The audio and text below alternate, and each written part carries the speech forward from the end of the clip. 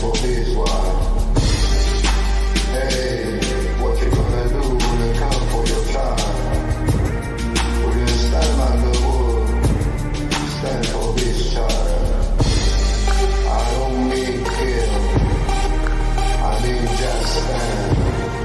I don't mean kill, I mean just stand. Yeah. I don't mean kill, I mean just stand.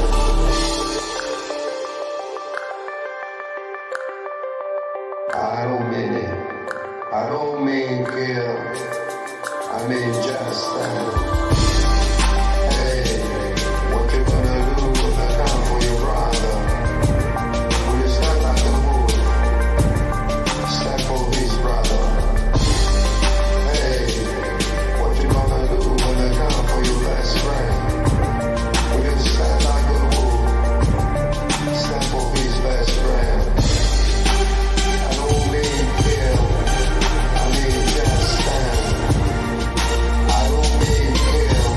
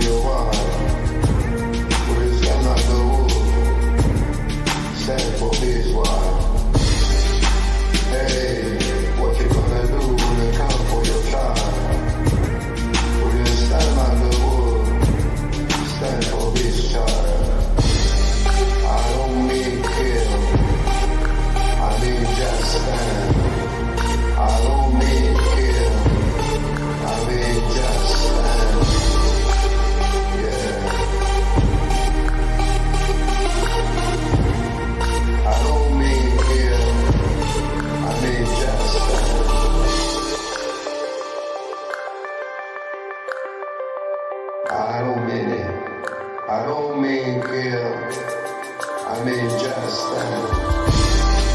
Hey, what you gonna do when I come for your brother? Will you stand like a bull? Stand for his brother. Hey, what you gonna do when I come for your best friend? Will you stand like a bull? Stand for his best friend. I don't mean kill, I mean just stand. I don't mean kill, I mean just stand. I don't mean kill, I mean just stand. I don't mean kill, I mean just stand.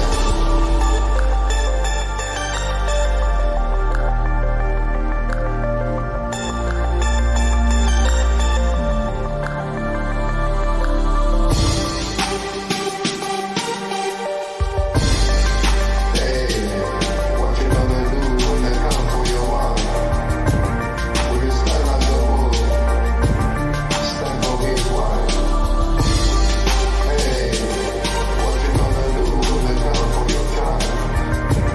Will you stand like a bull? Stand for his child. Hey, what you gonna do when they come for your brother? Will you stand like a bull? Stand for his brother. Hey, what you gonna do when they come for your best friend? Will you stand like a bull? Stand for his best friend.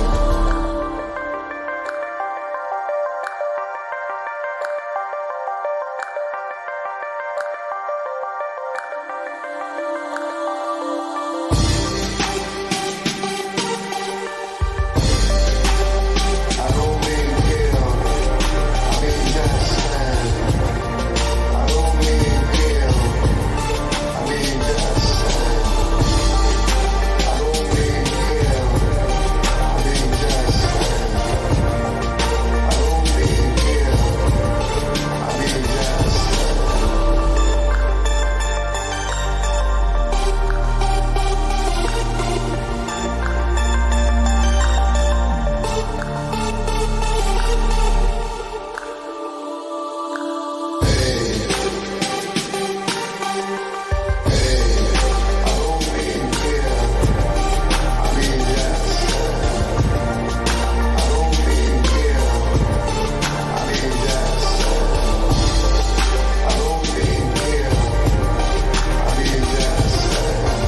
I don't mean kill, I mean just stand.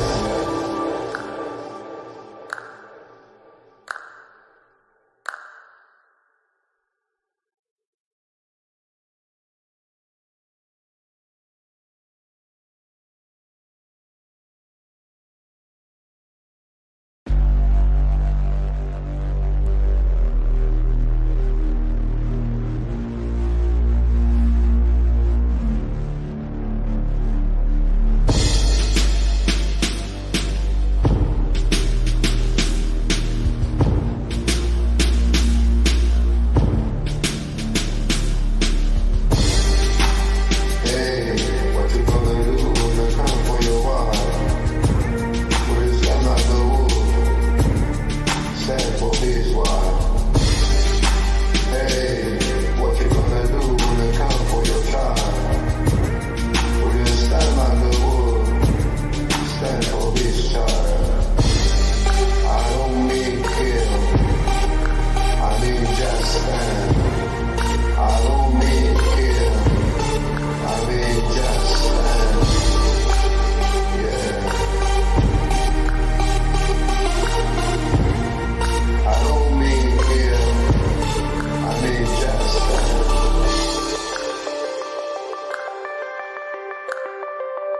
I don't mean it. I don't mean kill, I mean just stand. Hey, what you gonna do when I come for your brother? Will you stand like a bull? Stand for his brother. Hey, what you gonna do when I come for your best friend? Will you stand like a bull? Stand for his best friend. I don't mean kill,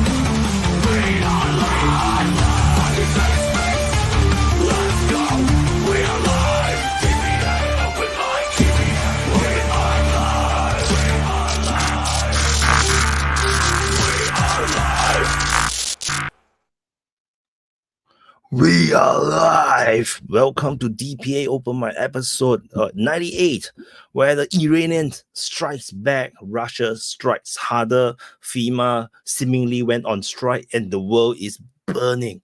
So, or flooding, depending on where you are. So, welcome to DPA Open Mic. So, as usual, the DPA Open Mic is multicast on multiple DPA's platform on YouTube Open Mic channel, Rumble Open Mic channel, on DPA Telegram, DPA Twitter, and which is X, and DPA Twitch. So, as usual, I think the YouTube is still the main place where most of the people are. But we shall see how the channel will grow. Let's see how this goes. So anyway, sorry for the long wait because a lot of things to prepare, and I actually started the stream slightly earlier than the schedule. So which is why it's a bit longer, because I need the time to prepare. So anyway, I very excited about the thumbnail because it's a Super Saiyan Khamenei, Super Saiyan Khamenei. Then he launched multiple Kamehameha at Israel. And so anyway, I'm going to drop the link to join. Let me find my copy and paste thingy. Copy and paste. So the link to join, copy, paste. So the link to join is now back into the Rumble, and I pin it on the chat. Also back it into YouTube, and I also pin it, and I also going to back it into Twitch, and I've also just pin it. So I like Age of Empire 2, and unfortunately I can't watch the Red Bull Wololo Cup, a very, very exciting match between Viper and Leary. Crazy matches, but I know most of you guys do not know what the hell is happening or what is that, but that's Age of Empire 2. So anyway, we have Vaughn on now. Hi Vaughn, and congratulations to Vaughn, granddaughter, right?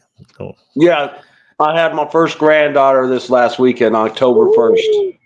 Yeah, congratulations. So, yeah, baby's coming out. Ballistic missiles are flying.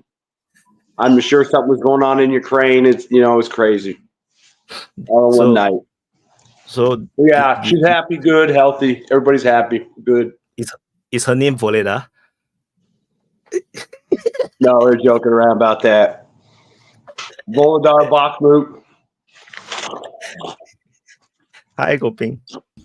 Hello. Nice to see you all again. Yeah.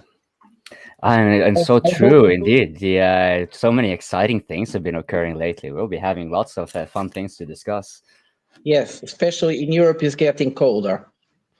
Yes, this is. I am coping, after all, in the pits of hell while it's freezing and raining outside. So, but it is a little bit in style with the Wyatt's thumbnail, though. I gotta say it, Wyatt, your thumbnails are always pretty cool. Like if they're not just cool, they're also funny. I thought this one was funny with like this cartoonish, I forgot the name of it, and just there's some missiles in the background, in between a group of dudes just casually discussing, probably, I don't know, something subterfuge or something.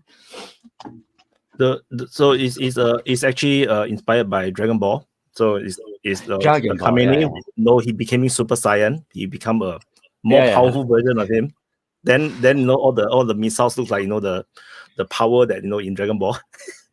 Yeah, I'm just like, I've just seen memes of that character, so that's the only way I'm really familiar with it. But I kind of get the gist of it. He didn't really have much of the same kind of impression, sort of, when so I'm not sure if you guys have picked it up. He had his, this one was actually, thanks for a super spitter, super sticker, Paul. Super sticker. Thank you, Paul. Thank you very much. This is directly validating us here in the whole open live forum, which you in the audience can also come and join us. We're just a bunch of regular dudes discussing world events, vicariously. So did you guys? I heard this. I saw like a very short snippet of the Ayatollah, who hadn't for many years been up in a Friday sermon. and it was something in the celebration of the October 7 attack. And then, like, just a few hours ago, before the stream started, there was, apparently the BBC had aired the whole thing for 40 minutes or something like that, like, which they wouldn't even do for their own politicians. But he didn't really look as cool as in your thumbnail, though. I mean, he's an old dude, like old frail that dude, and he has like the rifle right next to him. Of course. Yeah. So. No one looks as cool as is in the thumbnail. Thumbnail is always to be, it's supposed to be exaggerating. I think they were expecting him to say something like exclamatory in a way. But the thing is that, first of all, there is the Ayatollah is very old now, and they are looking actually for a new person. And the previous president that died was actually one of the favorite they were being mentioning to become the new Ayatollah. And then he died, as we know, is a kind of strange thing. The other very important person is about, Von, I expect to hear a bedtime story about 2 BTS in Kursk a bit later. Okay. We got you covered, baby, eventually. Yeah, we will immediately. Just finishing this. Well, the thing is that the new most expected person to become the new Ayatollah is actually the son of the Ayatollah now. And yeah, but things are very complicated in the moment. Coping is trying to bring up the subject. Things are very, very complicated, but we have the feeling everything is on the hands of the White House and Netanyahu. And the White House are making very contradictory statements. They escalate and don't escalate. It's like they haven't decided yet. But the things that really preoccupy me, and I hope Von talks about it, we have a president of the US that has been showing in the last weeks an even worse image than before. He's really not able to do decisions. That man is completely, it's out. He is sick. He's, I wouldn't say, he's wasted, and he's not the person making decisions. And that's what's a kind of idea of, there is a kind of antichrist spirit ruling the White House, because nobody knows who's making the decisions.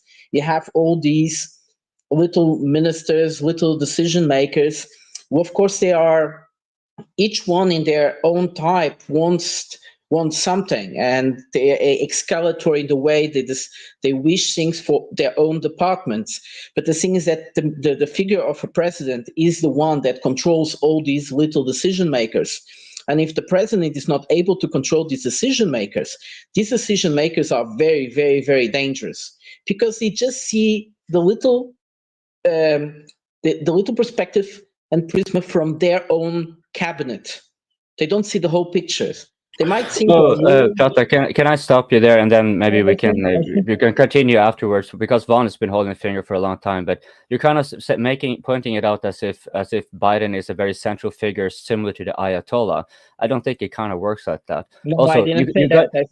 I didn't say that. But you did say that the next Ayatollah in line was like his son, which I kind of found amusing, because they had a revolution against the monarchy. Right, and now the one in exile is the son of the monarch, right? So they're kind of like getting very similar in that sense. But but Biden, no, Biden is not the Ayatollah, whatever. Biden is the president of a country that makes the most important last decisions. That's what I'm talking about. And we are in a moment where the US needs to make very important decisions, and I didn't want to repeat myself, needs to make very important decisions to things that will change the world or could actually trigger a third world war. We all feel that we are in this moment. And the thing is that we look at Biden in the last times he came to public, and that was a miserable person. This is not a person that is able to make real big decisions. Von, sorry. I hope you come into the... You're muted. You're muted. It's all good. I mean, I don't really want to get into the American stuff until there's more Americans. So since we have Europeans on and there's stuff going on, we can kind of float around that. I just want to say, like Coping was saying, if you haven't been on the open mic, we got some stuff going on this week. Obviously, there's a lot of shit going on in America with the flooding. So, if you're a viewer and you live in those areas and you got a minute, maybe you could come on and give us some on the ground view or updates. There's a lot of crazy information out there. You know, obviously there's stuff going on in Ukraine, but I don't really think it's fair for us to get into that just with a couple people. So I'm happy to stay where we're at right now and talk about Iran and Israel. Yeah, we can.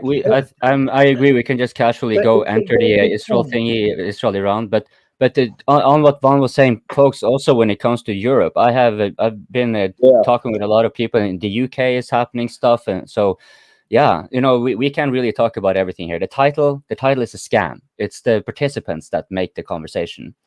So yeah, Piotr, you probably had something to say. Yeah, because it's very interesting. Like, we both are from Europe.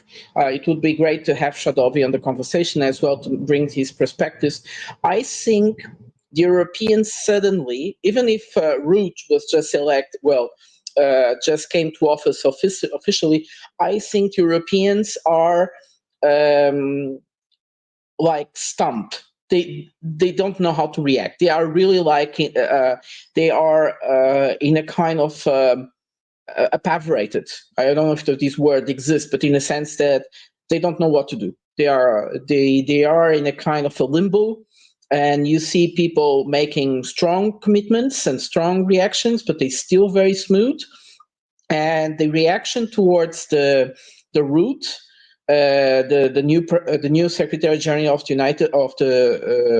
NATO was not so positive as one should expect. So he kind of just reproduced all the statements typical from Stoltenberg. Ukraine is going to be part of NATO. We are going to integrate Ukraine, and Ukraine is going to win.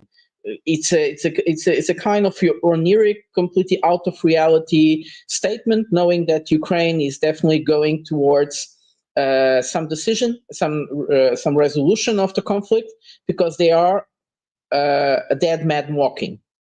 Von. Yeah, not to change the subject. Also, I forgot Alan, who you guys know is one of the guys on the open mic.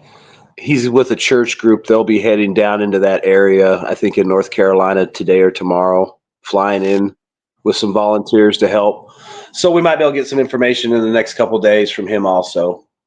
So that's another reason why, if you're on the open mic and you live in one of these places where something's going on, hit us up, because that's what makes it cool. Like they said, it's the people that live there, the regular guy that's telling us what's going on, not some polished pundit or political hack. So it's kind of refreshing. I actually have a question for you, Von. Sadly, we are lacking a lot of war reporting of what's going on in the Middle East from Wyatt. And that this is, of course, Putin's fault, because he had to do this offensive, and he has to make so many pushes everywhere. And then the Ukrainians, they're not helping. They're going in, attacking in Russia. So Wyatt, he's swamped with work. And thus, an accurate military analysis is kind of lacking the same signal intel basis that we're usually operating with in DPA. But I figure we could give it. Yeah, I just want to set a little frame on that, because this now the Israelis have begun limitedly, as far as I understood it, with the ground incursions in Lebanon. And I was a little bit like, one thing, I'm thinking strictly militarily here when it comes to Hezbollah, right? They have been profoundly infiltrated, and we know with the pager attacks and stuff like that, which automatically compromises and deteriorates their communication very severely. It's doable, but it's not ideal when you're having a combined arms against you and you want to be organizing your defenses. Clear, and one could easily surmise that when so much of the higher ranking personnel of Hezbollah, I saw here recently their news about the one who just replaced Nasrallah 4 days after Nasrallah is assassinated, and this guy's been in power for 4 days, and apparently he has already been struck. I mean, they're just basically spawn killing the new leader, and seem to be kind of knowing Hezbollah very, very intimately, shall we say. But what I'm curious to is how much are they actually, like, I think it remains to be seen how far the level of intelligence and infiltration has gone through the military bases. But I would surmise that they would have some advantages, having been doing a slow tit-for-tat escalation over the course of the year, which of course is revealing a lot more assets and locations, and does give more time for for mapping, right? For the Israeli side, at least when it comes to, because they are the ones who are attacking after all. But as far as I can tell, the thing that the IDF seems, the ground forces seem most concerned about engaging would be the I forgot the name of them, but they had an elite wing of commandos, which the Israelis considered direct peers to themselves. And one could, many have said, like, well, now Israel has had this thing in Gaza. They have not only training and mobilization, but they have experience, and that should be a valid acknowledgement. We have said this before in the open mic with the Ukraine war, that training will not be superseding experience. But the thing here is that the commandos that Hezbollah has, they are very battle hardened. They have been participating in some of the most brutal battles in this century in Syria. So, I think it is the assumption that the IDF is rather concerned about engaging these particular units. I think it is rather understandable. And just like you do not engage tank by tank, usually you try to strike out a tank with a missile or something, like you don't fight with the same game, right? So I would assume that here the level of infiltration and intelligence may come into play militarily, where Israel will see that okay, no, we're not sending our special forces there because that's just going to bog them down against someone who is who we do not have an advantage over. So yeah, Von, I guess I have been rambling here, so why don't you respond? I mean, I think the biggest thing is they just don't want to do the urban combat because it's so deadly, and they just can't take the losses. Because I mean, I don't know if it was 2006, but I'm sure it's been multiple times where they've laid ambushes in buildings and the IDF goes into clear and they drop the building on them and kill them. I think, that was also done to Americans in Iraq. So, I mean, I would think that's a lot of it because. But don't you think it is? I don't think the first round is even remotely comparable, because recall the Israelis, they approached pretty similarly to how the Americans do it, and they were very haughty about it. They kind of really believed somehow that a limited, rather clumsy ground operation with the overwhelming air power would be sufficient, when they also had limited intelligence. Like they didn't really know Hezbollah nearly as well as they seem to do now. And having, like you mentioned, they got the ambushes, so they are probably going to be having some fairly decent adaptations to that. But I think once you get down below like smaller units, they don't really have that centralized command and control. So, if the tanks cross the border, they know where to set up the rockets or the ATGM, or they know what tunnel to take some pot shots in and run. I mean, it might not be as effective as it would have been before, but I still think they're going to be able to fight, and the only advantage they have is on the ground because they can hide and shoot them and cause casualties. And you're talking Hezbollah that way. Hey, I mean, think about it. They say they always got air defense and all this other shit they show off, but I've never seen an Apache shot down, or anything. So, and it's even questionable when they hit these tanks with these homemade rockets because. Maybe I'm spoiled, but when you cut the video after the explosion, you don't see the aftermath. It's kind of lame, especially when I can look at Ukraine and, I can get this tank getting hit, blowing up, the crew bailing out, and get it from 5 different angles over a month. And I know it's dead. I know what happened to it. So I don't know how effective they are, but I think when it comes just to small unit tactics like RPGs, machine guns, and stuff like that, they probably do hurt the Israelis there. Because that's their backyard. They got all the tunnels and stuff. And they know the Israelis are scared to kind of go hard like that because they really can't take the hit like that. I mean, they can. But hold on, one moment. Are you comparing, because when you're talking the RPG footages, I'm thinking about what Hamas sent out, and they're mostly using RPGs, which, is questionable how effective they would be against, when you don't see the aftermath, with such a relatively light rocket launcher. That brings a question, but Hezbollah is significantly more well armed, so I'm pretty sure that is going to be a significant. Oh yeah, I mean they've got Hornet missiles. They've hit Merkavas and damaged them and destroyed them, and the crews had to bail out. But I mean, there's going to be a limited number of those, and I mean, once those shoot, they're going to go after them. I mean, think about it. It's just like in Ukraine, maybe they don't give a shit about the 3 guys in the trench as much as they give a damn about that tank hiding over there. It's like there's always a priority. I mean. But speaking of Ukraine, that's a good, because we noticed there one thing that they do, the sneak attacks and stuff like that. It is almost impossible due to drones, right? And Israel here is using drones, which is very different from 2006. So like, how do you think that kind of would, like, on a, you know, like you said, it operates on a smaller level, likely, not massive organizational size. So how would that be for Hezbollah? Because they're seemingly the one at the disadvantage here. I just feel like if they're in the urban area, it negates a lot of stuff. I mean, think about it. You just pop around a corner, fire a magazine, maybe you hit some guys, then you run away. I mean, you can chase them down and hunt them down and pin them down, but you know what I mean? It's just, I mean, look at those cities. I mean, there's tunnels, there's sewers, there's collapsed hallways and stairwells, and you know, there's so many places to hide and take pot shots. And look what the videos are. It's always guys hiding in some destroyed building or something, crawling through something, moving a table out of the way, then shooting something at them, and then they tell you they do what it takes. So I think that's the advantage. There's so many places to hide. Go ahead, Prada. I understand that coping is completely fascinated by the IDF. Okay, wonderful. You want them to win. They won't win for many reasons. It doesn't matter. Okay. The thing is here that the Israel. So you want jihadis to win? Are you simping for jihadis, Prata? Again? Are you simping for jihadis, Prata? Is it so important for you which side wins? No, it's not. But you sounds like you are completely convinced the IDF can win, and this is already. I'm going off what Vaughn is saying here. Look, Israel is militarily superior here. This is no question about it. So, and the level of infiltration, no question about it.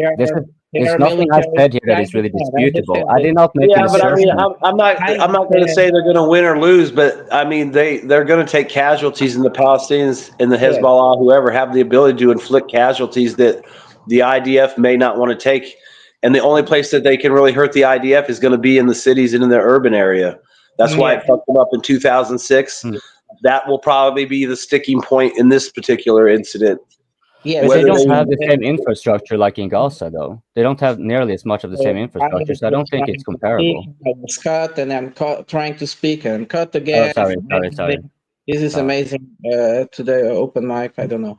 The thing is that, first of all, taking to the point, I'll come back to what I was trying to say, what Vaughn was saying, is that we have to understand in comparison to the Ukrainian war, we are talking about young lads in Israel, mostly young lads. These are people they are very well prepared, very well trained Israelis. They are a bit selfish and uncontrolled, so they can be very mean since they are very young, and they take it a bit like not so serious, but that's how it is. It doesn't matter.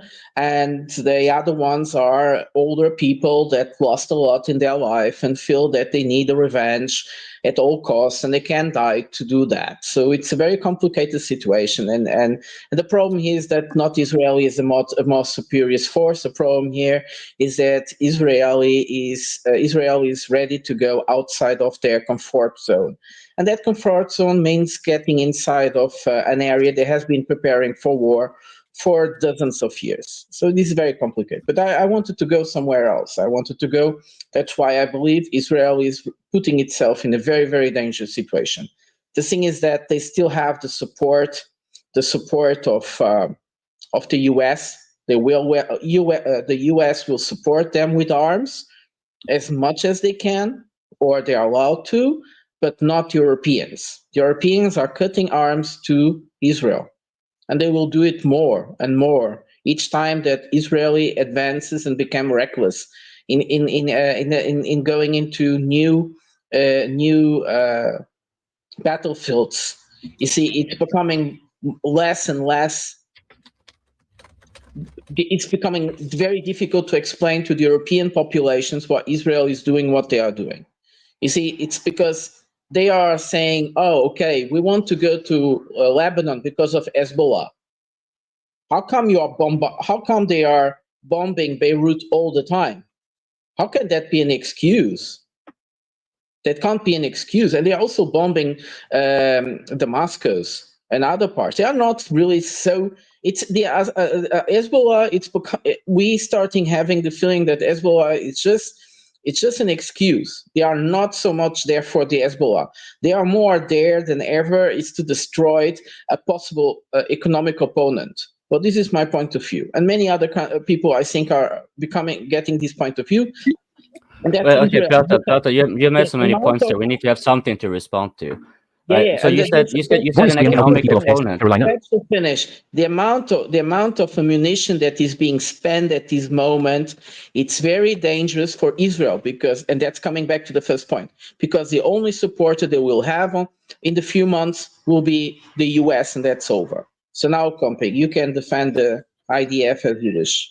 I'm not sure why you are going about like if this is a soccer game, but okay, whatever.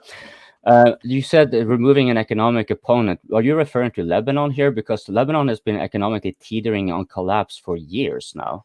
This is kind of a very well-known fact. So I'm like, if I was Israel, I wouldn't consider Lebanon to be exactly an economic opponent. It would be Hezbollah, if anything, because that is the military armed ring, no? Then you have to get informed. Well, why don't you inform me then? That's what the open mic is for. No, it's not so important, but the Lebanese are some of the most important factor on financing and banking in the Islamic world. They might not be. That is true. That is true. They have actually taken a lot of control in the Swiss gold companies and refineries as well, and all over the world. Really, you will find the Lebanese all over the world, but that is a global oligarchy. That's not really pertaining that much to Lebanon in and of by itself. Economically, Lebanon is a shit show. No?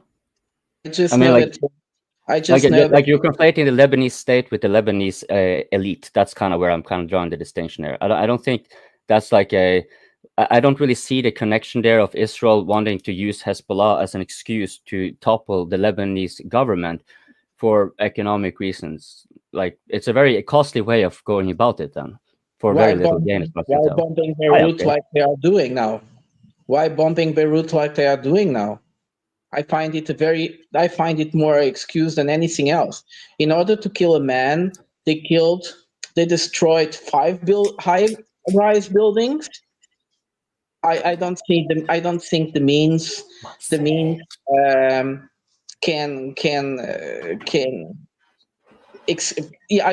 don't know. For me, it's very difficult to understand. But as I said, my problem is they are spending a lot of munitions, and they will have to supplement those munitions, and they will have difficulty in finding them. And that's my point. So on those gas and oil fields out there in the Med off the coast that Israel developed, I know they don't develop all of them, but who all has a stake in that? Is it just Israel? Or are there other countries vying for rights? I know Norway had some involvement in those. No, I'm talking about people that actually get paid for, like Gaza or Lebanon or Israel, not the companies. Yes, there is some question about Gaza. It was a very interesting point, because the thing is that the field is Egyptian and Israeli, and in the middle there is Gaza, and they would have to pay to the Palestinian state a lot of the revenues, but they keep them to themselves. They don't pay. So we see here Egypt as a very important player, but the problem is that the field is not so big as people thought, is not so productive as people thought. So I wouldn't say that it was very important a few years ago. Now it's not so important. And then there are perspectives of new fields in the north. So there is where Vaughn could be right. Then there are perspectives of new fields in the north, but this is very complicated because Israel, Cyprus, and Lebanon would need to find an agreement. And there, especially between Lebanon and Israel, there is a lot of misunderstanding where really the maritime frontier is going. And there was some announcement some months ago that actually Lebanon and Israel were coming to a compromise, and now the compromise, I don't see it coming. But go on.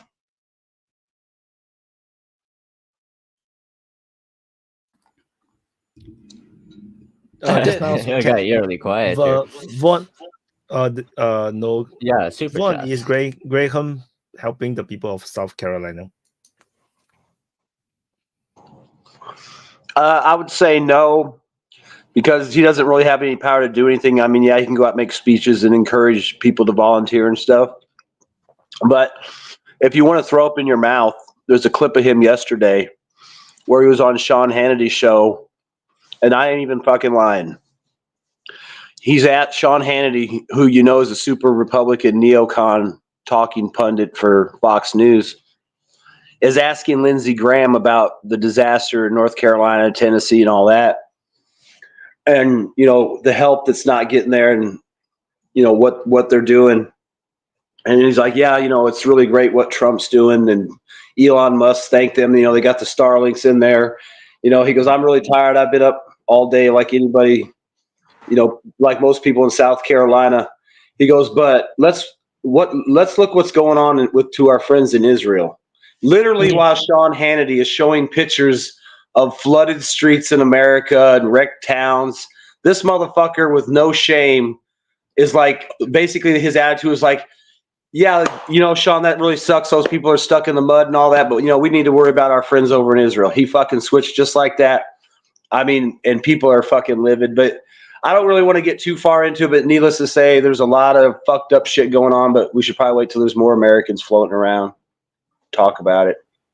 I put it below Yeah, already. I figured I'll just mention one thing. We're speaking of a speech. I saw Netanyahu had made a speech recently, and unlike those typical political rally woo-ha, this one was very different from like, and it carried a lot more weight, I would say, in importance, because here he was actually directly addressing. Shadowy, how's it going? He was directly addressing the Iranian people and referring to the Islamic regime as the occupier. And this is something I've heard from the Iranian diaspora, both the Iranians I know personally and I've engaged with on the internet and whatever. And a few of them, they will refer to Iran, the Islamic Republic of Iran, because the Islamic Republic was just a political party. And it's sort of like if the Democrats won, they would say the Democrat of United States or something like that. So what they often viewed as Islamic occupied Iran. And it was very strange to see how much from the social media of Iranian social media, which reacted very positively to that, because even if they were not favorable towards Israel, like that's what it is, even if they were against it, they wouldn't necessarily be favorable towards Israel. And when Netanyahu did that one, to me, that signals they are actually, what Israel is aiming for is a regime change. And I think that this talks about attacking the oil and gas, I think that's a ruse. I think that's in order to get the IRGC to try to put more dilute the resources in that way. And then the Israelis are going to try something else. I mean, that's the only thing I can discern from such a radical shift. Hey, real quick. Oh, yeah, sure. Another thing I want to bring up on American news media, which I found kind of alarming, was some of the pundits that were talking to the military guys were bringing up the fact that there was rumors that the Ayatollah had been moved to a secure location. And it was almost like they were asking or advocating or at least viewing positively that, you know, Israel should kill the Ayatollah in a strike. And I'm like, yeah, you're going to start popping. You know, you don't have to like the guy, but he was elected or appointed by the people or whatever. You know, you start crossing lines like that. You know, is it going to be like, oh, well, let's kill this person because we don't like the country's government? I mean, I know some people might be like, oh, yeah, he's an Ayatollah, whatever. But there's a lot of dangerous ass fucking rhetoric coming out of these fucking idiots again. Well, yeah, and I agree. There's a lot of rhetoric. There's a lot of wishful thinking, magical thinking, like what we just heard from Coping.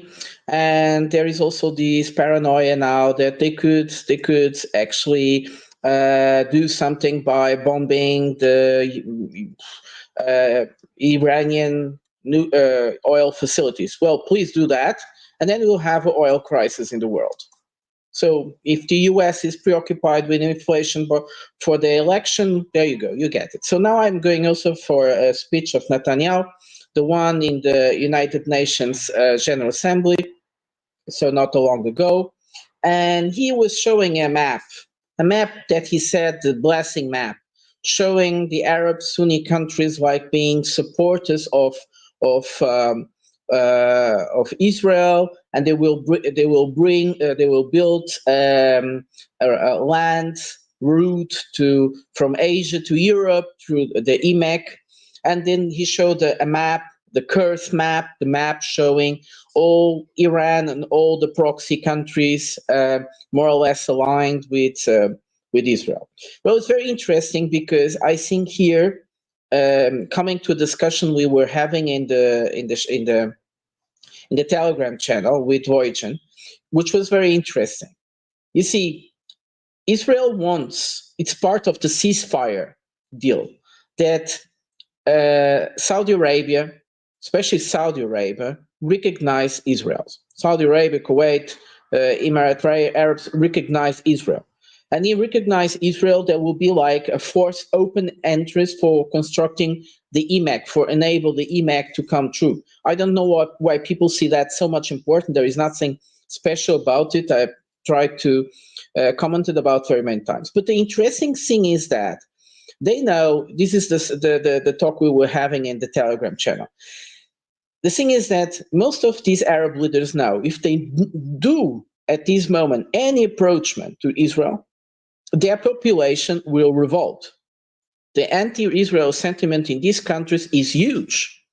We saw, for instance, in Libya, there was a possible meeting between their energy minister and the Israeli minister, and she had to quit. People came to the streets, were really angry that there was a kind of a secret meeting from this minister with the Israelis. So the thing is that Israel is actually making a kind of ultimatum to all the other Arab countries. Be careful, because we can invade Lebanon if you don't agree in recognizing us. I think this is, that's why I think there's a lot of economy here. There is Israel has been faced with an economic dilemma. They need to find a kind of regional integration if they want to survive in a more and more globalized world, not just as an island, not just as a airplane. Anyways, so airplane carrier, the airplane carrier of the US in the Middle East. So they are isolated. They need to find integration, and this is becoming very difficult.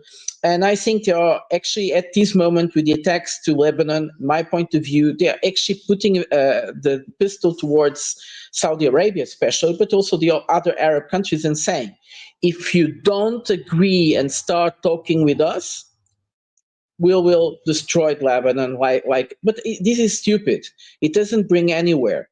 I think this type of talks it's really impossible to come to any agreement. Delta, can you stop jihadi simping and let the new dudes talk? We let Jack introduce himself first, Jack. And after that, we let Jacuz go. Blessings. Thank you.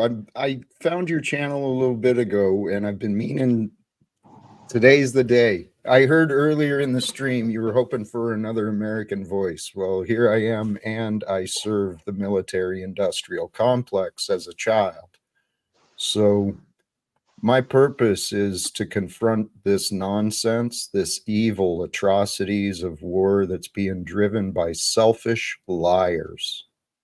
So thank you. I'll yield because you got someone else showed up too. But hi guys, hope you can hear me. First time here. Good, we can hear you very well. You would like to introduce yourself a bit, where you're from? No. I'm from Slovakia, Europe. Like I said, first time on your show. And you have no need to be concerned, no need to be shy or anything like that. It's like you're on public, or people are seeing it. Don't worry about that. No, we are not special people. All of us are just regular dudes, opinionated and very accustomed to being on the screen. So, but it's basically just a bunch of dudes here. Don't think that it's like, oh, now I got to be like, oh no. Let's just try to be. You'll get used to it. After a while, you'll be numb. Yeah. Like, you'll get used to it. I guess we can send it over to Shadowy, since he has been holding his finger since Delta speed began half an hour ago. You're muted. Coping had to say something not Shadow V pleasant. is muted. If you cannot stop putting on and labeling and like that, yeah, I'm gonna hit back at you. That's just how it works. I just wanted to add something about the idea of Israel striking against the oil wells and Iran or somewhere else. I think it's a very bad idea for USA because immediately the consequence would be for the Russian defense budget to increase hugely because the Russian military expenses is basically linked to the oil price and gas price. So if oil go up, basically Russia has more airplane and tanks for Ukraine and for something else. So basically Israel would be helping Russia. And Yeah, that's why that's at also a second good reason point, I I think wanted it's to add loose. something. I think most of the Gulf countries are just going to say about Israel that we are going to do nothing until Netanyahu is gone. And they are just going to report anything, any talk with Israel until Netanyahu is gone. And I think everybody is going to put the blame of the situation to Netanyahu directly. If they want to chat with Israel, of course. So I was just they're going to going say, I mean, I feel like if Israel wants to hit Iran, you know, they can't really go in deep and hit the nuclear stuff, even if they think they can. I don't know. Maybe they got something they can. I don't know. But I mean, for me, the easiest bet would be for them just to do standoff attacks at like Bandar Abbas or Fark Island because there's an air base there. There's some Navy stuff there. You know, blow up some planes, some runways, and some ships or a SAM site and act like that was their big retaliation. Because I don't really know if they want to dump a bunch of oil in the Persian Gulf and make Russia rich or, you know, maybe create a nuclear environmental disaster. I mean, it seems like the West is okay with it. Like you can bomb the nuclear power plants in Ukraine or Iran, but, you know, just don't bomb the ones on our side. So who knows? But I mean, I kind of feel like it's an easy way to say you did something without really doing anything, and it would hurt Iran, you know, because they don't want to lose ships and stuff and some planes. But you know, it's good for public consumption. Yeah, everybody thinks something got done, something happened. Can I throw you a quick question before Shadow No, jumps you in? cannot. I think that is interesting that Coping feels that someone is labeling him. Well, I just said that magical thinking and wishful thinking doesn't bring us Yeah, and anywhere. you never actually answer. You just put in, oh, you're labeling, labeling, oh, you're pro IDF, you're pro this, and then that's it. You just left it there. You didn't give a single answer. You went on your own little long spiels, okay? So if you can stop with that language, you know, it's going to be just like that. It's going to be just like that. So you're simping for jihadis. Cool. You're like the pedophile revering goat fornicators.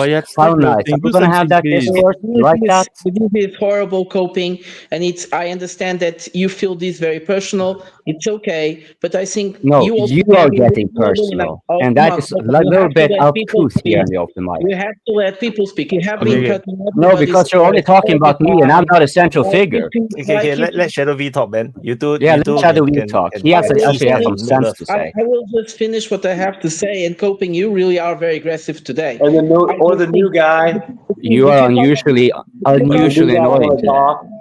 If you can't see the consequences of what is happening, it's okay. But believing what I said is magical thinking doesn't help us understand anything. And when people think that in Iran the regime will change and this will become everything a dream world, it's really naive, knowing that Hamas and Hezbollah actually are creations from errors from Israel. They were created due to Israel's invasions and occupations, and even with Israel support in the case of Hamas. So thinking that destroying Iran or doing something to Iran will solve the problem, this is just wishful thinking. And also, many people forget that Hamas is not a Sunni organization. It has been being financed from Qatar, from most of the Sunni countries. This connection that people within 1 year have been making with Iran is not correct. It's a magical thinking. Because some people think they will solve anything. No, it is not solving anything. It's just augmenting the sales of weapons to Israel. So I think Jack was the person with the finger before I wanted to make this correction. Jack, please. If I may, Thank you for having these and hosting these conversations. I'd like to offer some ideas because I pay attention to the weekly Zoom call, the weekly calls of the International Peace Coalition as well, and the threat of nuclear armament. It's rising, right? Wars and rumors of wars. It's here. It's now. So the way I see it is the world becomes much safer when secrets are no longer legal. This enterprise of government is protecting the banks, and behind every war is this criminal economic system. So I'm here in America, in Spokane, Washington. I'm trying to find a way to get in front of the United States Congress. I think they're a path to get in front of the UN and the other state leaders, and maybe we can have some real-life conversations with Netanyahu and Putin about alternatives, and we can certainly have conversations with the people whoever Joe Biden is obeying. We can have conversations with those people to let them know it's time for wars to end. I think it's the goal. That's my goal. Okay, so Jack and Jacuz, so we have a tradition is that once you finish speaking, you choose who to speak next. Oh. You can ignore the sequence also, up to you. You know, if you don't like that guy, you don't let him speak, you can just call another guy. It's okay. He's been waiting patiently, it appears, I think.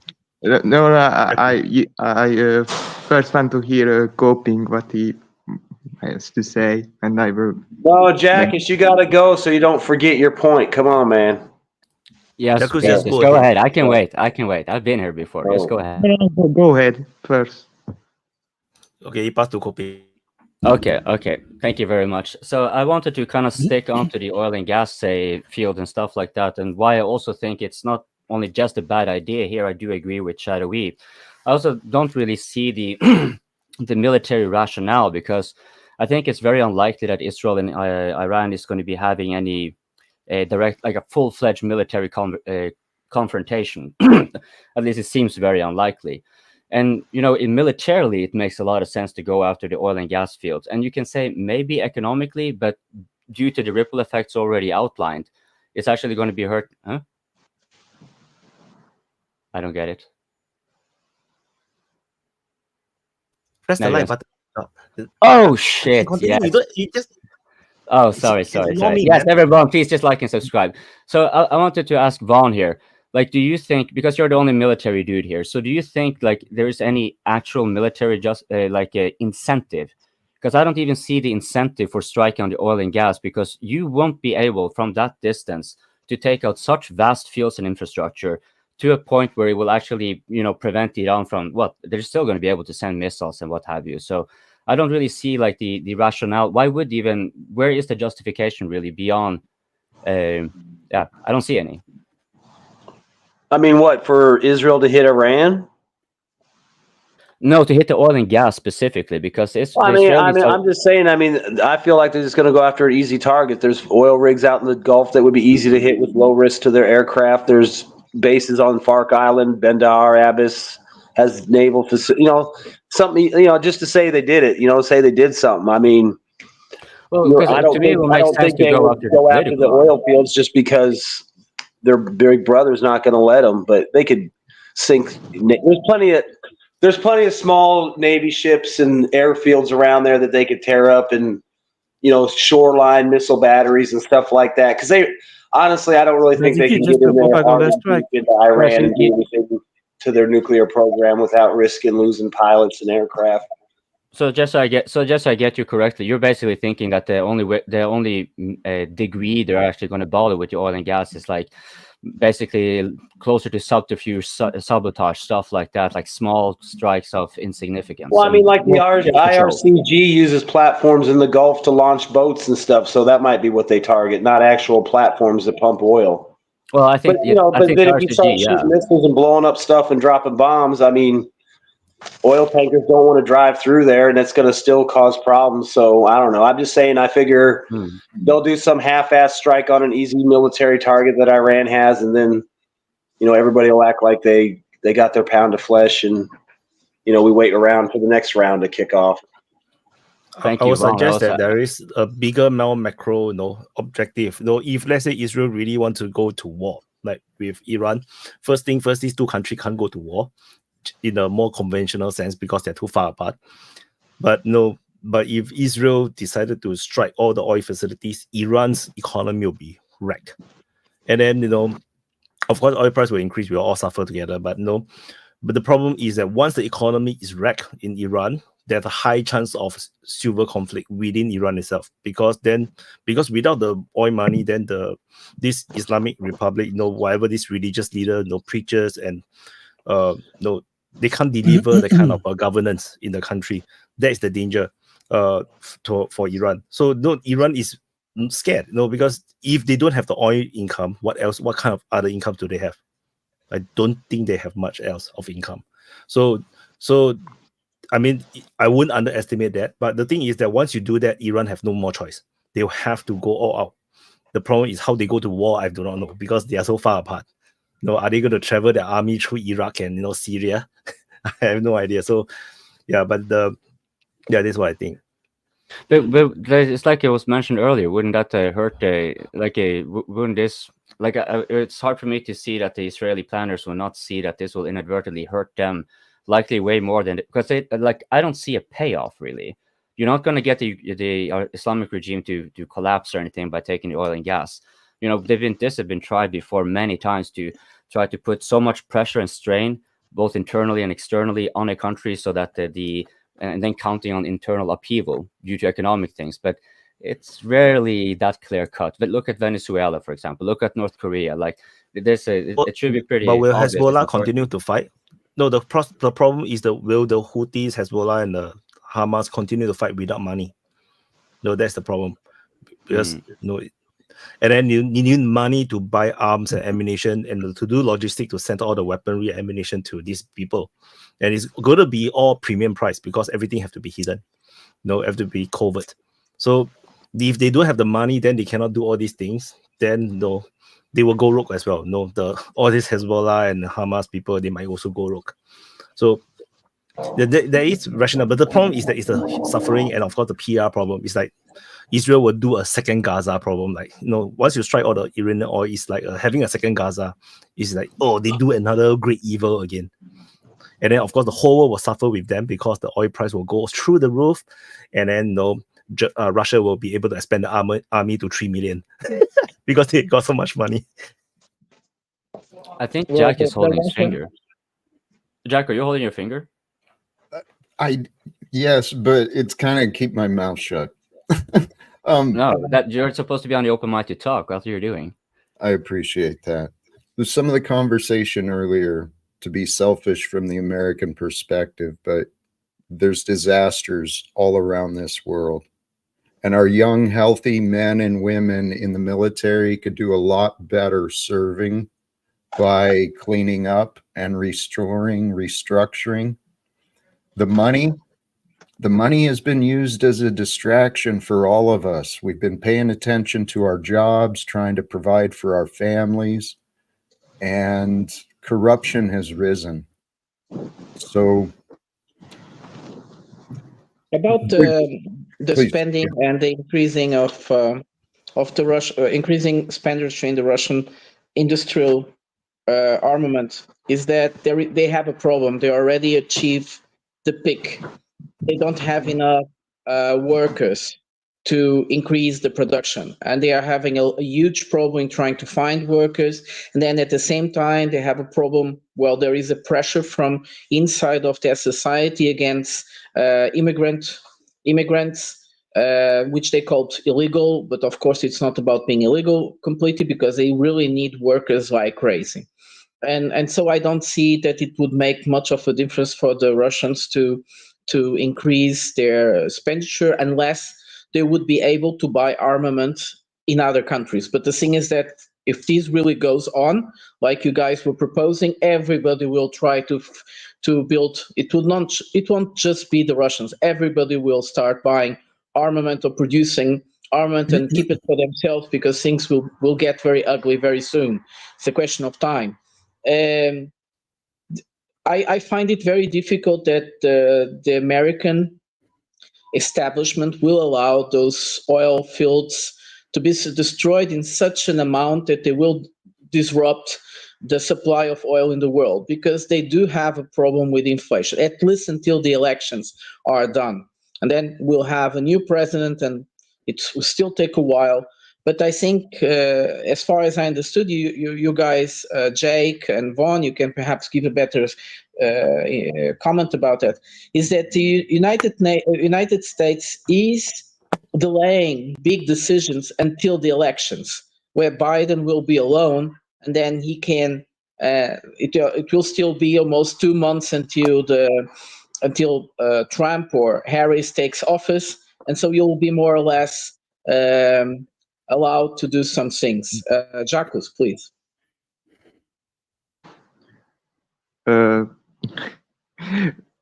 First of all, I would say, why would Israel try to do attack Iran? What is the benefit for it?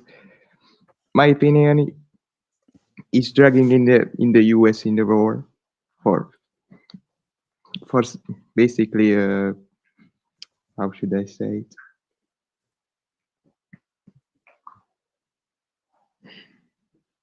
Yes, it's that. You got these little Chihuahua countries that start fights they can't finish, and then they want Big Brother to come save them. That's pretty much what it is. But also the US basically getting these Israel. Or they get somebody in there who makes it seem like they need our help. Like, come save us. Please, come save Kosovo. You know?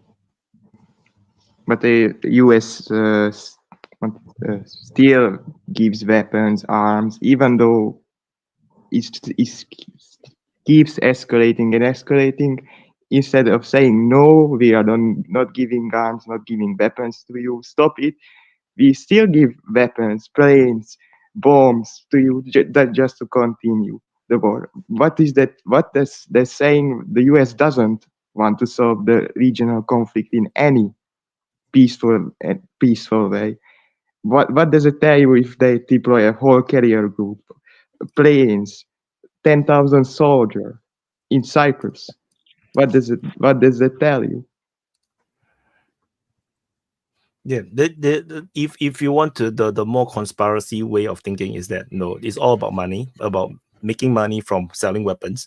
So Ukraine is a gone case thing, because Ukraine can never pay the money to buy the weapons. So they need a new customer that can buy, can spend. That is Israel. Israel have the money to buy all these weapons. So maybe they can, through Israel, make back the money that they will not make back. They will not make and lost with Ukraine. Maybe that's one thing. My opinion is not that. If we look at the 2004 or 2001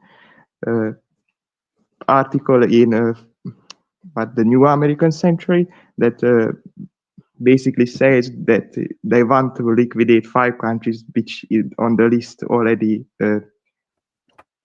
3 was taken out. Is Syria only stands and Iran only stands. Lebanon. Yeah, so that's the few, right? Libya, Afghanistan, Iraq. But it didn't went very smoothly because Russia intervened in Syria. So yeah, maybe that's one of the other conspiracy theories, because United States is just full of conspiracy theories. There's a lot of conspiracies over conspiracies. It's like everybody's doing weird shits, and all going in one big direction. I have one funny thing about that. I would say it's not even conspiracy, because if we look at Brzezinski, at the most influential geostrategist in the US geopolitics, he said that Afghanistan, Iran, Ukraine, he wrote about Ukraine, the Ukrainian war, that would be beneficial for the tearing up Russia, tearing up the region of power. but that's what they thought. It only made Russia stronger, as far as I can tell. So, yeah, we're all gonna live. We all have to learn Russian, in the near future, at this rate. Yeah, especially you guys. You guys in Europe have to learn Russian. I think Upgrade is next because Upgrade raised his fingers like since forever. He haven't even spoke. We need to have this like Mongolian dude introduce himself that just showed up. No, I'm just kidding. Oh, come on, nigga. Upgrade. We all know RL. We all know RL. Yeah. Obviously, Ukraine cannot pay back the money to all of us, but not directly. The European Union is buying arms from the Americans because all their equipment to Ukraine, and they need new equipment, and of course, the US is the best guys to give them the weapons. So thank you. They're making some money, They're making some money. Don't worry about that. And I just saw not so long time ago. I don't know if you mentioned it, but Stoltenberg just came out and after he left his post and just said, "Oh, by the way, all this years I was saying that we shouldn't give any land to the Russians and so on." Now he came out and he said probably the Ukraine's gonna have to give some land and that the Ukrainians are losing. So it's pretty funny how these guys go out and then they say the truth, and when they're actually in position, they can't not say the truth. So it's pretty amazing. And on Israel, it's what should we say? It's just kind of reminds me of the Bill Burns memo, where when Bill Burns was a diplomat working in Russia, he authored the "Niet means Niet" memo, where he was like, there's absolutely nobody in the Russian halls of power who views NATO expansions as anything other than a direct challenge to Russian security interests. And then nowadays, he's saying something completely different. He's saying it's an unprovoked war of aggression, and it had nothing to do with NATO expansion. He was the one that authored the memo. So, yeah, once they get into these positions of power, I think they have to change their tune somewhat. In Singapore, we have a term for it. We call covering our backside. Now everybody is covering their backside. I mean, you would have thought you would have covered your backside by hedging your statements, being like, well, there's a complicated history here. He didn't even try to hedge his statements. He was just like, nope. You can't blame you can't blame, they are the boomers. Boomers, they don't have the concept of, everything that appears on the internet stays forever. That kind of idea, they forget. Yeah, they thought it's TV, 1 week I can say this, the other week I can say that, all works out.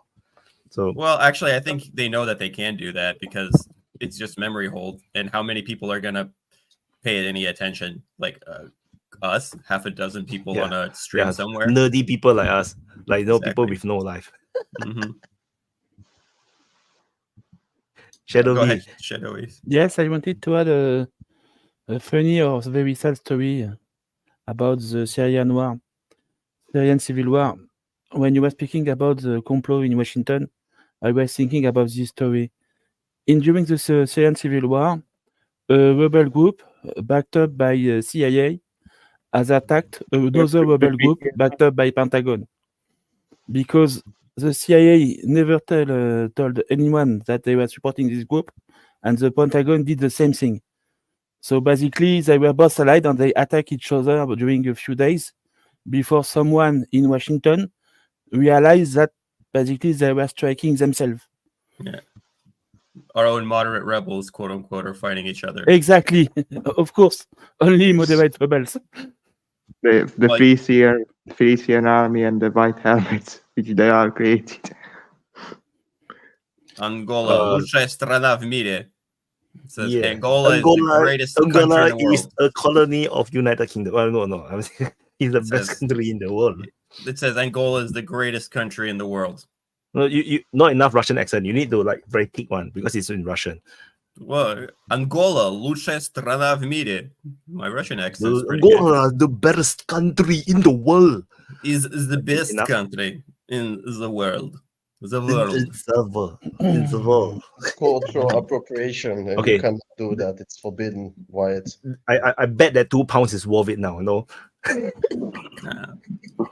That's I'm, like I'm no expert, but those, accented Russian accents, like Dennis tells me when I try that shit, you would get shot on sight. well, usually It's not actually like, Russians it's don't. not like Mission Impossible 6 and your Tom Cruise sneaking through the Kremlin. It's funny because there's one thing that Russians are particularly usually not don't lose any sleep over. It's over shit like that. That's like whole cultural appropriation stuff. It's like, huh? What are you talking about? Like, it's just not something that No, it's just that it stands out. Like, if an American speaks Russian, it sounds like an American speaking Russian, like from a movie in the 80s. Yeah, well, I feel like that offends me more if I'm like sitting there. I'm like, they couldn't even hire a freaking Russian voice actor for, like, I'll be playing. I was playing a video game recently, a Singularity. It's like a 2008 video game. There's like half the voice actors are clearly Russians, and half the voice actors sounds like they got some Poles. And they're like, here, read some Russian words, and you're like, that guy's no way is that guy Russian. Absolutely no way. The only guys that are actually Russian voice actors is like when you shoot somebody, it's like, Mia Zastrelili or something, right? But anybody that's like an actual character in the story that tries to speak Russian, quote unquote, it's like obviously not that. But it's more entertaining. I don't know. Russians really don't care about that kind of stuff. It's just like it's not a sore spot. We are too drunk to understand why you're angry. Yeah, or to understand why you care. Wait, it's like, oh, somebody is offended about cultural appropriation. Wait, on my behalf? Excuse what? That makes no sense. I'm offended now that they're offended. That's offensive. It's more like that. See, it's the American in me that's like those accents are completely off. Russians are like whatever. So, is there any big things happening in Europe? Any? I heard that there was a war going on in Really? Europe. Where? It's one of those like small countries. I don't know. Ukraine? Is it the country with Yes, but if it's in all the the east, human it's not beings really came Europe, from? it's somewhere else where there is a lot of poor people who doesn't matter. Yeah, right. Well, actually, I'm dying to hear what Vaughn has to say, which he's gone now, about this 2 BTRs. Apparently, I'm like, whoa, that's interesting. 2 BTRs. Well, I mean, I'm sure other people know the story, but we can tell the story. But we can wait till we get to Ukraine. It wasn't like a big rush. We I kind of didn't know. We kind of switched to Ukraine already. There's this video out there, and there's like these 19 armored vehicles that go for a stroll through the Russian countryside. They're minding their own business. They probably jamming out some song, like that one where they go, I'm not even going to try and sing it because it's horrible, but you know what I mean. They probably got some Ukrainian music playing. They're driving through the farmland. And for some reason, these guys weren't blessed with a drone, but that Russian BTR was. And he was just sitting there on the side of the road, probably was eating lunch. And all of a sudden, somebody's like, yo, man, right in front of you, there's going to be like 20 cars driving by. And these dumb fucking Ukrainians in their little armored car convoy with no drone coverage apparently drove down this road and probably got a little complacent. I mean, they were spaced out good. First one drives by, and there's a BTR sitting there with a 30-millimeter cannon, probably, I don't know, maybe a couple 100 feet away at most, maybe 100 yards away. And he just fires a burst into the side of it. It starts smoking. About 2 seconds after that, the next one rolls by. He hits it. It catches on fire. I think the third one might have gotten by because there was enough smoke. But he hits a couple more. The whole convoy just keeps on going past this guy, and they don't know it, but there's another BTR sitting in like a different position. And as they come down the road, some of them damaged. They go off the road and wreck. I didn't see too many people get out of those, but you got to figure the MRAPs aren't going to take 30 millimeter cannon fire, especially from that close. Especially from the side. Yeah, then they made the turn. I don't know if they got hit by some artillery or an ATGM, but they got ambushed. And then they got tore up some more, and a couple made it down the road. They got hit by something again. And then I think the BTR, you can see guys bailing out of the vehicles trying to run to the woods.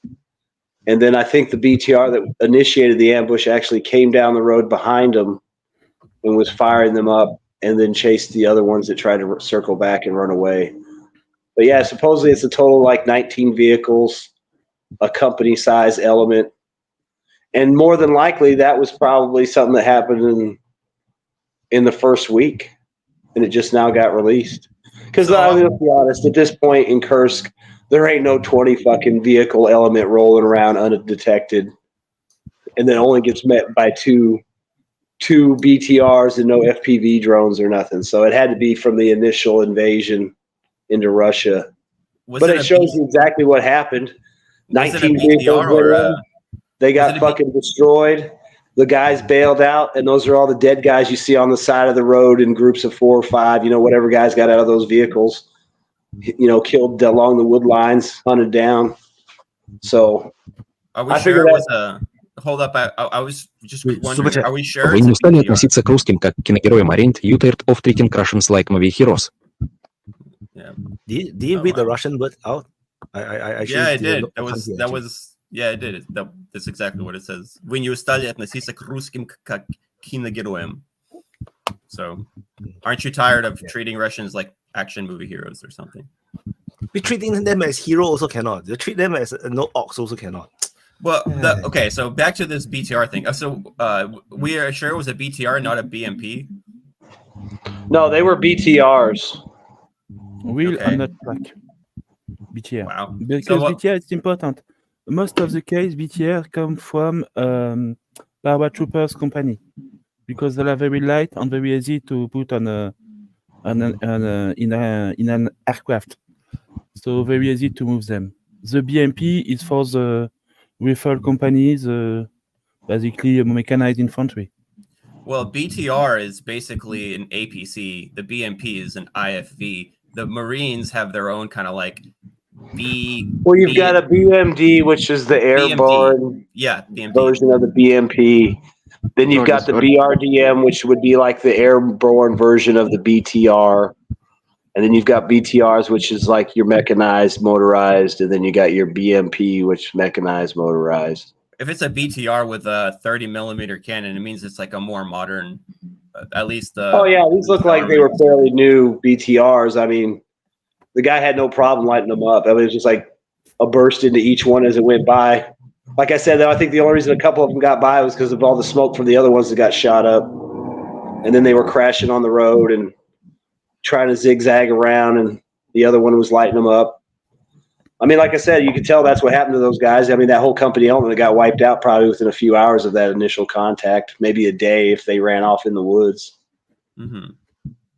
Yeah, it's pretty interesting to see the Russians pull out a lot of these older vehicles that you no longer need, like a BMP-3 with the heavily much heavier armaments on it. They're pulling out BMP-1s.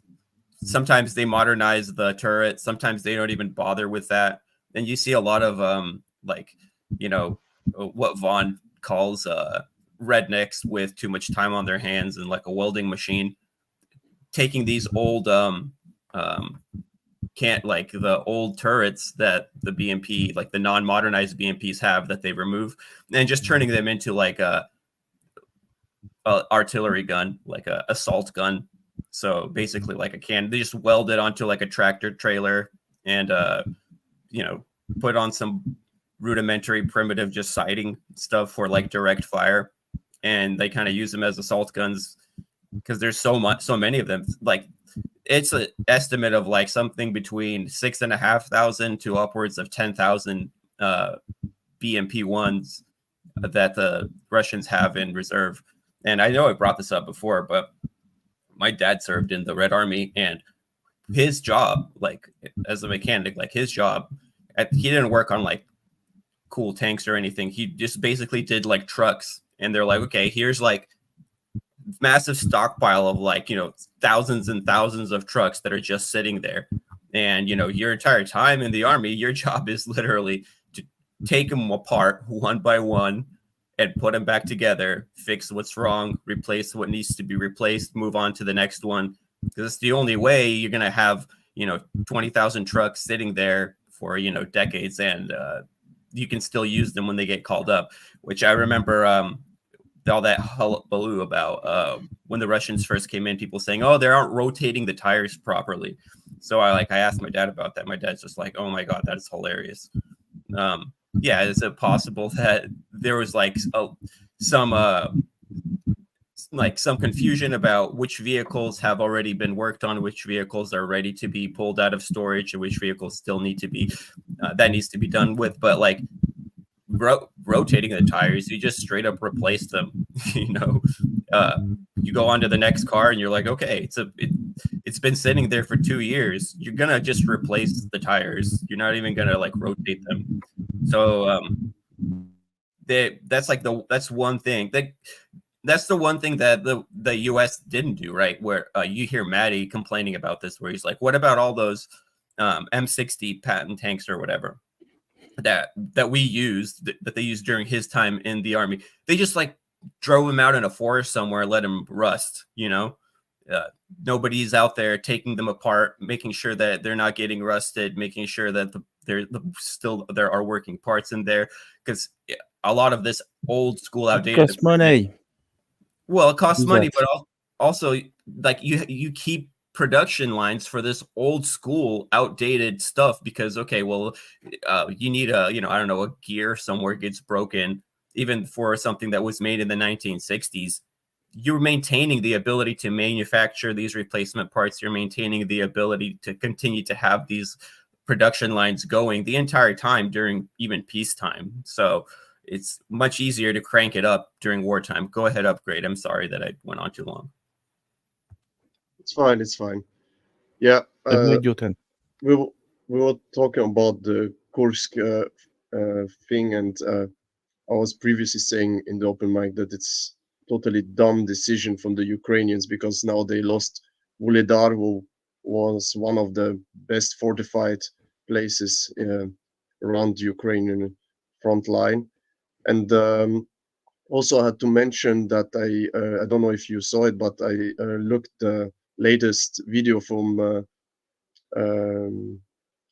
how's it called, History Legends, about the Russians, how they actually have their repairing sites very near the front line. And it was very amazing how he explained it also, that the T-90, they could replace it on site near the front line. That's amazing. Yes, that's a very innovative way to repair things, and it's very quick, and it's also cost reductive.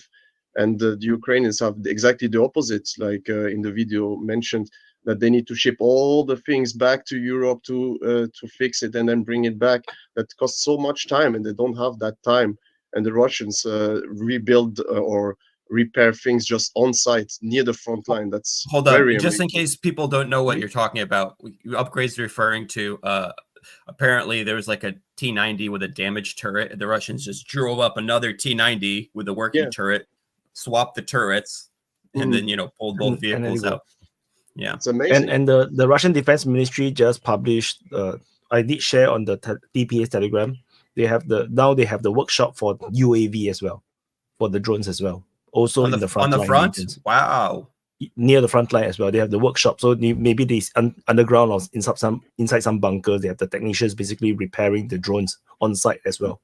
So it's not just the mechanics, but it's also the technicians for the drones as well. So they are really going full out professional military style of operation.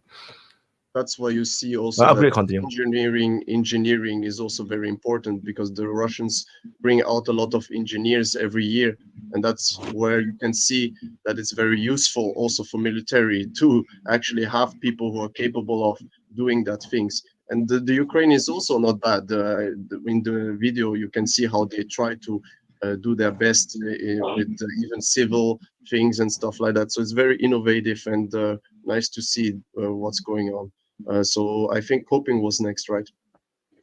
No, I don't know. I think I was next, but I can wait. I wanted to ask more like an operational level, because it seems like the Russians are much more better positioned to be performing in circumvents. I'm not sure if this is too much of a deviation, or if you guys want to, or if Shadowy maybe want to continue and responding to the others, because I'm kind of deviating a little bit here.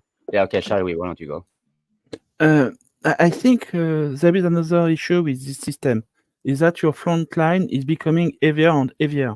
Basically, what it means is that if the Russians succeeded to break the Ukrainian lines and to advance, I don't know, 100 kilometers, they have to move a lot of things on these 100 kilometers.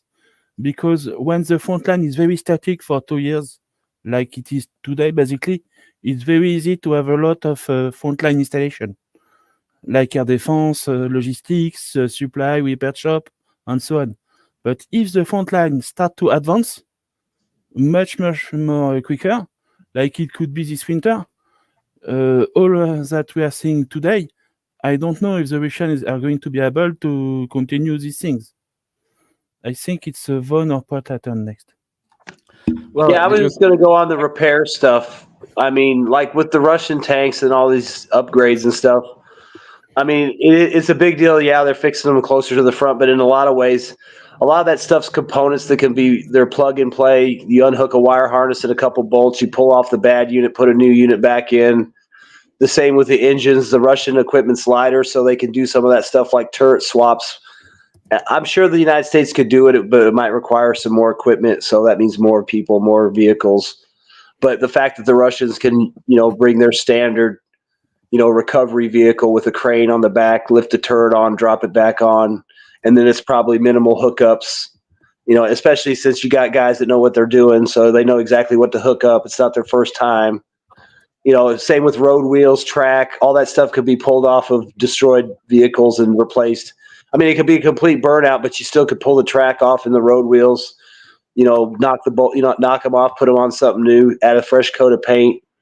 And I mean, a lot of that stuff could be done. I mean, if there's a hole in the armor, I mean, slap a plate of metal on it, weld it up, recharge the fire extinguishers, wash out the blood, send it on down the road. I mean, it's kind of cold-blooded, but there's a lot of slapdash stuff you could do with armor vehicles up at the front, and the Russians probably have the advantage. They have lighter vehicles. They're a little bit more rudimentary, so it's a lot easier to fix because they're not full of electronics and digital shit. I mean, the newer stuff is, but like I said, a thermal sight in a T90M goes bad, you just yank it, put a new one in. It's not like they got to pull the turret out and pull it apart and do all this shit. Neither do we, but that's what I'm saying. We both have components. You can just yank it out, put a new one in, you're good to go. It could be 5 minutes. Shadowy. No, I think it's Potaton. Oh, I thought you had something. So thank you to Irina Putin again. The thing about the workshops is very interesting, but the Ukrainians also had that. They also had for Soviet material. A year ago, they also had their workshops in very secret places in the middle of the forests where they would get some old destroyed tanks, and the thing is that even different types of tanks had things that were compatible. So this is a bit of the Soviet way of building stuff. Everything is made to be compatible, even with different types of, with different evolutions of tanks, and this is very interesting. And if they are doing it, even again, they don't have this parts to replace it now. That's the problem, because they have so many different tanks, so many different equipments from all around Europe or NATO. Mm-hmm. That's the big problem with Yes, and it's very interesting because upgrade. You see, I remember seeing those, and this was already when I saw those reporters talking about these Ukrainian workshops. One of the things they were saying is that, and we can't do that with the NATO material. NATO material needs to go back. It needs to be they need special instruments. So everything was made, like most of other things, like washing machines and so on. They are made with special scraps that you can't repair yourself at home. You need a special machine to go there and do that. And that's what the Soviets always thought in a very pragmatic and practical way, which is when they developed a new tank, they developed with so many spare parts that is similar to other ones, and they keep improving it. Yes, but as much as they can keep the same, they will keep the same. Why? Because it's a whole production system that it has just a goal to increase production capacity as fast as you can.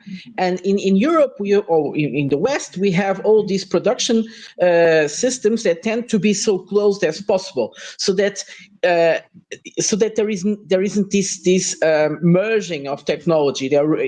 Each company tries to make it as close as they can.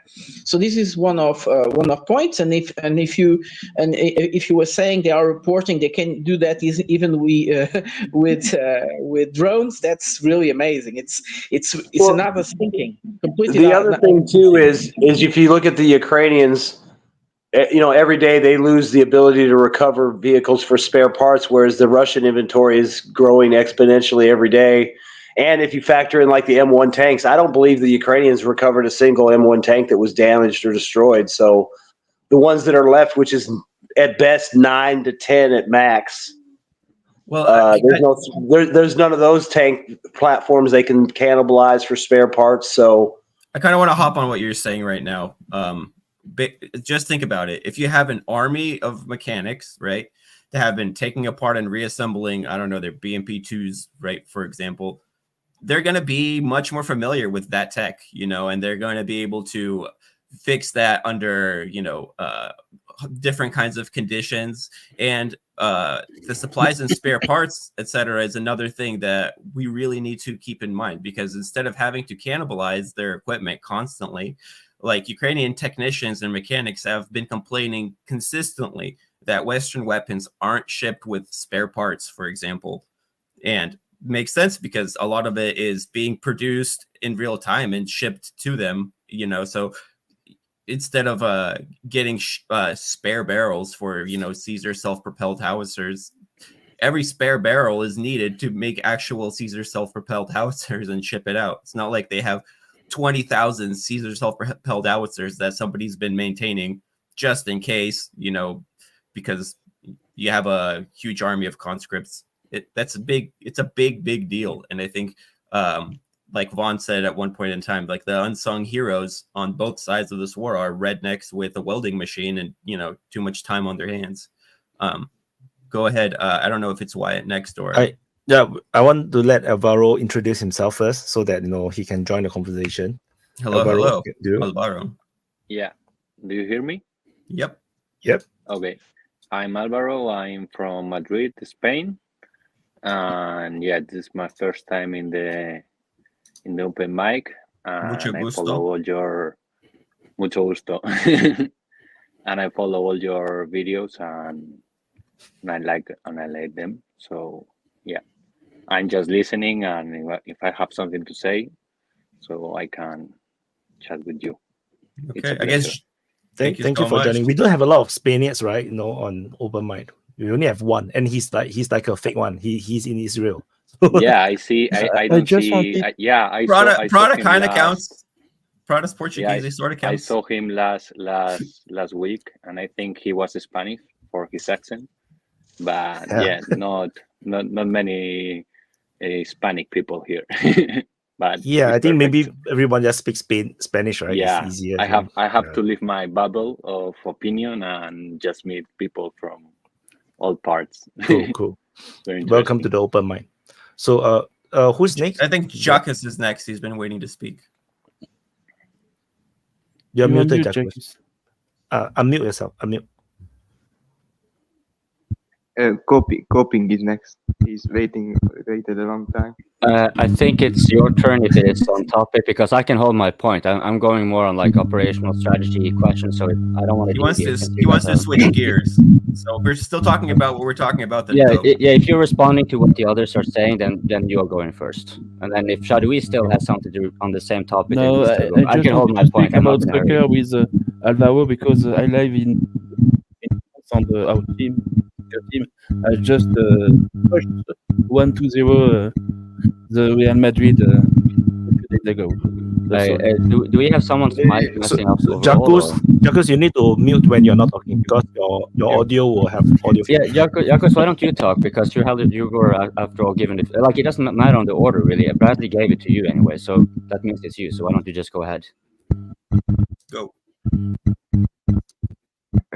So the Russians are benefiting from basically very standardized equipment. Almost all of their vehicles, like the T70, T80, T80B, have almost the same parts, same turret, same engine. Almost all the same. They have all. If you look at the standard Russian soldier, they almost have the same equipment. If you don't look at the VDV or some kind of elite formation, they are basically what I see from a lot of Russian and Akhmat troops or all of those, that they are training their soldiers in universal ways. Basically, they can use almost every type of weapon.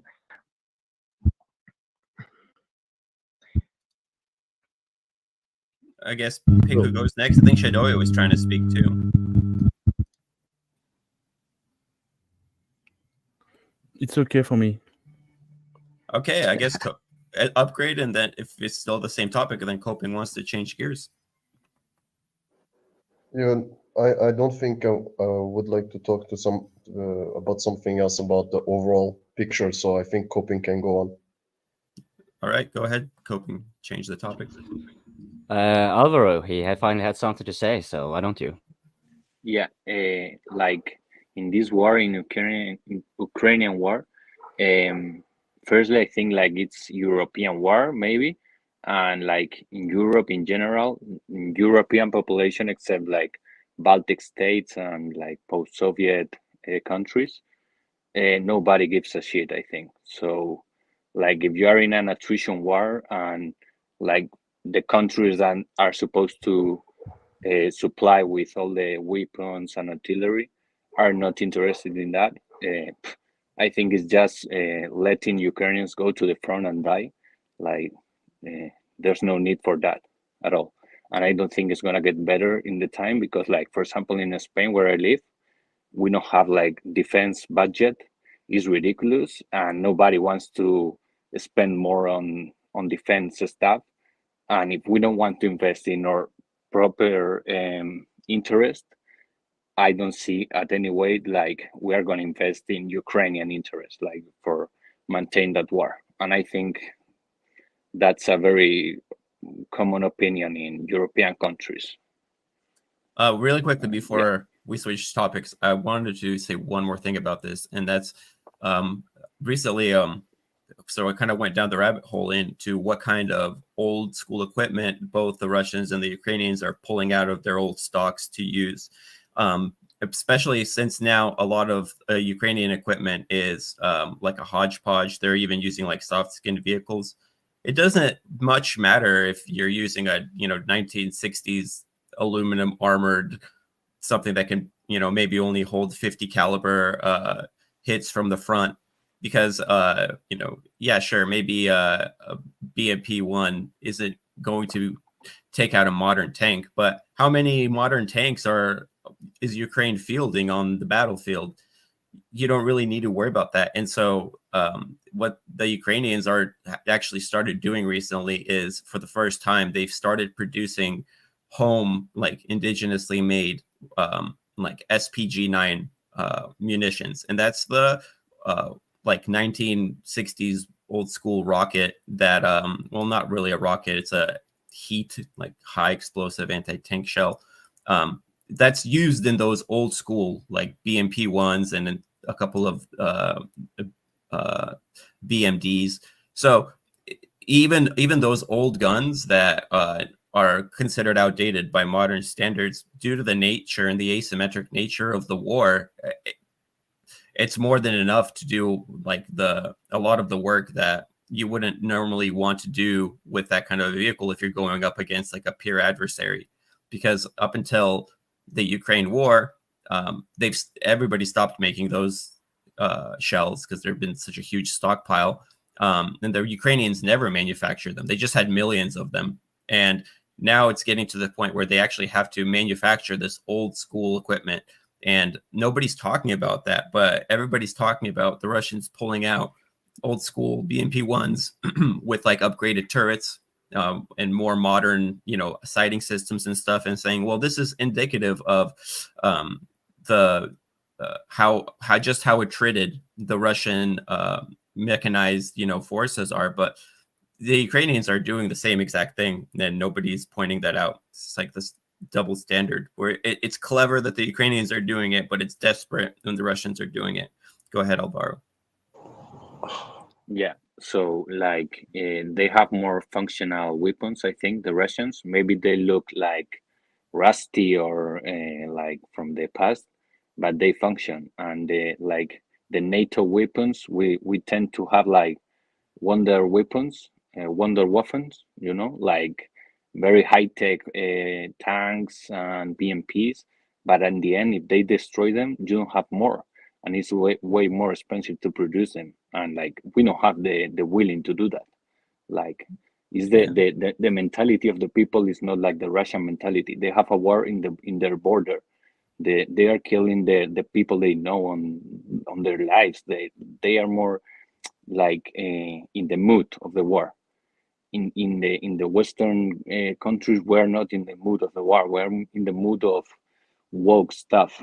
Like, no, I think that we were in the mood for war too. I think it's just that nobody understood. I think that the governors, but not the people on the ground.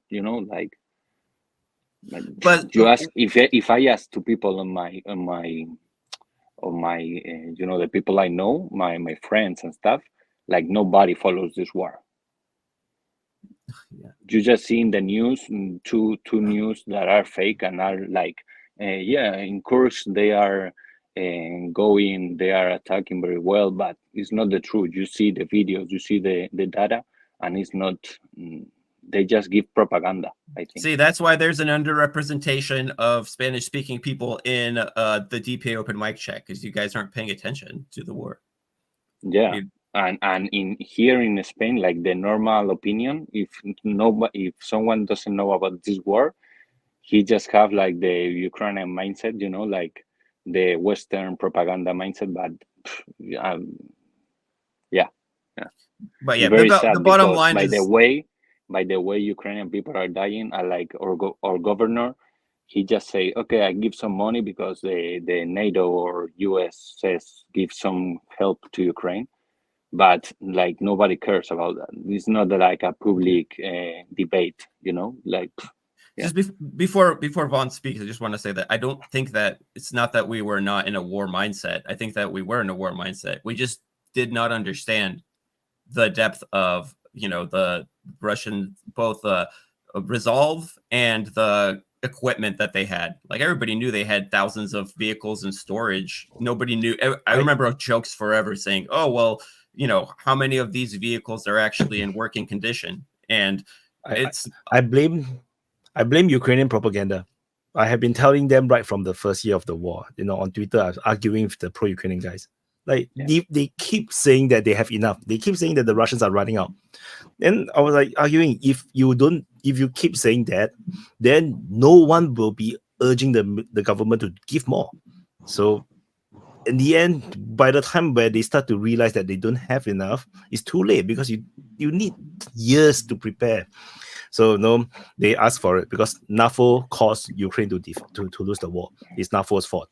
So you heard it first. And also the other thing about Spain and Portugal is that they are very far. They are the furthest countries away in Europe from Ukraine. Like I don't expect any Icelandic people to be on the open mic at all.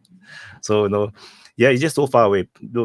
Prata is a bit special because he studied in Russia, so he's a bit more attached to whatever happening in Russia. But I think most Portuguese also not interested, in geopolitics.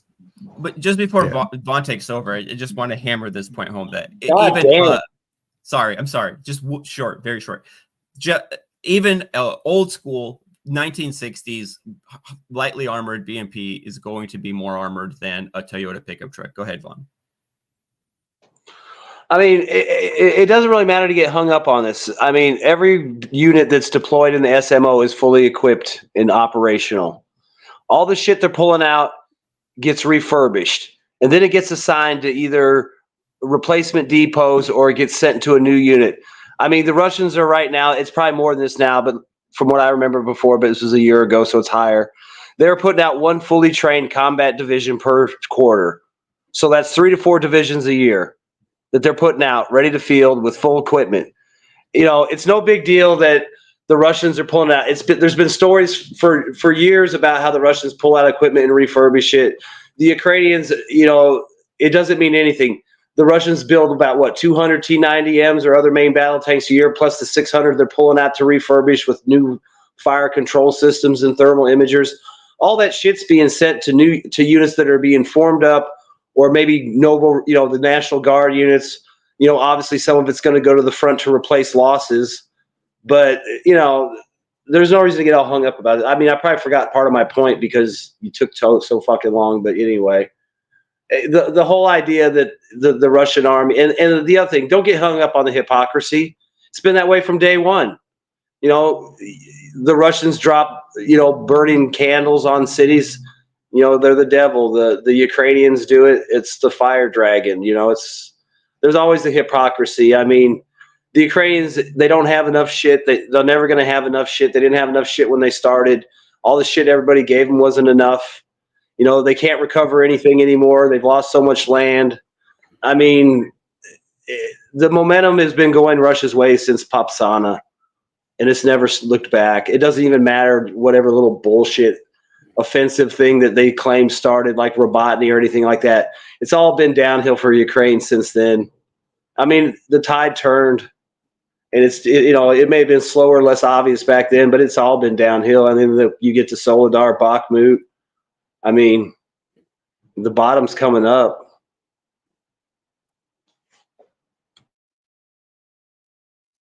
Who next?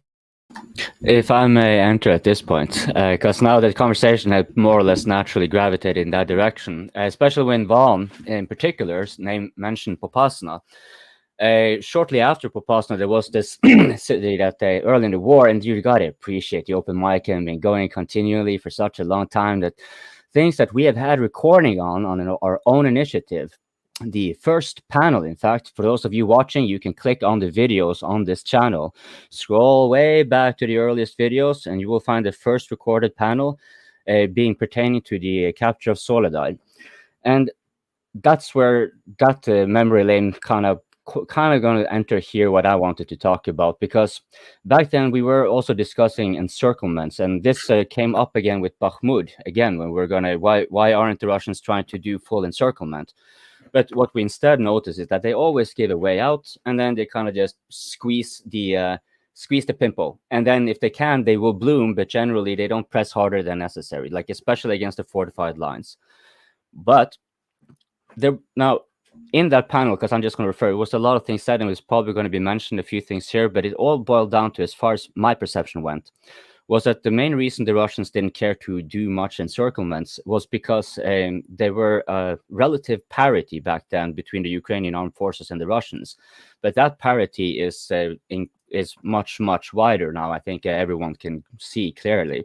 And so the reasons for not taking an encirclement, they're kind of gone. And the reasons for taking doing an encirclement, especially as you want to try to get close to the war and conclude it with a negotiation on your term, having pockets where you can have plenty of prisoners who will simply surrender when they run out of ammo, which you force them to deplete by simply doing little pot shots here and there. You don't really have to do bombardments. You can make it merely a countervallation and just keep them there while you keep pushing forward.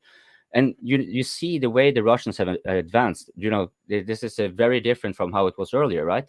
Here they're advancing with such protrusions with such spacing that these encirclements, they look like massive encirclements. They look like they're if you really just wanted to, you could, right? They almost look like that.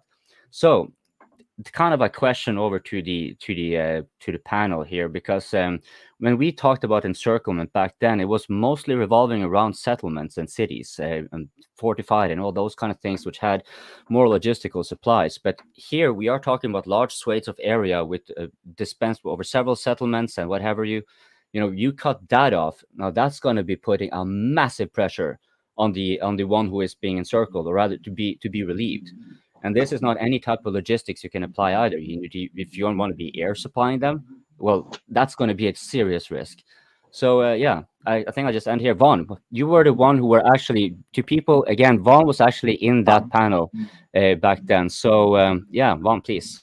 Well, I was going to say on the previous point I made too, I think another reason why it doesn't matter if they use old equipment and it's even upgraded is because the fabs negate fortifications and lines of defense. So you could, if a couple fabs hit the right spot, you could drive up in trucks and Toyotas or whatever. So, and to tie into with what you were saying, the fabs come into play again. It's like they don't need to,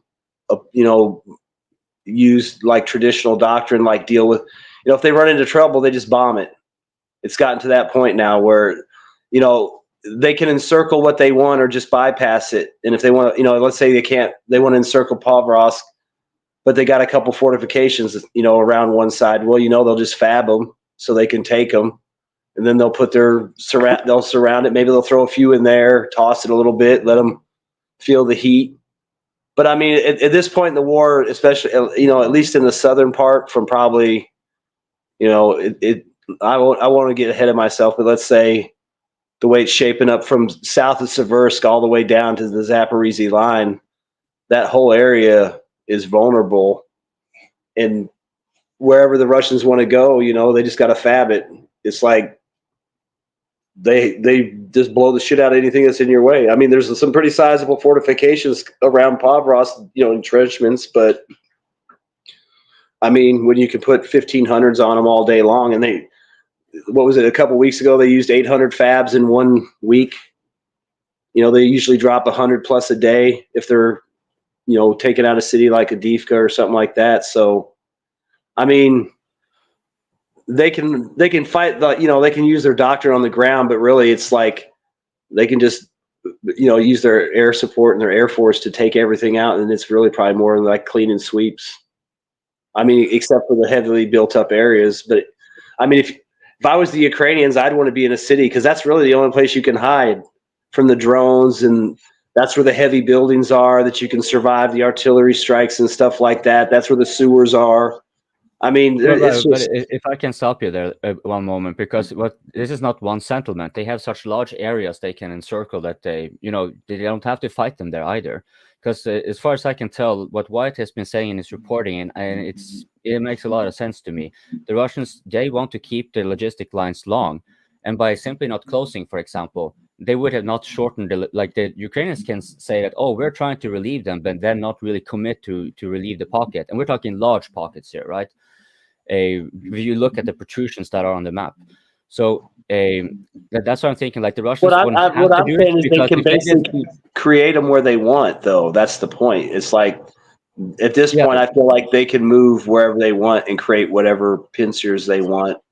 And so it would make more sense for them to, instead of close, they just keep making, because you said earlier, just keep moving on. Just keep making the protrusion even longer. Well, I mean, think about it. If they can go around, let's say, if they could put like a 5-kilometer ring around Pavlovsk and move around the countryside where there's less sniper action and ATGM action, I mean, that's easier for them. Then they just go around and then they put the roads under fire control. And I mean, what are you going to do? Come out of the city and play with the Russians? I mean, that's what they want you to do. And having I just think it's getting to the point down there where a lot of places the Air Force is just going to take care of the problem for them. So we need to go there. Okay, we'll clear you a path. So it makes more sense basically to just, instead of closing it, you keep the supply lines open so you can harass them, force them to actually let themselves be harassed. Well, I mean, that's kind of what they do the whole time. They move up. They let the Ukrainians come to them. And then sometimes they fall back, and the Ukrainians run in there like, yeah, we pushed the Russians back. But, the Russians are like, yeah.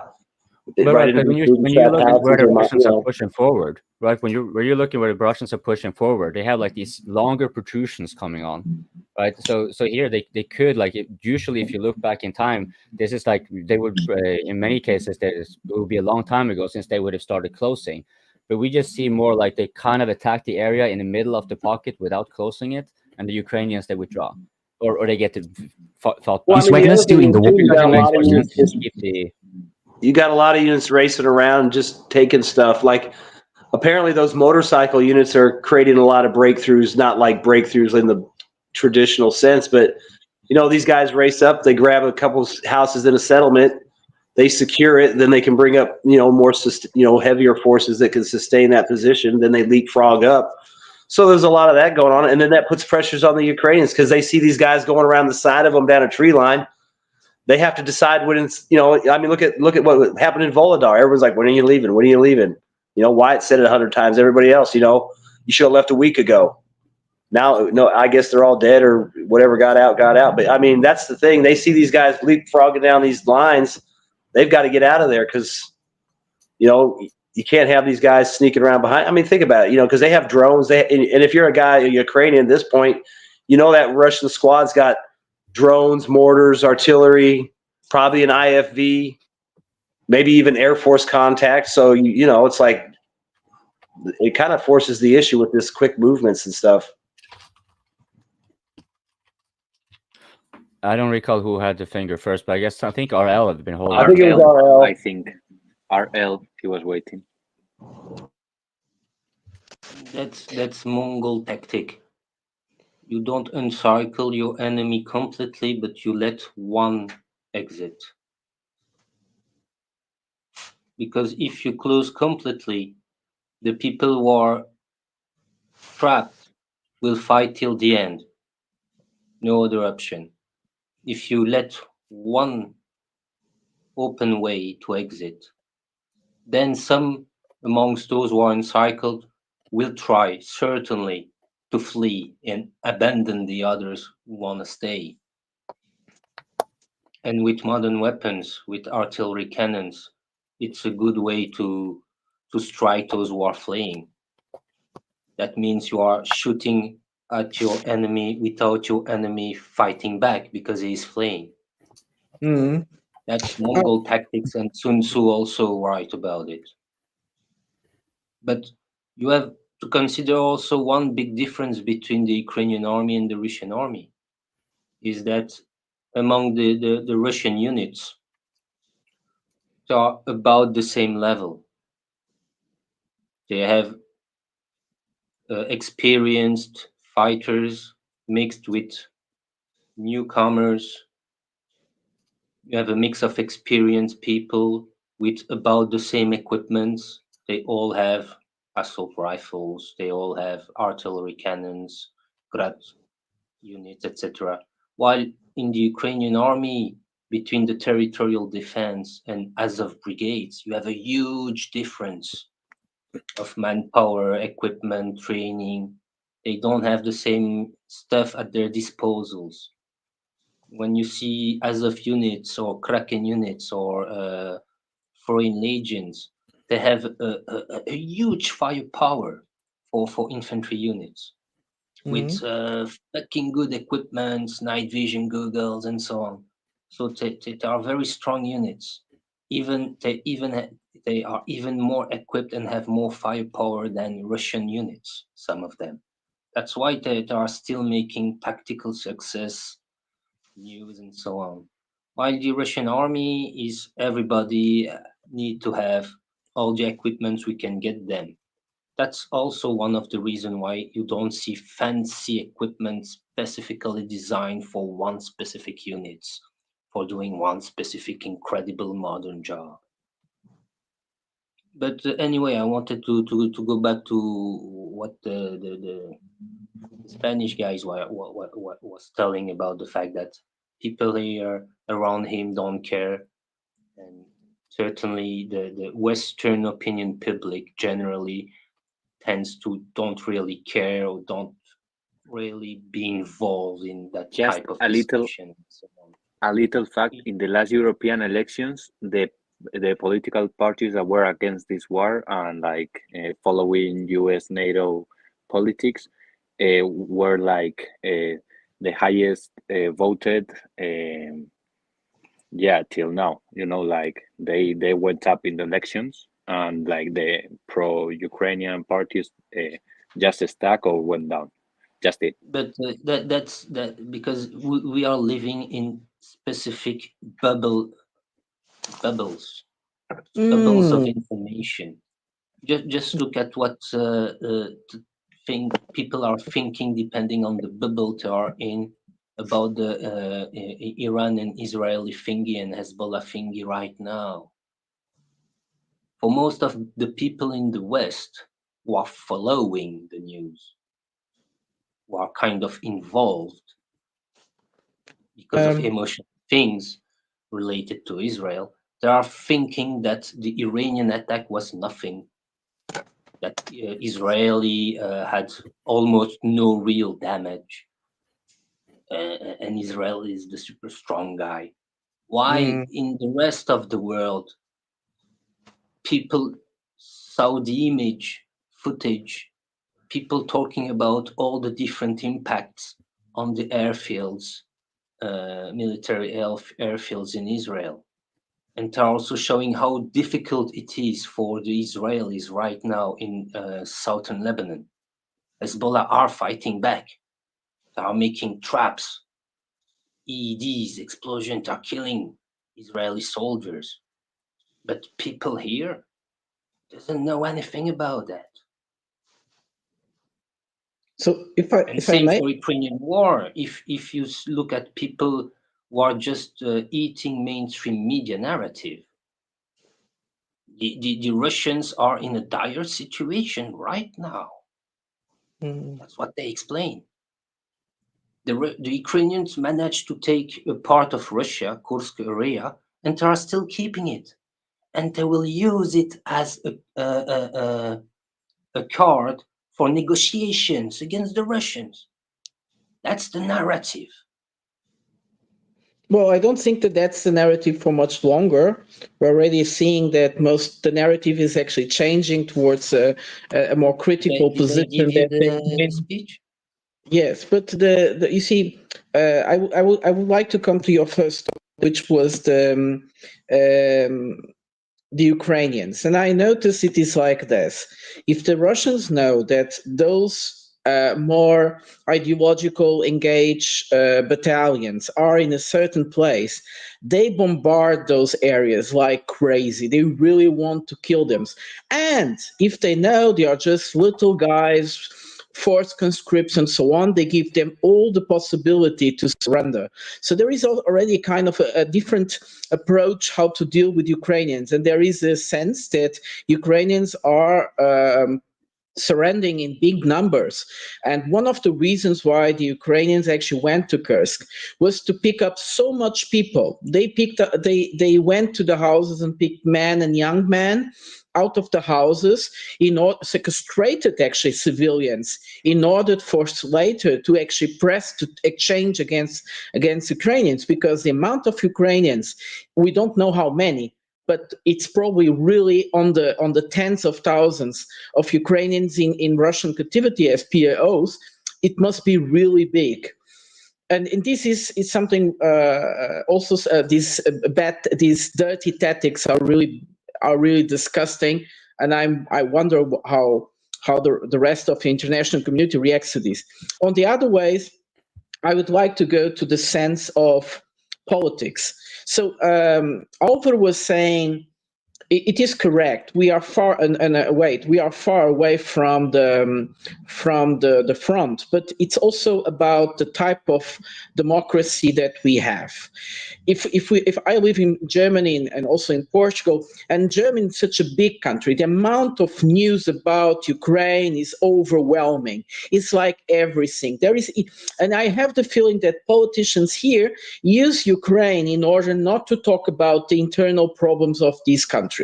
While in Portugal, we have like discussions, little discussions. It's like provincial politics. We are talking about all little things, and Ukraine is a little thing. It's not important, or it has a very relative importance. Everything that happens in our domestic place is much more important. I think Portugal and Spain are two countries where being right and left is still very important.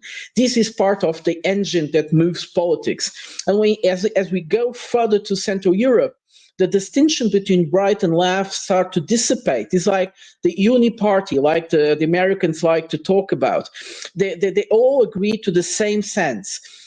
It's also interesting that Alvar was saying that in the Spanish politics, the countries had to make a position towards war. This is not the case in Portugal. Most of the parties don't want to talk about it, and they don't want to take a position because they know that if they even try to make this kind of disciplinary party line, people will revolt because we think in a different way. And they also have it's also very interesting, like commentators in the Portuguese television, you still have pro-Russian and pro-Ukrainian and neutral people fighting each other against arguments. And when I see a talk show in Germany, it's like 4 people saying exactly the same thing. And this was supposed to be a great debate. It's ridiculous. It's nothing. Go on, Ariel. In Spain is the same. In Spain is I four think the persons left-right for Ukraine. distinction is out of date. Yes, but The it's more real important. distinction you see, maybe not in Iberic Peninsula as much as in Central Europe, France, Belgium, the Netherlands.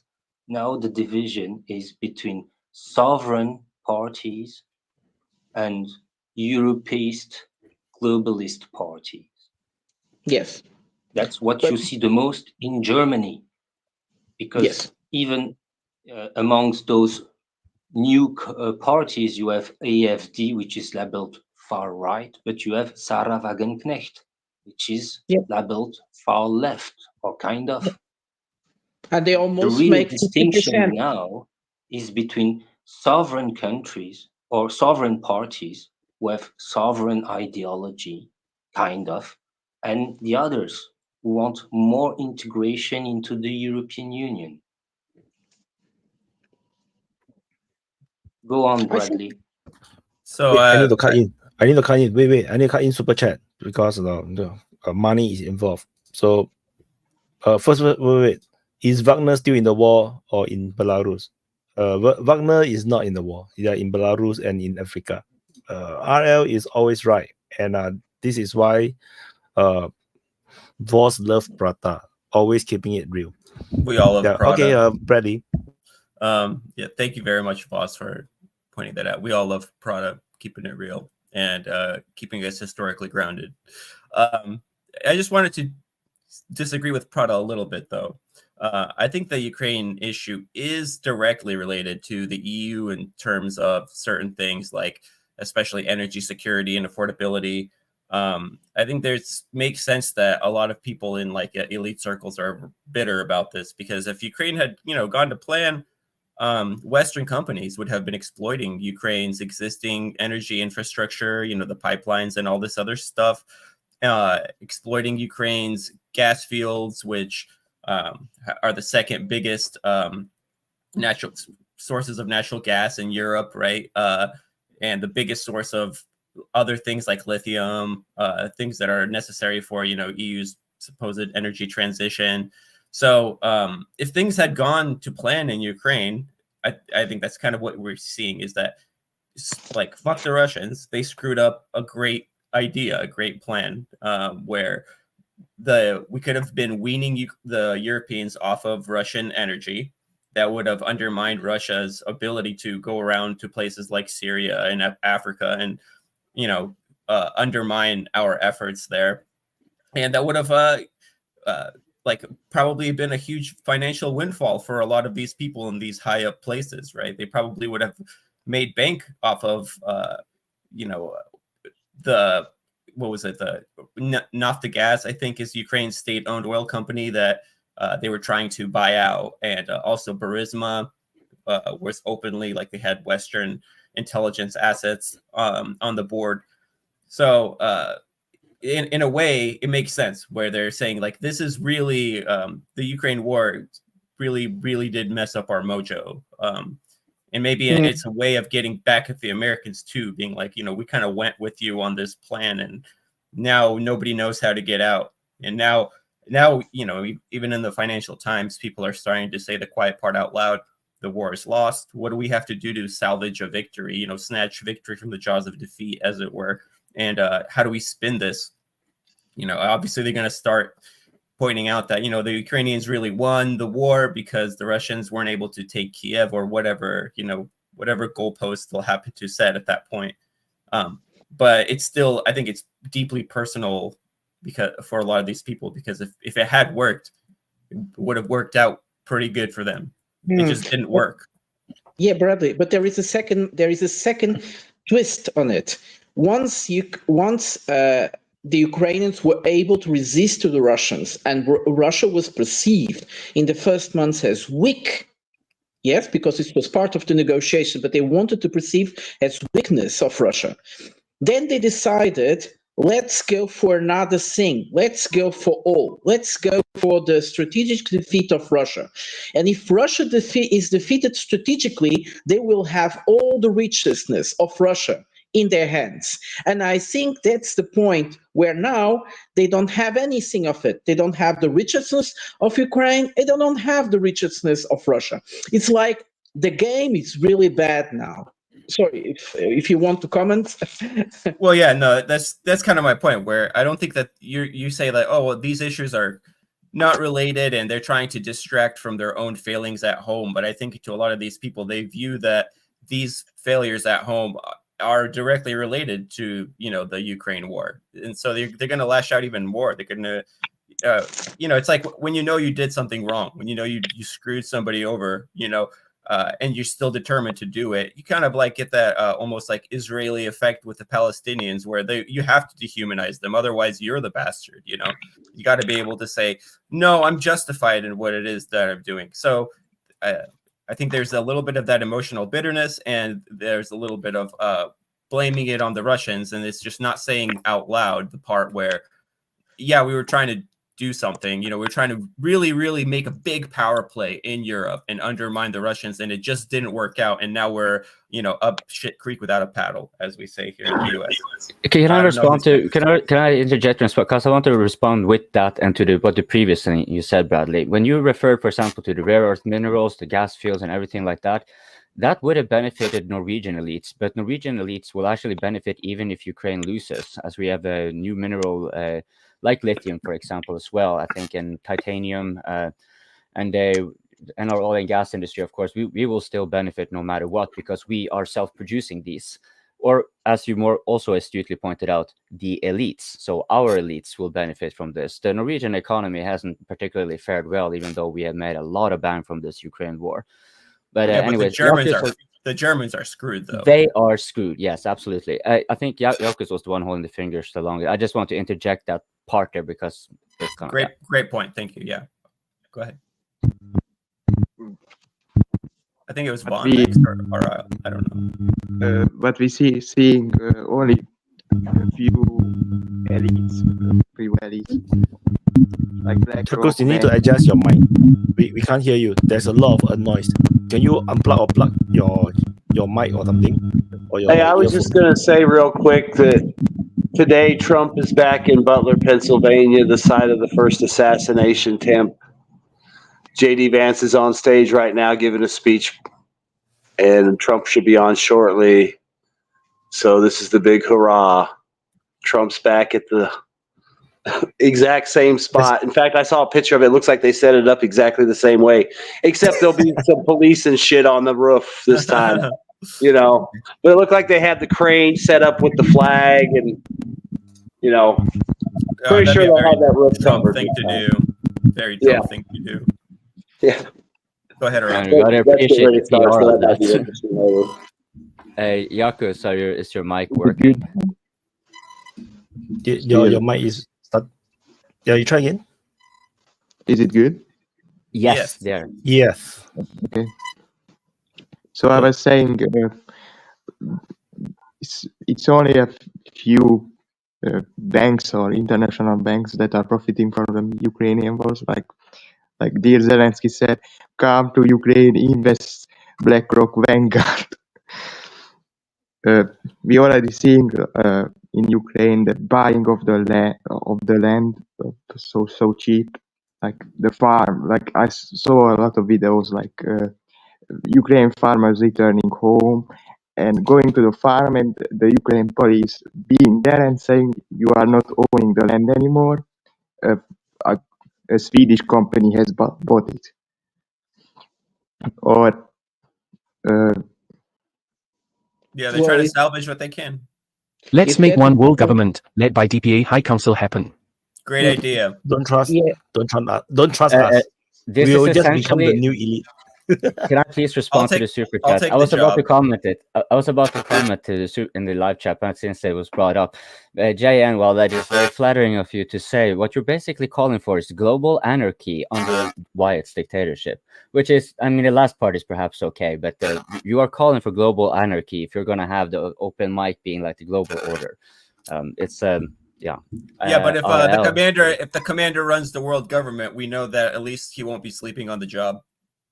Yes, I will be sleeping with a lot of things, not on the job. Just very quick. We are finally entering in the multipolar world. Yes, the beginning of global governance. Yes, even a DPA one. That's nonsense. Okay. You see, we are not living in the same paradigm as before with the Iraqi war. Israel is in big shit. Without Uncle Sam, it can't face the Iranians and its proxies properly. Ukrainians are in deep shit, despite being helped by Uncle Sam and 50 countries around the world, the Western world, or the American puppets, if you prefer. Take all their plan of taking Ukraine, breaking Russia, getting its resources, and then let's go for China. And their plan for Greater Israel. All that is not that easy to do, first of all. And secondly, it seems they are failing in those projects because very bad planning.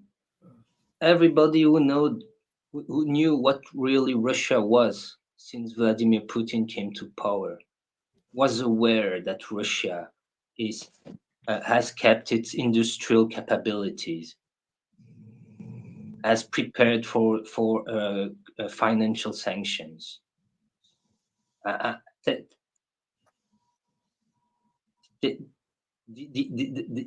adaptation of the Russians against sanctions is so incredible. I mean, the 2014 sanctions should have shown signs that Russia is and was capable of shifting, of creating things if needed. They were not in the agricultural field. No, in 2014, it was very hard to adapt. They learned how to adapt, and now they are doing it. But in 2014, they adapted in 1 or 2 years. Look at the agricultural sector.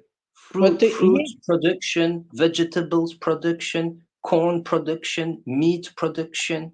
It's incredible. In just 2-3 years max, they got the basis, and they continued to develop. And now, 10 years later, you see they are a big powerhouse. In just 10 years, they became a major actor in the global food market.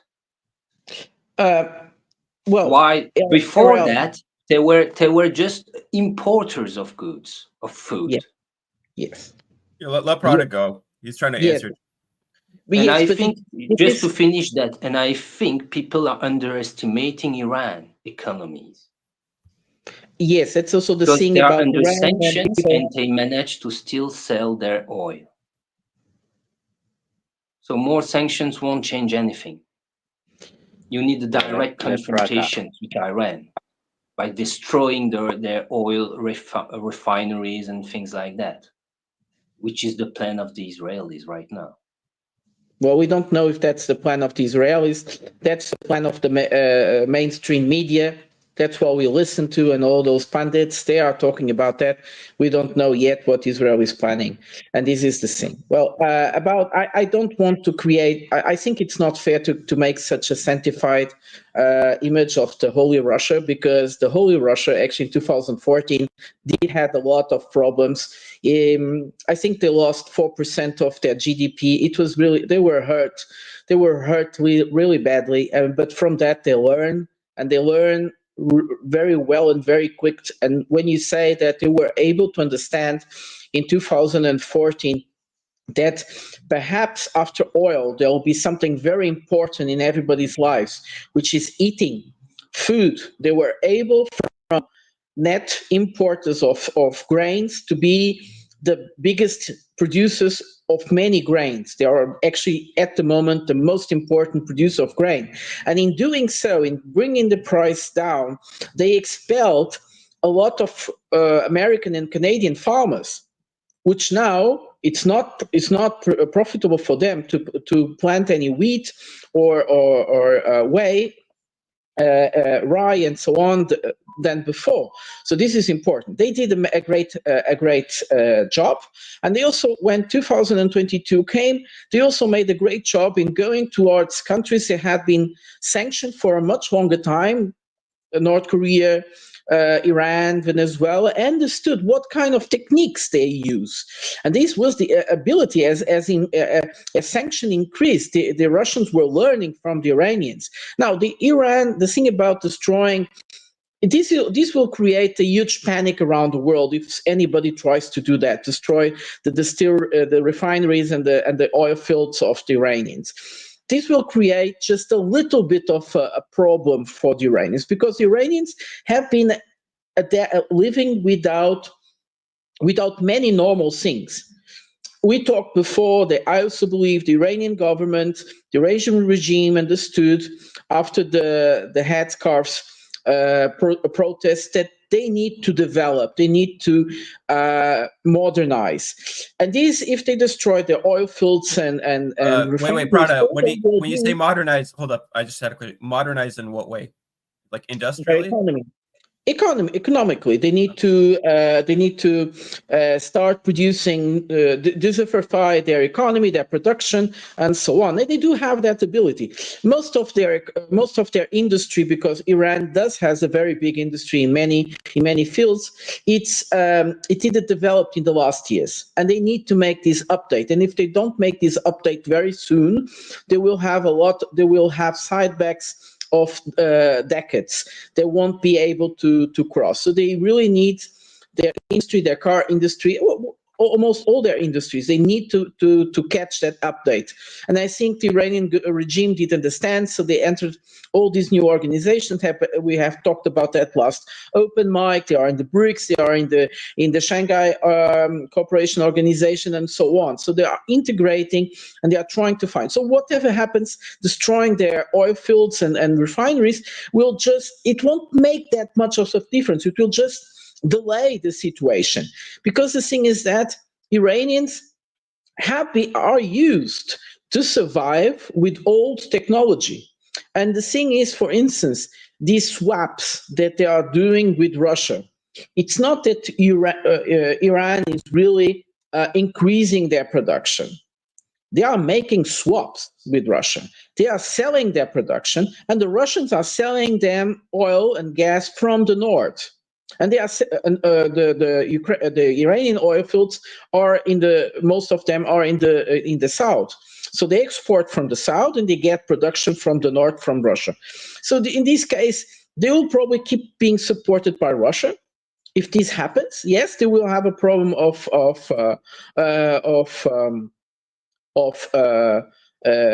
hard currency, but nevertheless, perhaps they will have to sell more industrial goods to Russia in order to compensate.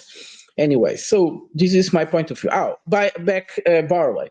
You see, the problem in Germany is that you are saying that because it's so important and everything has to do with Russia. Yes, this is a narrative. Whatever happens, the Russians are to blame.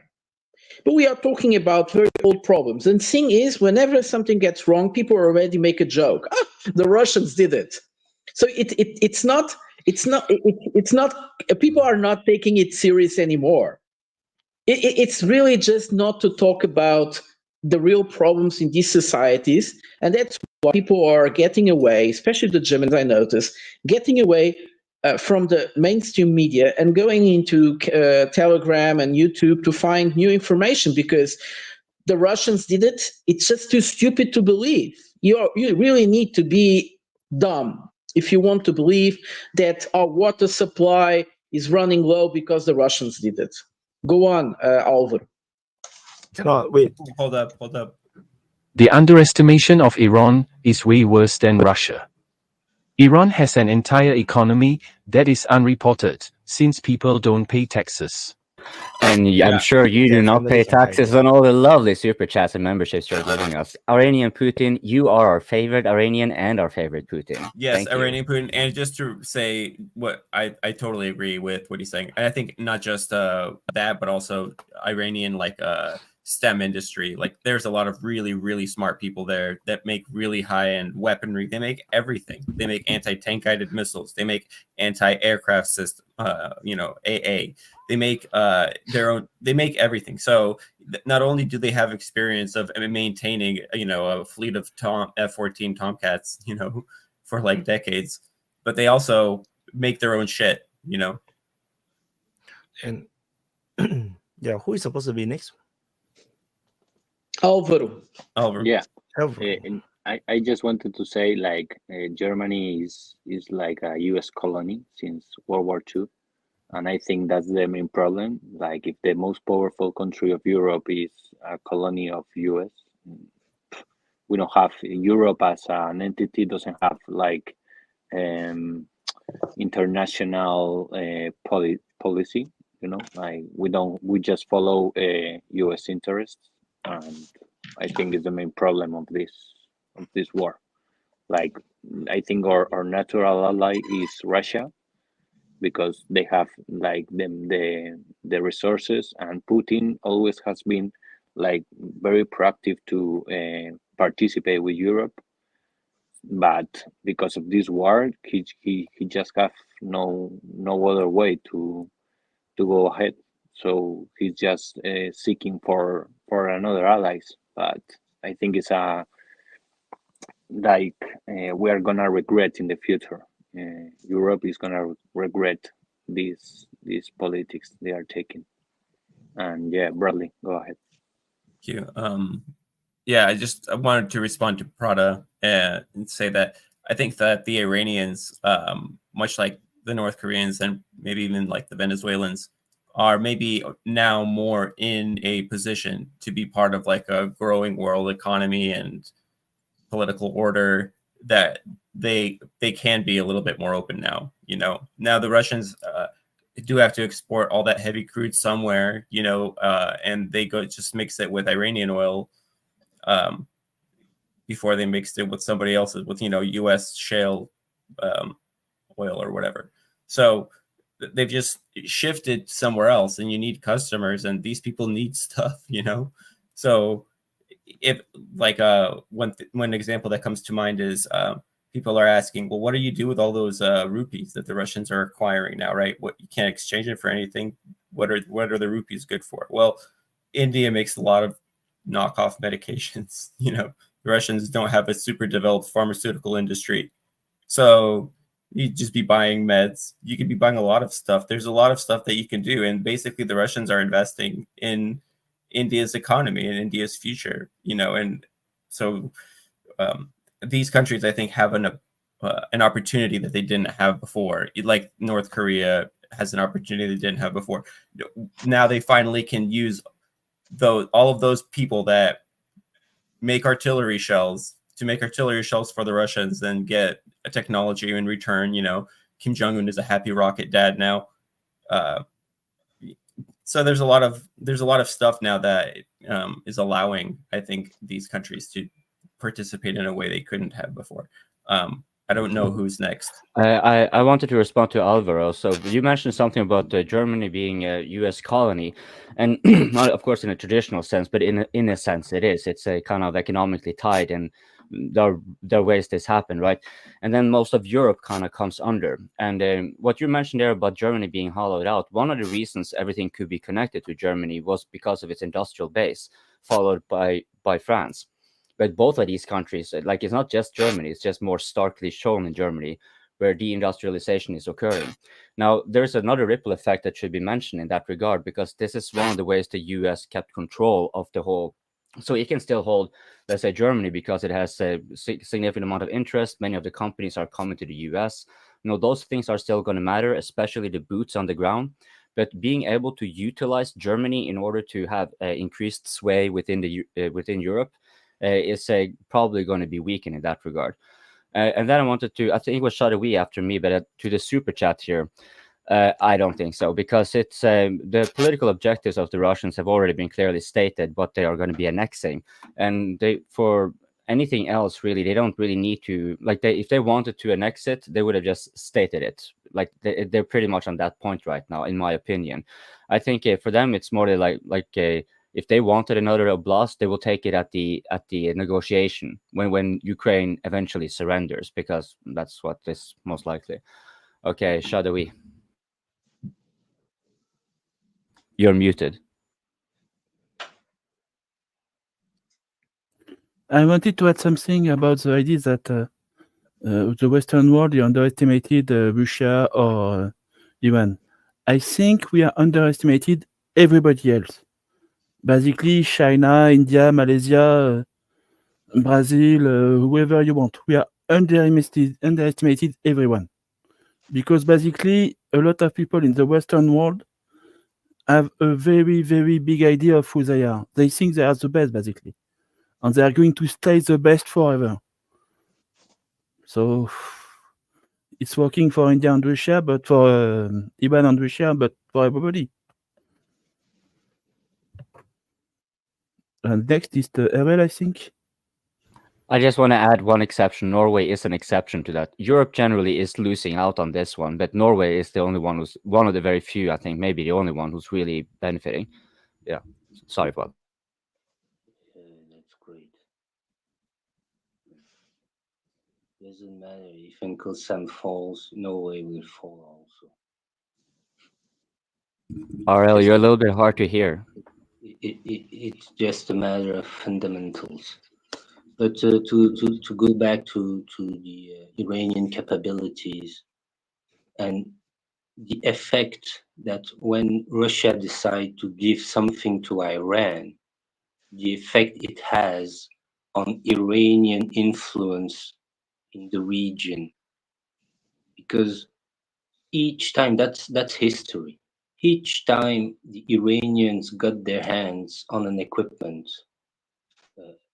anti-ship missile from China, or a Tau missile system from United States they found somewhere in Iraq or in Syria, they reverse engineer it and they make their own version of it.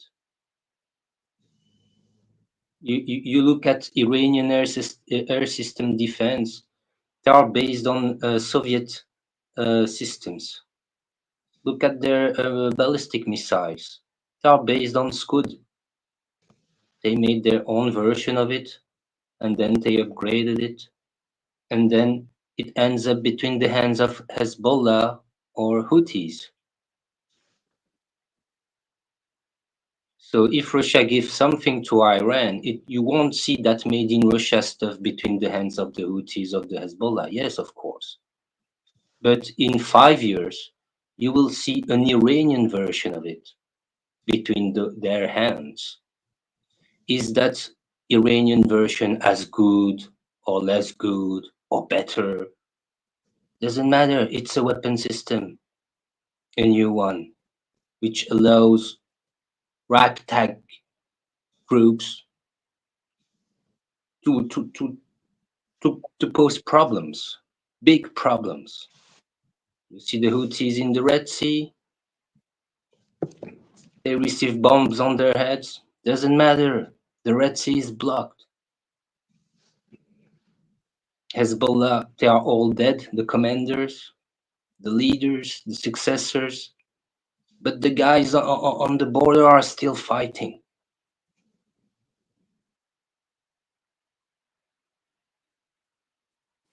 Yeah, go Yeah, Bigari. Shadowy, you are right. It's more than underestimating people.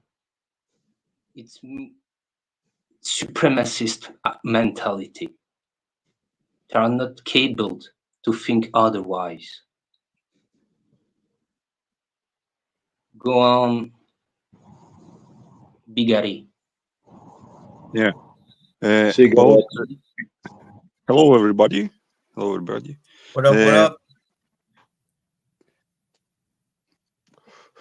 About the Red Sea blocking, like the big news recent days, like I just want to mention it before I go to my point, was that the first like big shipping container was going through the north route around Russia to China, and it's cutting the shipping by 14 days. So it's like unreported, but really big news that the shipping route is starting to come alive.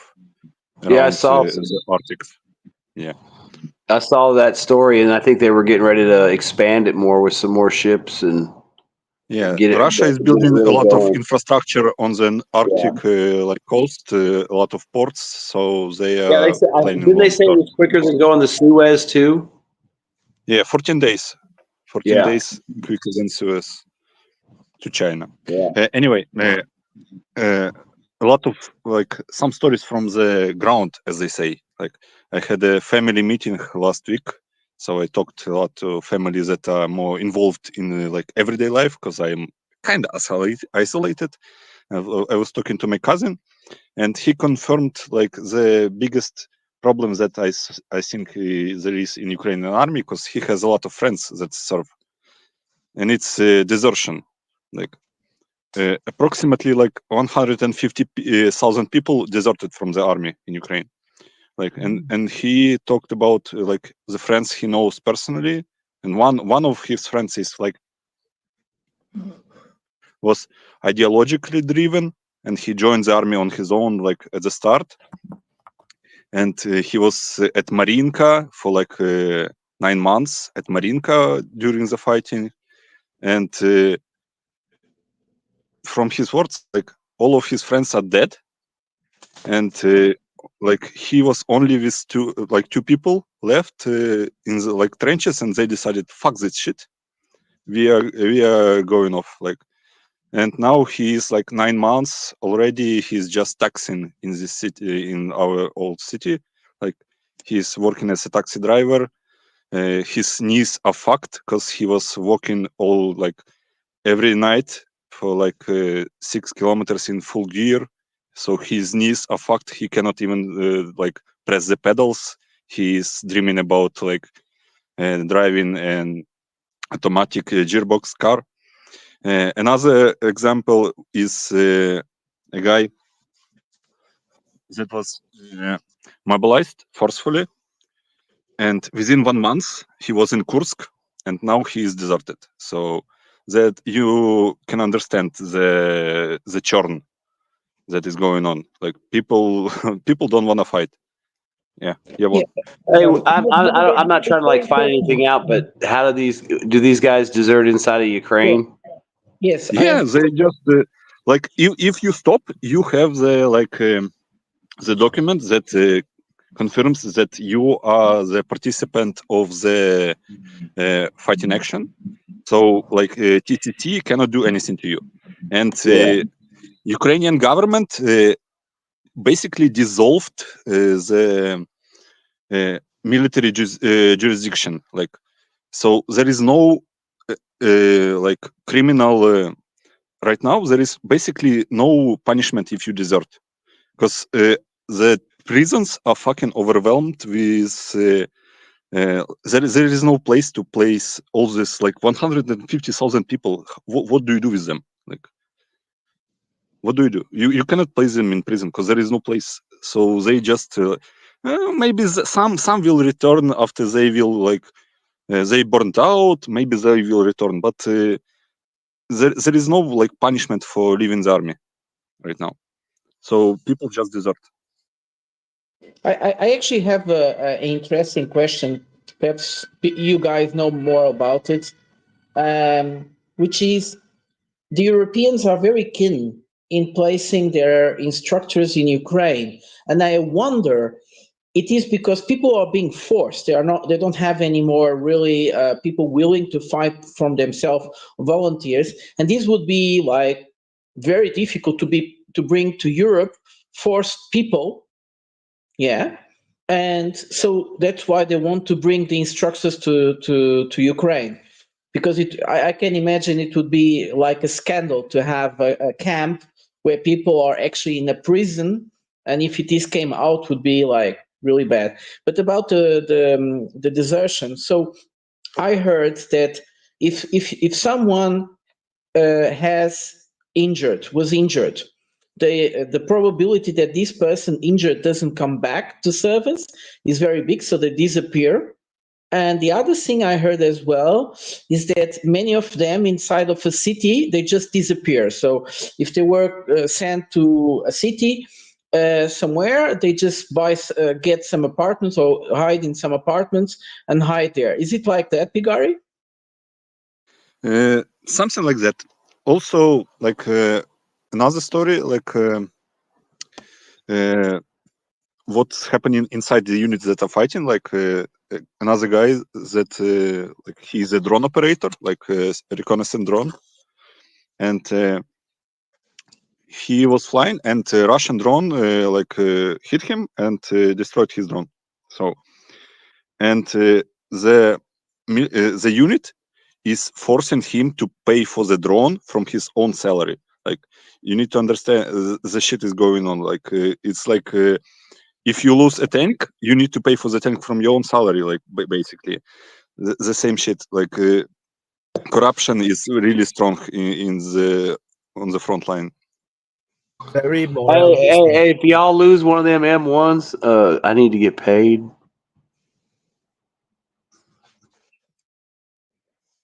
They are sending the bills to the widows.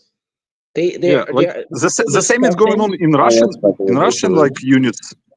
On Russian side, the same is going on. Not to like you need to pay, but the brigades are chipping from their own salary for the equipment lost. Like the same is going on the Russian side, but not like you need to pay for the ones that you lost. Like they are doing that voluntarily. Here is like, hey, you lost a drone in the combat, you need to pay for the drone yourself. Like, what the fuck is this? I heard that who want to drive a tank now? From history legends. From history legends, especially, is to get motorcycles. They are paying from their own pocket the motorcycles. Yeah, I think what Bagari's saying though, there was like a 10% surcharge or something, but it was like at the brigade level, but it went toward the brigades, like, but it made it sound voluntary, like everybody pitches in at the end of the month and they go buy shit for the brigade. But you're right though, they were talking about motorcycles and other stuff. Yeah, but we also have to take into account that the wages for the Russian soldiers, they are huge. So they can. Prata, one people deputy. I have two stories about our people's deputies that are so fucking retarded. But one said, like yesterday in the interview, that Ukrainians are not like Russians. Like Russians are just like Putin is flooding money, so they will fight for money. We are fighting for the ideas, man. We don't need money. We will fight for the ideas. Like and another one today on some forum in Vilnius, if I remember, like some fucking retarded Baltic state said that Ukraine needs to expand the war and bring it to Belarus. We need to bring the war to Belarus. If some small units from Ukraine enter Belarus, they will lay down the weapons and we will conquer Belarus. Like, what the fuck are you talking about, man? Like, people like how are these people are in power? Like They got the stupid good people in crap. power is the greatest fucking danger to the society, man. Yeah, but they also we're the Lithuanians. Yeah, probably the Lithuanians have this dream. They are going to increase their country. They really need to increase their country, and they They think miss that their history, you know. They miss their history, you know, the Lithuanian No, Empire. the one Yeah. was talking with Ukrainian people's deputy. Ah, He was saying that Ukraine should invade Belarus. well, the stupidity is huge. Well, they would compensate the loss of extreme rich in minerals terrain in the Donbass with some potato land in Belarus. Great. So potatoes will become cheap in Europe and in Ukraine. Yeah. Sorry, they didn't want to be so German. Anyways, the Lithuanians also always talk about getting Kaliningrad for themselves. So this is like these Baltic chihuahuas. They have other intentions. They all want to increase their little shit countries somehow. Well, so not shitty countries, but they think they are like claustrophobic. They need some more terrain. Like, for instance, Estonia. Estonia would like to increase its borders until St. Petersburg. Then they could visit a really nice city faster. The Latvians exactly the same. The ultra right Finnish have been losing their constraint and placing big maps where they get most of the north of Russia for them because it's their historical territory. Finland, you see, Finland, historical territory of Finland. Amazing. The stupidity doesn't grow short. Can I add But if you something play to that computer game, stupidity? you will know, right? If you play computer game, you will know. If you're a small country, the only way you can win the game or at least do well is you have to take other people's land. You know, eventually.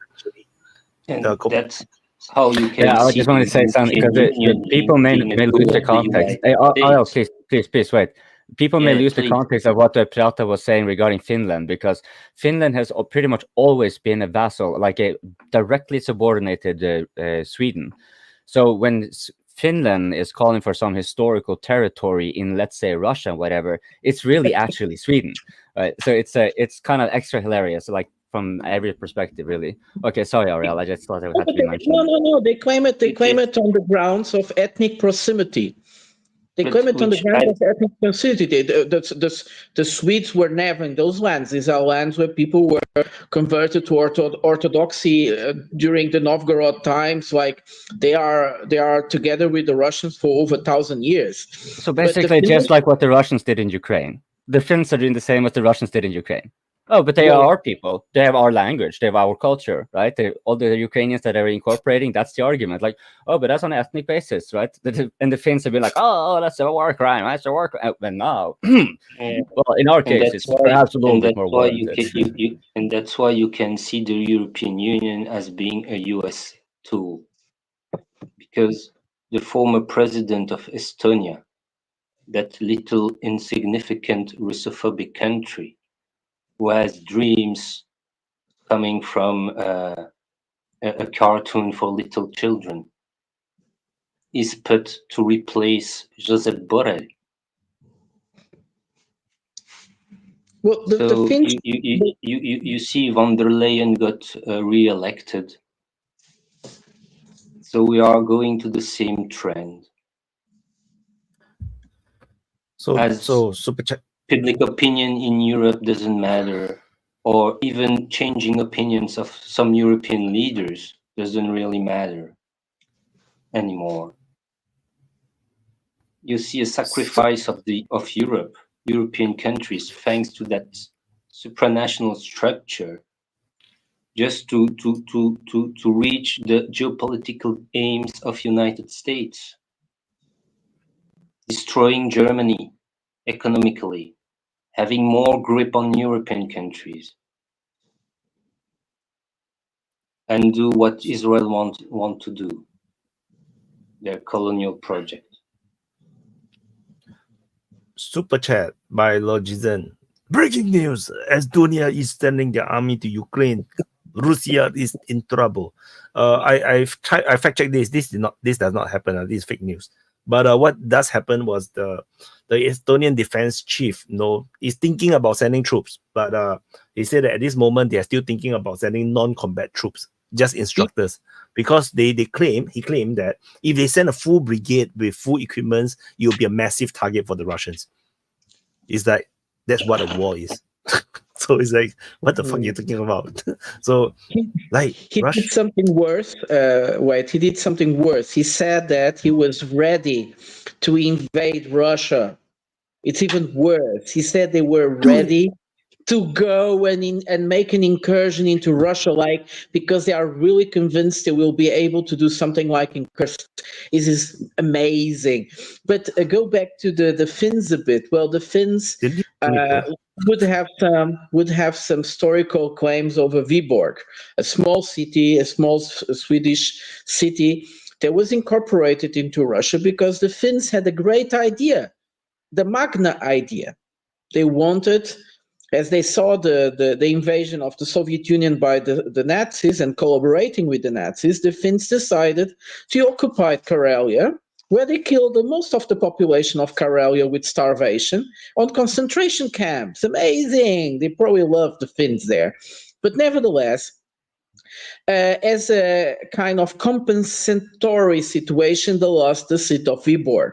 So if they claim it too much, probably they will have to lose more. Sorry. It's very sad for the Finns, but they shouldn't try to create a Magna Finland. That's a very bad idea. Estonia, make your dreams come true. Don't let your dreams do it. Okay. The Estonians are really stupid because the Estonians made actually a border treaty with Russia. They have everything delimited. They even had, there are some stupid parts of the border, so they were like thinking in making a change of terrain in order to make the border more linear. And the Finns the Estonians decide to change the text. And they wanted to approve a text in the parliament that was different than the text they were signing with the Russians. And the Russians read it, noticed it, and said, "Well, guys, if you do that, we are not going to rectify the document that is different than the document that you are going to rectify in your parliament. This is stupid." And many times the Finns have been trying to convince the Russians to sign to rectify the document. The Russians say, no, you rectified first yours, and we'll look what you wrote, if it is the same or it is not. So the Estonians are a bit like the Ukrainians. They don't have any border treaty. That means they have no official recognized borders. A bit of juridical context. NGS, all nice buildings in Finland were built by the Tsar. Anyway, yes, Helsinki was built by the Tsars. Yes, Bigari. Go on, Bigari. I just want to say this so we know the situation. We must stop Netanyahu before he invades Poland and Baltic states.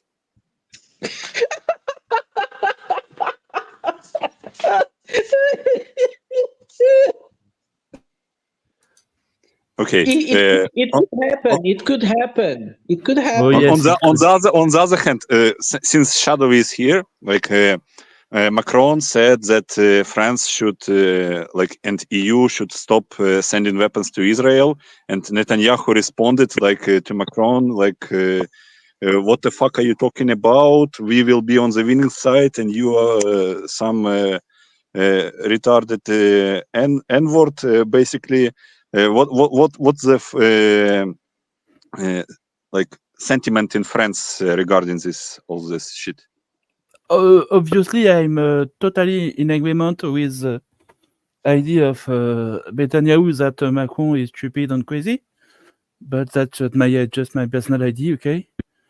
But Macron is just about talking, okay? Just what you have to do is to look at what he is doing. And what he is doing is selling weapons to Israel, to allow the sale of weapons to Israel. because it's not selling the weapon himself. But the French company are selling weapons to Israel today. So And for not just Macron, that, never listen to the speech. Always look at the act, the action. and not just that, they are Macron is the actively Rothschild boy. participating in the side of Israel to fight Hezbollah and so on. They are actively participating. One Lebanese guy made an interview in CNN. He talked about Nasrallah accepting an agreement of ceasefire, and the people he was speaking with were US diplomats and French diplomats. French, they send a Mistral, which is a big helicopter ship next to the coast of Lebanon, so-called for evacuation of people, but they are using commercial airlines for getting the people out of Lebanon. They are actively participating in that war in the side of Israel. When the Iranians launched their first missile and drones, more than 500, you got American and British airplanes, fighter jets for shooting down drones. You also had French fighter jets and destroyer frigates with anti-air missiles. So yeah, No, Macron basically, has said Abel by is right. shadow. Just if you just look at what France is doing, the France is Exactly. supporting Israel. It is do what I told you, but don't look at what I'm doing. That's Macron. Personally, no, the thing is, the Western powers or no, the alliance protecting each other, helping each other. No, I think it's a normal thing to do. It is natural. Like you don't want a friendly country to disappear in that region. But I think the biggest problem is like in the Ukraine situation, they deliberately caused a war to happen that destroys Ukraine, which is a kind of a different thing from like Israel end up in some conflict and then they go and help their allies. I think that's perfectly normal. Like Russia would help Syria, they will help some of maybe Iran a little bit, like maybe covertly. I think that's a natural thing. Certain Arab country helping each other, I think that's not that natural thing. Western helping Israel, I think it's a natural thing. It's just that we are now living in an age where the West push the Ukrainians down this abyss, sending them to death. I think that is what caused everything to become abnormal. Like they become very hypocritical. So I think allies helping allies, that's a very natural thing to do. Like let's say anything happen in Southeast Asia, I can tell you Southeast Asia mostly will bind together with Australia, New Zealand, and perhaps even India will come together, to as an alliance. Maybe UK will also come in. So I think it's a natural thing, but it's just that it looks very hypocritical right now. That's why I think because of Ukraine war, it looks weird now. I'm going to tell you something. I listened a video this week from a very good specialist of geopolitics, a French one. Basically, the guy has managed the French War College. He's very good for doctrine, diplomatics, and geostrategy, geopolitics, everything. One thing he said, I think, was very important is that before creating a strategy, you need a goal, an objective. That's the first step. And the main issue with Ukraine is that every country involved has a different goal. The goal of Germany was different from the goal of USA, from the goal of Italy, from the goal of Poland, Lithuania. Everybody has a different goal. So with that, you cannot build a strategy. So basically, the war effort of NATO was without a strategy. So they failed. Yeah, it's true. Each country has its goals, but many countries in Europe, they were against the war. They just shut up because they knew they couldn't do much. And for instance, for me, it's very interesting the position of Italy. which was always a hybrid. In a way, they wanted to keep working with the Russians, and they invented a payment system in order to circumvent the fact that most Russian banks were excluded from the SWIFT. It's very interesting. It was the only ones in Europe that had that. They kind of imposed that rule, which almost nobody talks about. And then somewhere in time, the Russians nationalized the factory of Italian enterprise that's actually a Dutch enterprise. But the Italians took it very, very to heart, and they actually abolished that system. And now Italy has become really strangely supporting Ukraine with all types of armament and diplomatic support, which actually before they didn't. So it's very interesting also how these things change. And I also see like Portugal and Spain, they're trying to get away more and more from it, while some other countries try to even jump even more in it, because they feel that if they don't really change the course of how things are going, they will have a very bad position, geopolitical position in the future. I don't understand Italians, but it's their decision. On the others, yeah. And I want to highlight one milestone. For the first time, we have two Spanish person on the DPA Open Mic. No, one is a Spanish Ladino. No, Ladino. Guys, I'm actually like not Jewish, like if I was Jewish, I would be able to get an Israeli passport, I'll get money to be in the uni here, that's a lot of advantages. But no, I have to go to the visa office and pay double, because I wanted a multiple entry visa. So yeah, but anyway, guys, I didn't want to interrupt you. Well, if you are Bigari is next. Yeah. If you are a Sephardite, you can even get a Portuguese passport really easy. Well, I think they block it now, but there are, I think, not hundreds of thousands, but tens of thousands of Israelis got Portuguese passport, incredibly. And it was a lot easier to get the Portuguese one than the Spanish one, because the Spanish one, I think you had to speak Ladino, you had to do like some things. Well, for Portugal, until like at least like 1 or 2 years ago, I know a lot of people here in Israel that they got EU citizenship because of Portugal. To Portugal, yeah. And the thing got so scandalous was when all these Russian oligarchs also got a Portuguese passport, claiming they were Sephardites, not Ashkenazi. Amazing. So, but the responsibles for the Portuguese synagogue in Porto, the synagogue in Porto, they got arrested. So I don't think it compensated that much for corruption. Yeah. By the way, wait. It was very interesting. You mentioned India. Go on. It's Bigari's turn. Yeah, I will kill Prata.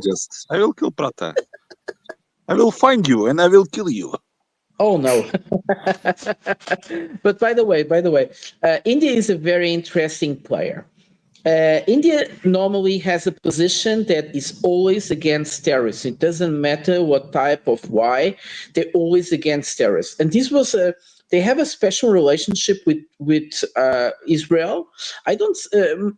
Economically, that relationship might be just because of the diamonds, and that's enough, actually, because India has the Israelis normally control the business of diamonds, but the cutting of diamonds is mainly 90% in India. So it's a very important business here. But things are changing because of the sanctions against the Russian diamonds, which are 60% of which have 60% of the world's production. They actually are moving from Israel to Dubai, but we still don't know how much of it, but it's happening. Nevertheless, India has a very special relationship with Israel, and one of those relationships is about fighting terrorism, something like a very important common interest. And now that Israel made those attacks with the pages and the walkie-talkies and so on, things are changing, because what about state terrorism? That's the thing that the Indians accuse Pakistanis of, state-supported terrorism. They are very consequent about it in all world fora. They always speaks about that. And now they are in the situation, how can we support morally the Israelis if we see this as state terrorism, what they did? So it should be interesting to see in the near future how India will keep on the side of Israel or will try to distanciate themselves from it. So perhaps Carlos has a better position to explain us how that works, or it doesn't. So I don't like. I can see where Prata's coming from. I don't fully agree in the sense that like the relationship that they have a lot of things on defense. Like a lot of on the intelligence people, like here in the university, as part of the course, we've had like Indian people coming over and like having pretty interesting conversations with like some generals and like some of the people here. So also in terms of defense and some bits, I think in case of terrorism and like what you said about whether India will consider Israel like state terrorism, I don't think so, because I think India kind of, if they were in Israel's shoes, they would act in a very similar position.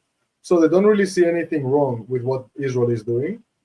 And yeah, like so far it's been quite a surprising partner for Israel. They have a very good relationship both ways. Like historically, they never had anti-Semitism. As a matter of fact, Jewish communities were well seen in India because of like some small like Portuguese Jewish like traders and some stuff. So yeah, I do see them as like they're getting along very well. But you know, also like Israel gets along very well with China and the United States. So you can do this like kind of magic balance. Maybe it's similar to Singapore. I don't know why I can like elaborate on that. But yeah. No, I don't want to elaborate because it's Bigari's turn. Bigari. Just to add something about India, that relationship it has with Israel, because of the actual event, is a bit having an impact on the so-called representative of the global South that India always had. Now you see kind of transformation because of this event from October 7th. And the succession of and the evolvement of that thing till today.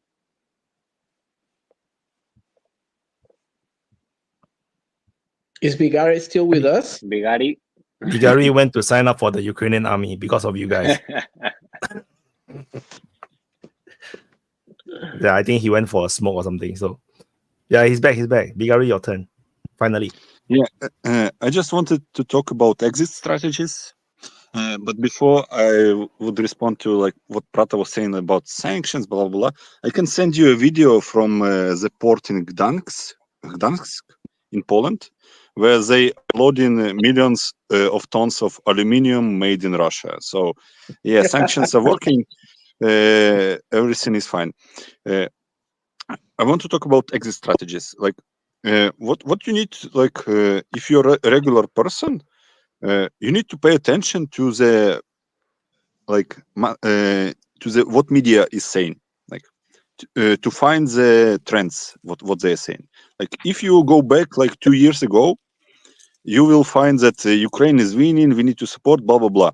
What you will find right now is Ukraine is slowly losing, Ukraine blah blah blah. Like I want to point out to the article in the Telegraph by the guy from Carnegie Institute that is saying United States need to put Ukraine and Israel in place. You need to read about it, like because people in the West are getting tired of Ukraine and Israel, like because they are doing rogue shit and not like acting according to the plan. And what is the growing sentiment in the West is that we need to put those pesky boys in place. That is coming from the Democratic part of United States. Because if you listen to Republican, they are deep in ties with pro-Israel lobby. Like there is only one, if I remember correctly, there is only one congressman in Republican Party that doesn't have his own, as it called, APAC guy. So if you listen like to Trump, he like, we need to bomb Iranian nuclear sites, nuclear program. Like they will do they will sell their own mother for the Israel, like everyone in the Republican side.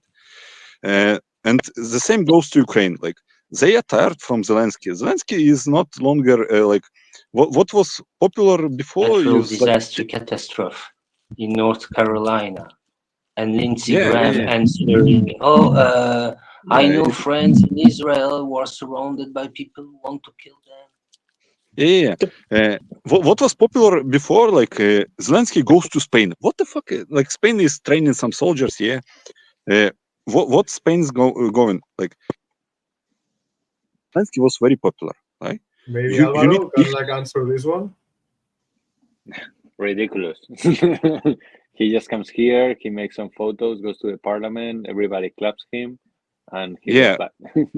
Yeah, but Yeah. you know He's like why like he a goes rock there? star, like a rock star Yeah, with a he's a military rock star, t-shirt. and He was a rock star. and your leader gains popular points in the world by Spain getting picture with him. can't give anything else. Can't give Yeah, anything else. We have but like it's- literally like 200 tanks. Like it's ridiculous. we can't assume anything.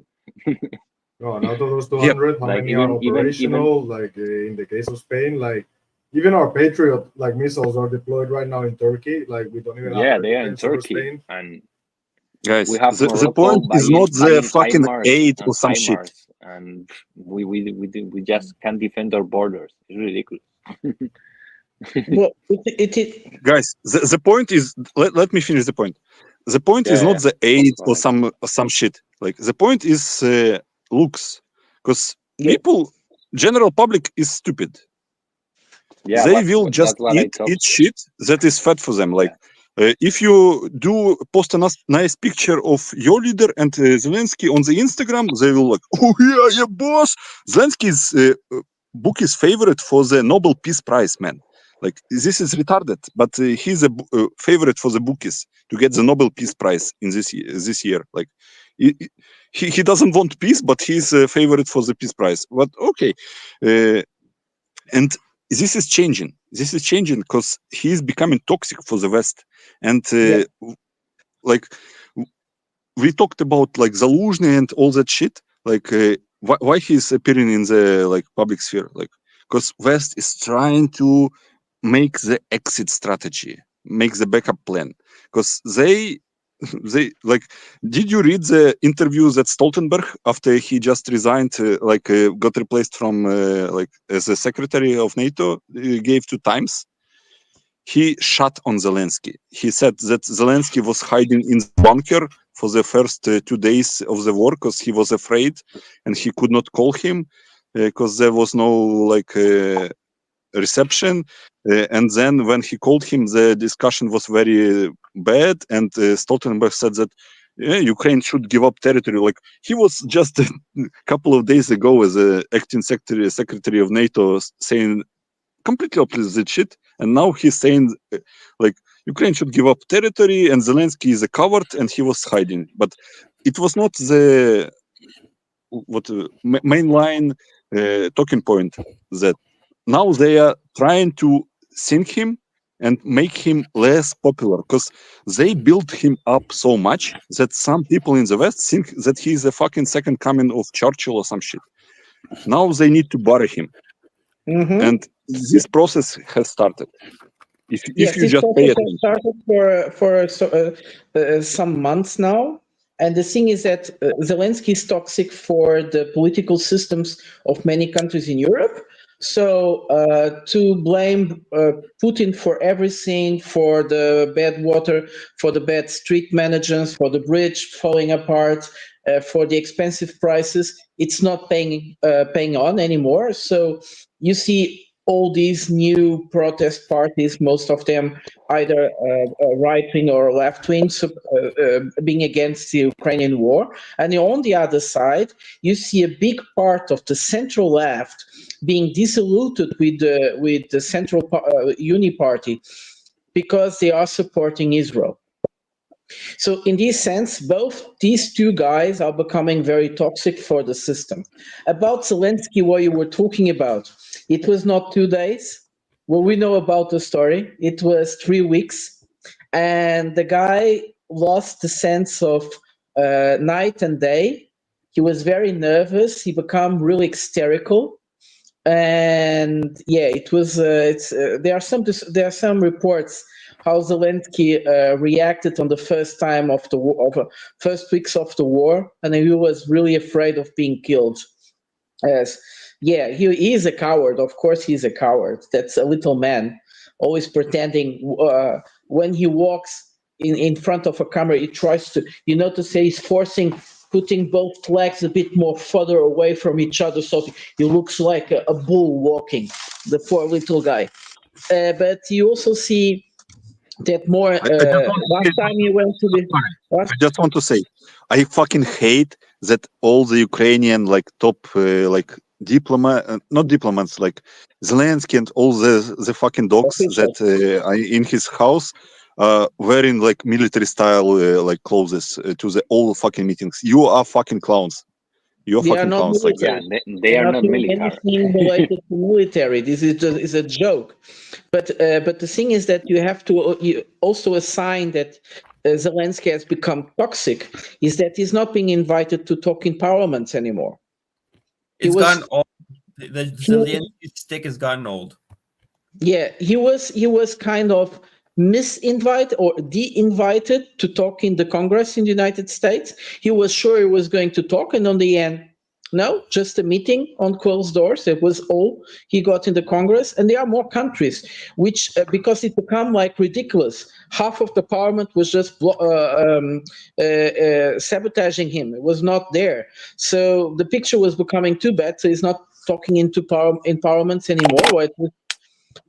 Like perhaps he talks in the Baltics or in Poland, but these are all retarded people. Yeah, but because I think the signs are there for a long time. Go on, Alvaro. Sorry. Yeah, I think like because he's not like a leader, like an organic leader. The Anglo-Americans built the narrative to him. So like he's artificial leader, and nobody trusts him at all. And I think that's because I said before, like nobody gives a fuck about this war because it's so unpopular in certain countries to talk about this. And like, for example, in the American elections, this is a topic like nobody wants to say like, we're going to support, to full support, we're going to provide arms to long-range arms to Ukraine, because this is not popular. And he's only escape from this, like Zelensky, is to go ahead and to send as much people as he can and to extend this war, because he knows the day this war ends, he's gonna get killed or he's gonna exit the country, I think. Yeah, someone can. Oh, he is aware that this war can't stop, because the moment this war stops, he will be killed.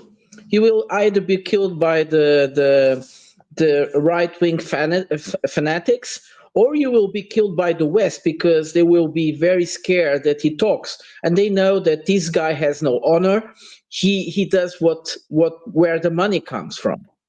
Whoever pays him, he will do whatever they want. And so this is not a person that can survive this war. For him, this war needs to continue, and more people are aware of it. And we see also on the television more people being courage enough to say these words. I think I even heard something like that from a Ukrainian official not long ago. Go on, Bigari. Yeah, I don't know. I kind of don't want to like talk about Zelensky because he's like fucking repulsive to me. I just wanted to bring up the long point, the point that was on the ground. The shit was that Arel was talking, and he's exactly on point when he was talking about like encirclements and all that stuff in Russia, because it's taught in Russian officer schools when you need to leave one way out. Because it's exactly what Arel was talking like about, like Mongolian tactics, etc. Like that's how Russian army operates. If you look back to the Second World War, you will see exactly the same point. And what was one talking back then about motorcycles, the units? It's not only motorcycle units. Like Russian units, like why it is so fucking perplexed every time about fighting at some different villages. Yeah, Russia right now is super invested and super good at DRG fighting. So they send like small groups that infiltrate backlines, and they start fighting at the like unexpected points. And that's why you will see some fighting. Like, why are they fighting across the canal in near Chasiv Yar? Because it's DRGs operating there, and they take positions, and then slowly forces coming in. That's the second point. And what was I was trying to remember? Anyway, shall we go? I think it's Bradley first. Thank you, Shadowy. Well, just before we move too far off the Zelensky point, I think that you can even see that they're blaming military setbacks on Zelensky. They're putting on his shoulders the fact that the Ukrainians consistently held positions and seem to continue to do that long past when it was viable to do so. So he's taking the fall for a lot of stuff. It seems like Zaluzhny got out of Dodge when it was very timely, when he could blame everything else on everybody else. So yeah, I think we can kind of start to see that as what we were talking about before in the chat. That as they understand that the war is going to be over and that there's going to need to be a way to wind it down, there's going to be a fall guy, and Zelensky is the perfect fall guy. You know, his stupid outfits have gotten old, and nobody likes him anymore. But yeah, I just, before we moved on, I wanted to say that. Go ahead, Shadowy. Yes, I wanted to add something to what Bill Gary said earlier. One very interesting thing in this war, it's how the Russian army was able to evolve on another topics. At the beginning of the war, a lot of people said that the Russian army has a serious issue with these non-commissioned officers. Basically, sergeant, corporal, and things like that, they were very weakly trained and very bad. And the lieutenant has a lot of work to do, way more than in the Western Army. Today, what we're seeing is a lot of fight where the unit are basically the size of Alpha Squadron. So the 7 soldiers in the BMP, the 5 guys on motorcycle rushing to the Ukrainian line and things like that. So very small squad. And basically, they are certainly led by non-commissioned officers. And these guys, they have been newly trained, because I think it's new for the Russian army to have a lot of autonomy and a lot of capability and authorization to make their own decision. I'm pretty sure they are allowed to advance, to retreat, to go left, to go right, to decide a lot of things by themselves. And I think it's a very important change in ability for the Russian army to have a new generation of non-commissioned officers able to make this kind of decision and to be trained to make this kind of decision. Prata, can I answer and then you go? Can I answer? Go on. Okay. What Shadowy said is completely true, and it happened like around like 9 months ago. Around 9 months ago, Russian army on the ground, like officers on the ground, got a lot of more responsibility, and then they can call off attacks if they don't think that they will succeed. So they just don't stupidly rush in. I will just give one example. Ugledar. If you track the officers that command, like generals and shit, in May, 2 generals were displaced in Ugledar. In March this year. After the March this year, what happened in Ugledar?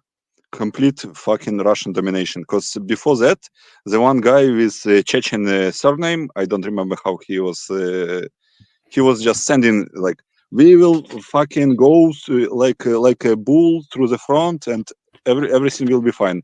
And like from my understanding, like even Ukrainian soldiers, like on the ground, because there is a lot of people from Odessa there, so they are like friendly with Russians, like on the cultural level.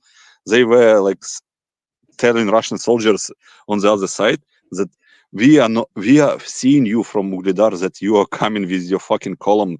Just don't go. We will kill you, everyone. Like, just don't do this. And they will do that anyway, because that guy will send them to suicidal attacks. And then he got replaced in March, and everything will starting to work out for the Russian, because they started to be smart about that. Yeah, it's a very interesting development. And there are it's one of the points. Now they understood that this is happening, like Bigari was saying. Suddenly, the NAFO and the normal propagandists, propaganda started to really talk about, oh, the Russians are too incompetent. They don't know how, if one general dies, everything will fall apart because there is no one to substitute, and so on. And this is like, it's very interesting that you guys are saying, especially you, Bigari, it's already 9 months from now. But I think it happened in other parts a little bit before. Nevertheless, it's interesting how now the propaganda is actually talking about it. It's impressive how they developed a sense of inverted reality spinning. Going back to Brother. There was a very recently a meeting with Blinken in Kiev and the new foreign minister of Great Britain, and the British foreign minister, he brought Zaluzhny with him, because Zaluzhny is technically now the ambassador. The Ukrainian ambassador in the UK, and he brought it with him. And you see, we shouldn't make, there was some attempts to paint Zaluzhny as a serious alternative to Zelensky. I'm not sure. I think Zaluzhny, first of all, he's a general, and as a general, and the time he was working as a general, or the most important head of in the decision making, he made many shit. And I think this guy, from many of the decisions were taken, is a person that it doesn't value human life whatsoever. This is a guy that is reckless, whatever he does. He kind of has a nice, he looks like a sweet bear. It's true. He looks a little bit like a sweet bear, a little beard and so on. But that guy is nothing to say that just a small fascist bear. Very cuddly. Yeah, but he's a fascist. And we never really heard about him talking. Most of the time, well, Wait is having some anti-gay reactions. What? It's cuddly. A cuddly fascist, teddy bear. Yeah. Swastikas. And they kind of, in the West, they kind of see that as okay. But I think Zaluzhny, if anybody is thinking about changing Zelensky for Zaluzhny, they are just choosing something even more evil than you could ever imagine. Yeah. And I don't think he's a serious alternative either. I don't. Yeah, I think you're and right. when you look at Zelensky, Zelensky is not the bitch pushing the strings. He has been just doing whatever he was being told to do, and whenever it was Exactly. about Western perception that Bakhmut wouldn't fall right away, and I'm sure this was not the decision that that Zelensky really wanted. I think he doesn't even know what he's doing. Someone was just telling him Bakhmut can't fall. Bakhmut can't fall, Sodar can't, Severodonetsk can't fall, and so on. But it's not. Maybe as things go more to shit, they give him a little bit more freedom to make a little bit more decisions and dig his own grave a little bit. Who knows? I don't know. Well, who I think knows? you guys killed RL. Just look at him. He's dead. Yeah, I think, you see, Bradley, I think the problem here is that the West is turning its backs to Ukraine. Now they have to help Israel, and I believe they have to help Israel. But the problem is that they can't help Israel, like you guys were saying, if Netanyahu keeps doing what he's doing. So this is impossible. But most of the Western secret agency and so on now are completely central, putting their attentions to the Middle East, and so we see like these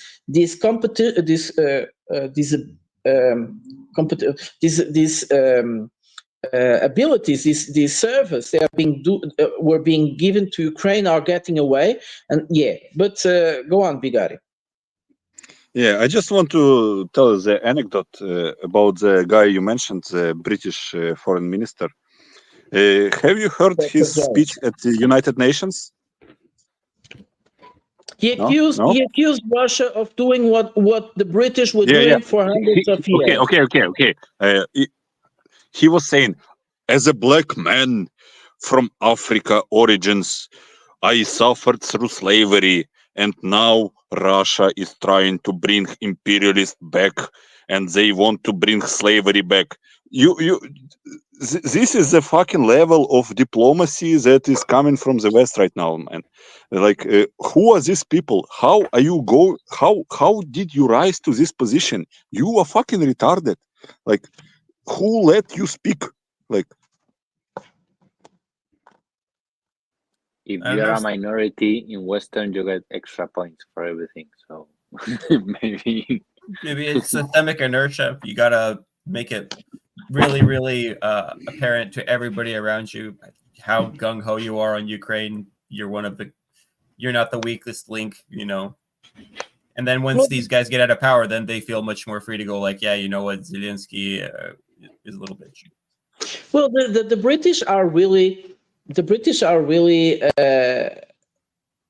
for the last 20 years, they haven't been able to choose a foreign minister that you could say it was capable. Well, the Boris Johnson, no, not Boris Johnson, the name of the other guy, the last one. So I already forgot. He chose Cameron to be the foreign minister, and Cameron is someone that knows what he's doing. Well, that was an exception, but all the foreign ministers before, Liz, Boris Johnson, and so on, they're all really bad. May also, she was also foreign minister for a while. They were really bad foreign ministers. So it's something with the Brits. I don't know what it is. You can't rise to a position of any decision-making importance if you're not vociferously Russophobic.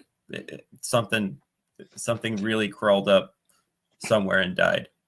Oh, if I look at the German foreign ministers, they're also very bad for a long time now, but they were not always so ostensibly Russophobic whatsoever. But there's more pushback in the German political system. You have people literally pushing back. Like, people go in their parliament and say, this is BS what we are doing. We should not be escalating and sending Taurus missiles to the Ukrainians. Yeah, that is happening. Bradley, can I add to a point? Like, British political system is more like American one. It's like uniparty that differs on some social shit. Like, Democrats, we need. It's like cultural and race war. but on all other shit they are united. So there is no pushback. Like in Germany, there is a pushback because like AfD, for example, they don't want to be like enemies with Russia because they understand that like basically Germany is in recession right now because they are retarded and ruin their own economy because they are colonial entity of United States, and United States didn't want them to be close to Russia because then Germany may be becoming independent because the economy will be better and they will be starting acting on their own interest. Yeah, I agree with that. We but destroy I think the North British- Pipeline. Germany goes to the dark age, figuratively, like economy is going to shit. Every factory is going outside of Germany. We fire thousands of people inside Germany. We're losing jobs. So what's your point? Okay, I get that. What's your point then? I agree with My that. point is that United Kingdom is not like it's a uniparty like United States. Okay. They don't have any political adversaries inside. They agree on all other points that matter, and they don't agree on shit like migration. That doesn't matter in the grand scheme of things. And migration, LGBT rights, all that shit. It doesn't matter in the grand scheme of things. I totally agree with you. I think there's a deep state inertia. They will allow voices of discontent inside of both parties if they are not dangerous for the system. So we had Corbyn for a long time. He was very much anti-war, anti-Israel, anti-whatever. So it's not that there aren't voices in the UK that express some discontent. Yes, I think we should recognize that. The BBC mainstream, why it's a pity that Woj is not here, it's amazing how they follow a script. That's true, but you still can find, especially in small television networks and newspapers around the country, you would be surprised to see the difference in opinions that actually the British society has. So it's not But it's irrelevant, Prata. Yes, It's irrelevant. Yes, I know. But I have different opinion to my government. Is it relevant? No. Right, but for instance, it still exists, and I see, for instance, in Germany, a much bigger push to not allow even little networks or more independent networks to exist or to sustain a different opinion. So each society has its own ability to preserve opposition. But our point was about the British foreign minister. He's very bad. The British haven't had any responsible, any person with honor as a foreign minister for a long time, with the exclusion of Cameron. There was just foreign minister for a few months, so actually it was not even a serious job, if I can say like this. But once again, you said something different, Bigari, which I'm more, how can I put this in this way, more intriguing, which is the behavior of Stoltenberg now that he left his office as general secretary of NATO. Now that he was just saying the same rhetoric forever until a few days ago, and now he's talking to the press and saying completely different things. By the way, just a fair divert, there are people in France and in Belgium trying to sue Stoltenberg for starting the war in Ukraine. Bullshit doesn't matter. The uniparty you see in United States, you see it in United Kingdom. I mean, you see it in every European country. You look at those who are in charge in Germany, Olaf Scholz, Baerbock, and all those other political parties forming the government. They are all with the policy of it's a package. It's a package. It's Atlanticism, and Zionism. It's a package. You won't see someone who will be pro-USA without being for Israel, and vice versa. It's a package. All the media, big media in Europe, are between the hands of local people who are part of the tribe or in the Atlantist groups or US financial institutions. Yeah, but Errol, a foreign minister is a very special type of person. And for instance, I would like to ask Alvaro, I would like to ask Alvaro, wait just a second, Errol. I would like to ask Alvaro, how have the foreign ministers in Spain been? Because I don't remember a bad Portuguese foreign minister ever. They were all good. It doesn't matter how Atlanticist, well, actually, we don't have that.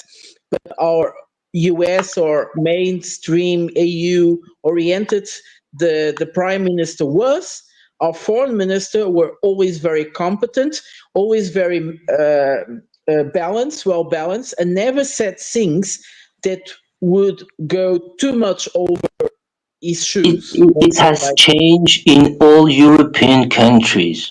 Not in Portugal, for instance. Yeah, but because Portugal is irrelevant. But look at France. We had Dominique de Villepin, who made his famous speech. Then you got one or two other foreign ministers who were kind of, working for US interests just after that. Yeah, but for and instance, you look at the last one. You look at the last one we got, Séjourné. Who was there because he was the ex-boyfriend of the new prime minister. Right, but this is what you see. Just because of that, and that guy was dyslexic. Yeah, right. But how is it in Spain, Alvaro? How is it the role of the foreign minister?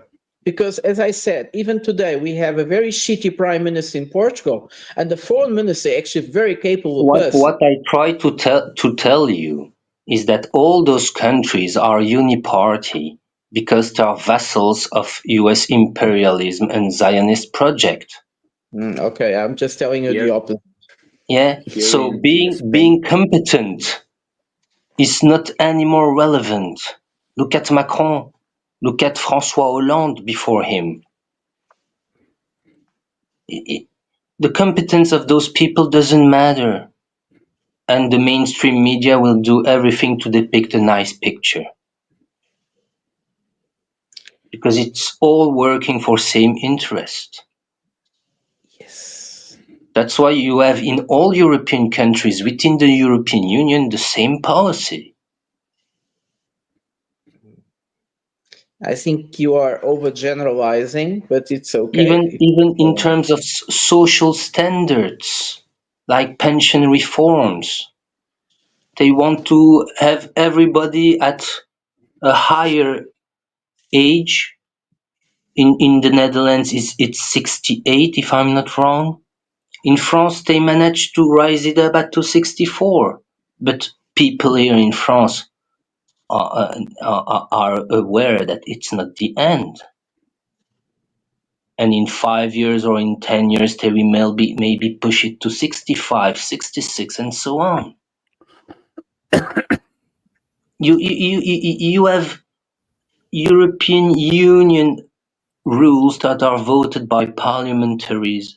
You have things that are decided by European Commission that countries inside the EU are applying in their own way, but you see, it's the same policy decided by who knows who, and is applied by all the different European countries.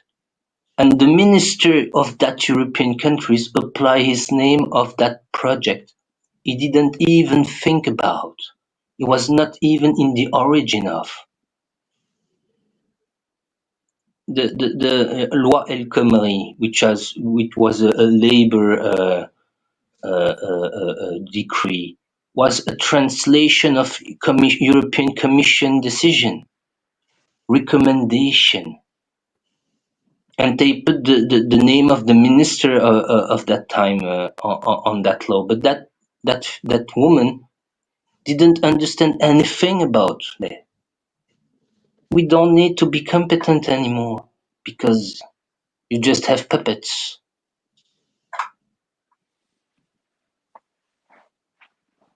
So can we listen to Álvaro? He was having his finger. Yeah. No, I was going to answer your question about our foreign minister. He's actually so shitty, like he can't make our country be respected. For example, like we have like frictions between Spain and Morocco, and Morocco sends like thousands of people through boats or like walking and through the border, and like they are actually like they are not doing anything. They are just paying for not being like for not being attacked by thousands of persons in the border, but they are just letting the country down, and they are like, maybe it's like a betrayal for the country what they are doing right now. But yeah, I think Void's been trying to speak for. we are becoming irrelevant. Sorry. My bad. Yeah, go ahead. No, I didn't lift my finger. I didn't want to speak. I was listening. Oh, okay. I figured you came here for trying to say something. But I want to use the opportunity to greet you guys. Nice to be with you again. Exactly. I have seen just the beginning of the open mic. I was a bit disappointed that you left the Israel-Iran issue quite quickly, and don't know, You can maybe we restart should again, no problem. should back again. You can restart the topic. Yeah. So anyway, Bigari want to go first? Yeah, I can explain why people left Israel-Iran issue quickly, because it doesn't matter. Like I in the agree grand with scheme of things, it doesn't matter. Like what happened? Iran displayed to Israel that Iron Dome and all AA defenses doesn't work, so they can strike anything inside Israel. Basically, if they overwhelm it enough. So Israel got a message. Now Israel is bombing Lebanon as a retaliation, because fuck, I cannot bomb you, but I will bomb your proxies, man. And it doesn't matter at all. Like what Iran strike in Israel doesn't matter, because they strike some military bases. Doesn't matter. Like the same as like when Ukraine strikes something in Russia, Russia strikes something in Ukraine. Does it change anything? No. Like it doesn't matter. Like if Israel responds like heavily to Iran, then it will start mattering. But since they didn't, it doesn't matter, because the war is like what changed? The only thing that changed is that Israel air defense is not impregnable, and Iran can strike anything inside Israel. And what Kopin was saying, that why it doesn't cover like Israel Middle East conflict, like what's to cover there? Like that some column of Israeli forces goes into Lebanon. Yes. Like it's shit, man. It doesn't matter. It's not strategically important. It's like fucking street fighting. What's to cover? People Like, street fight. do you cover like it's like, oh, we are playing fucking Counter-Strike and we are covering every movement of the soldier on the street, man. Like what the fuck? Counter-Strike is very popular. No, can I answer? Well, I think it's much more interesting than you described. Obviously, every war has the more interesting and more or less interesting sides to it. The format of this open mic gives us a good opportunity to speculate, you know, and we could go and speculate what will be the next steps, and also what is the impact on the until now happening stuff, you know.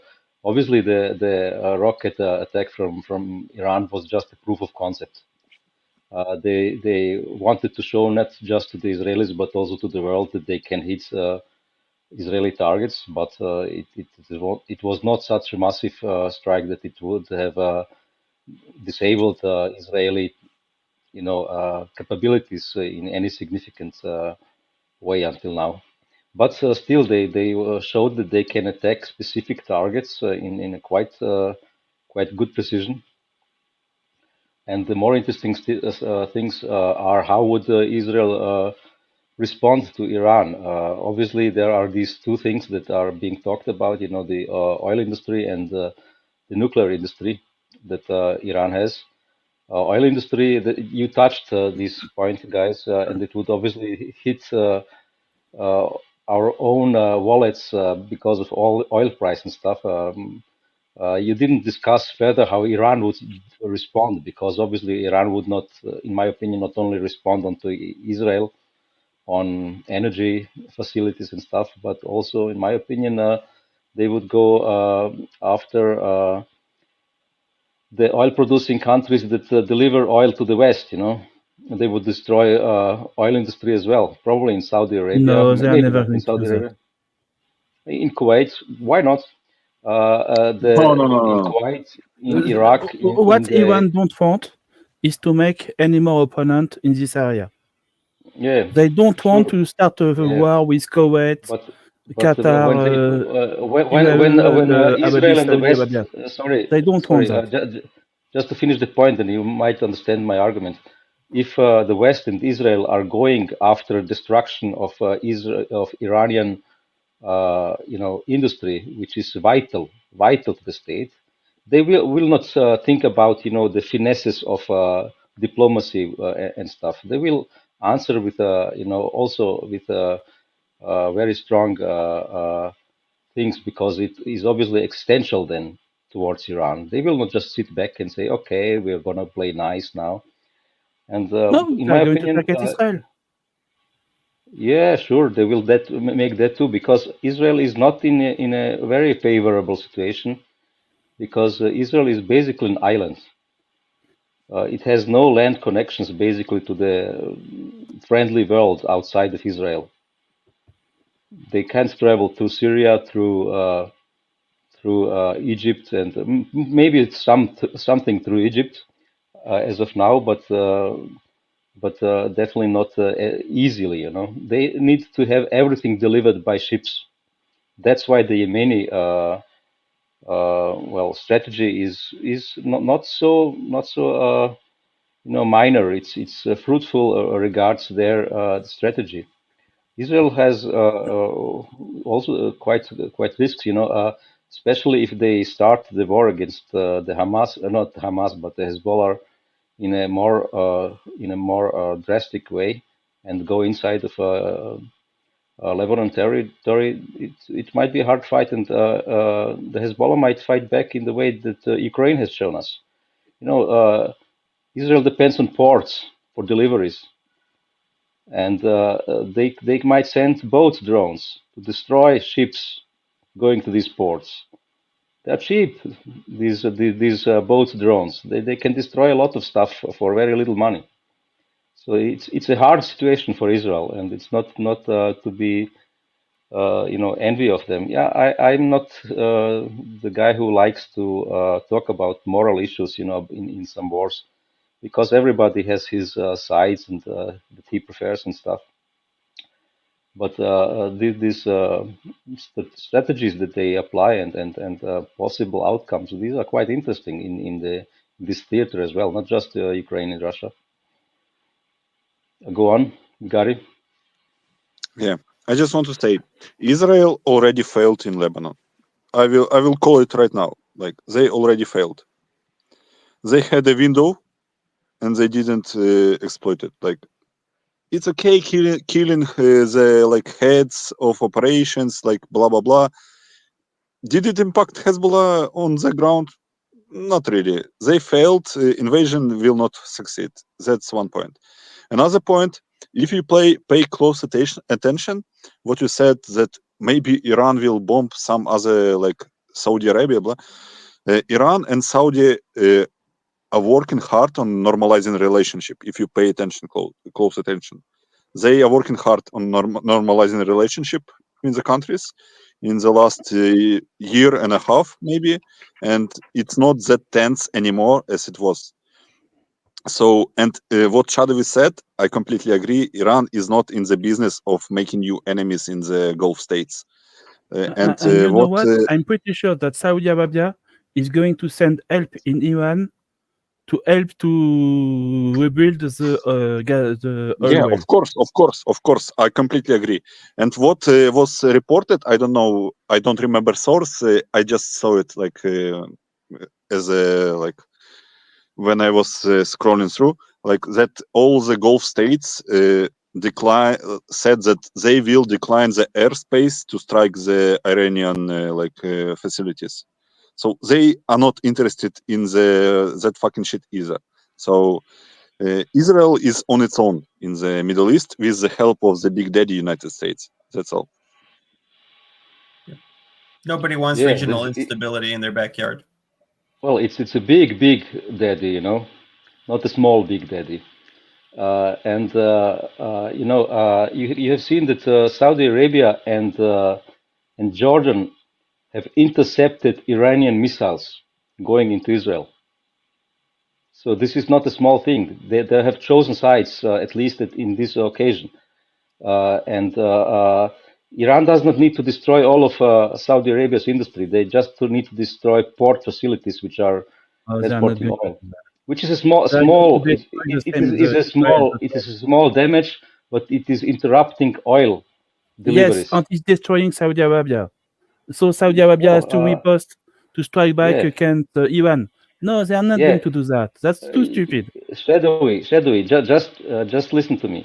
You know, the same thing that you're saying, the same thing you should ask the Egyptians. Why have not they invaded Yemen yet? It's too far away. No, it's just over a small sea. You know, they have military. You need they logistics to make war. Nika is dying to speak. One thing they tried in like 30 or 40 years ago, and they sucked. They lost a lot of soldiers, and they went back. Invading Yemen is never a good idea. Saudi Arabia, they have a big border, and they didn't even think of trying to do that. Yeah, but they could. But on the same note, though, but on the same note, if I may, Egypt has made overt threats of taking military actions against Ethiopia, which is across Sudan, a big fucking country, like in South Sudan as well. That's even further away than Yemen, and this is a much bigger, more powerful country. So yeah, it's because Sudan doesn't have like Houthis. Yemen. The thing with Yemen, who is most impacted here? The thing with Yemen is they have Houthis. Canal, right? So why haven't they done anything regarding Yemen? Like. It begs, like, and I know this gone through Arab media, like, it begs the question, if you are the ones who are getting your revenue hit, why are you not saying anything? Right? And they say, likewise. Coping, I can answer this question. The reason why they can mess with Sudan is because Sudan does not have Houthis. And the reason why they cannot fuck with Yemen is because Yemen has Houthis. No, but it's not Sudan. It's always no. a very, very bad idea. Oh, sorry. Ethiopia. Okay. You know what I noticed about Ethiopia is it also doesn't have Houthis. So the reason why it's a bad idea to fuck with Yemen is because they have Houthis. And Houthis Ethiopia is a mountainous country. Or they are all shitty, or their armies are shitty, or only the Houthis can fight better. Yeah, the Houthis can. I mean, Saudi Arabia. Saudi Arabia has been trying to. Go ahead. I want to hear Wyatt. I want to hear Wyatt. Wait. Which war have Egypt won? They have won kind of against Israel. In they have 300 BC, they won a war against the Assyrian Empire.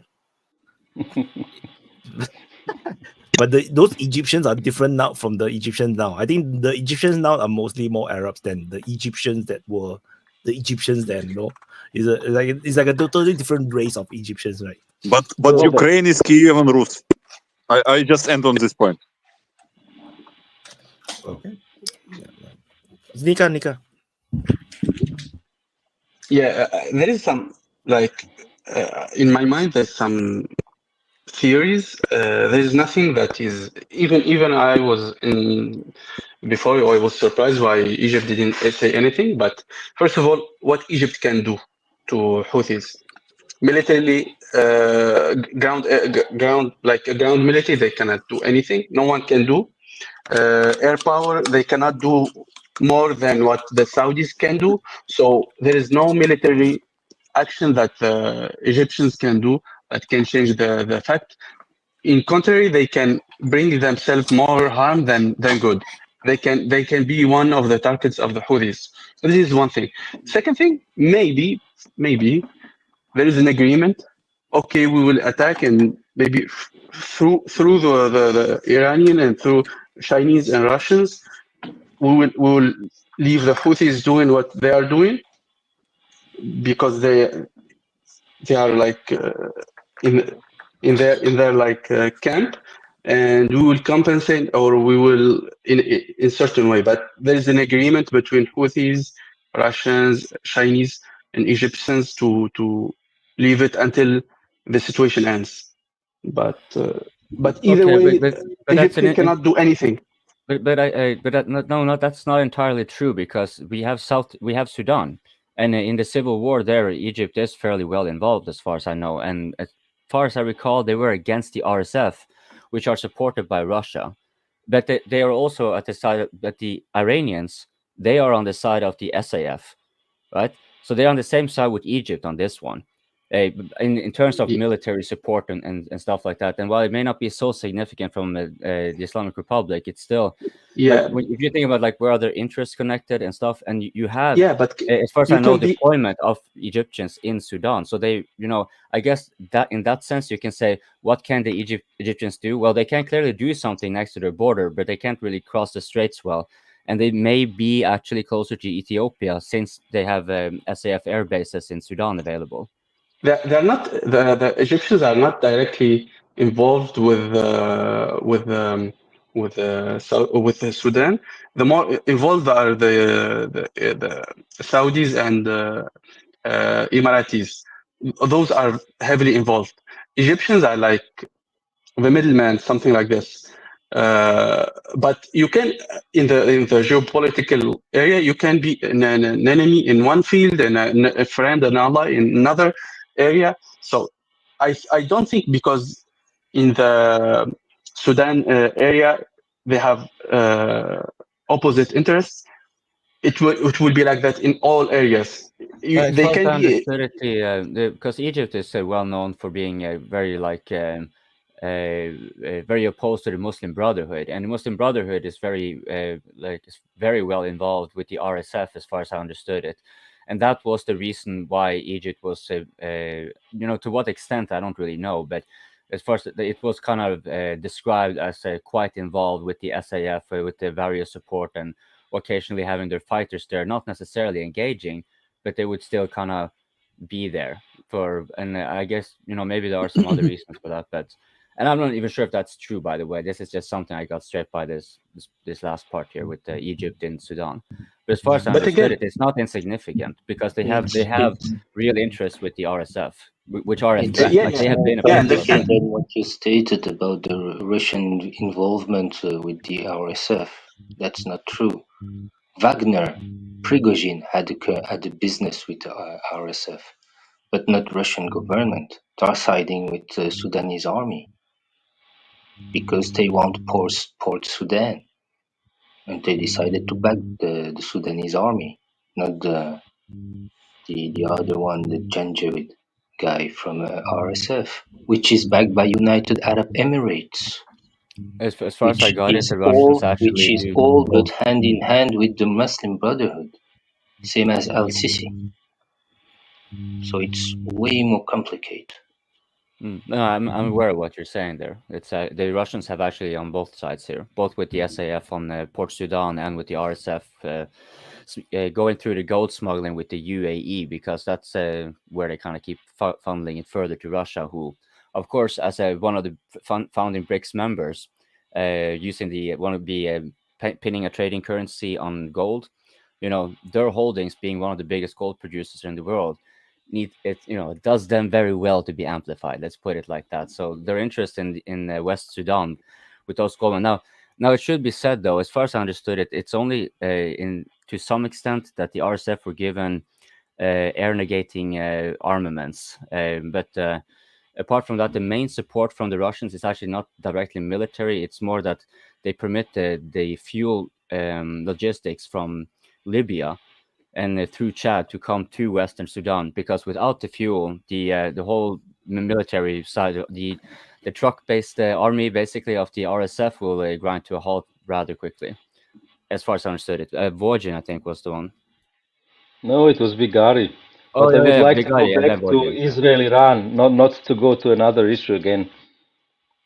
Yeah, I just want to where the point of coping falls apart completely about Egypt is Egypt is not subject in the geopolitics; it's object.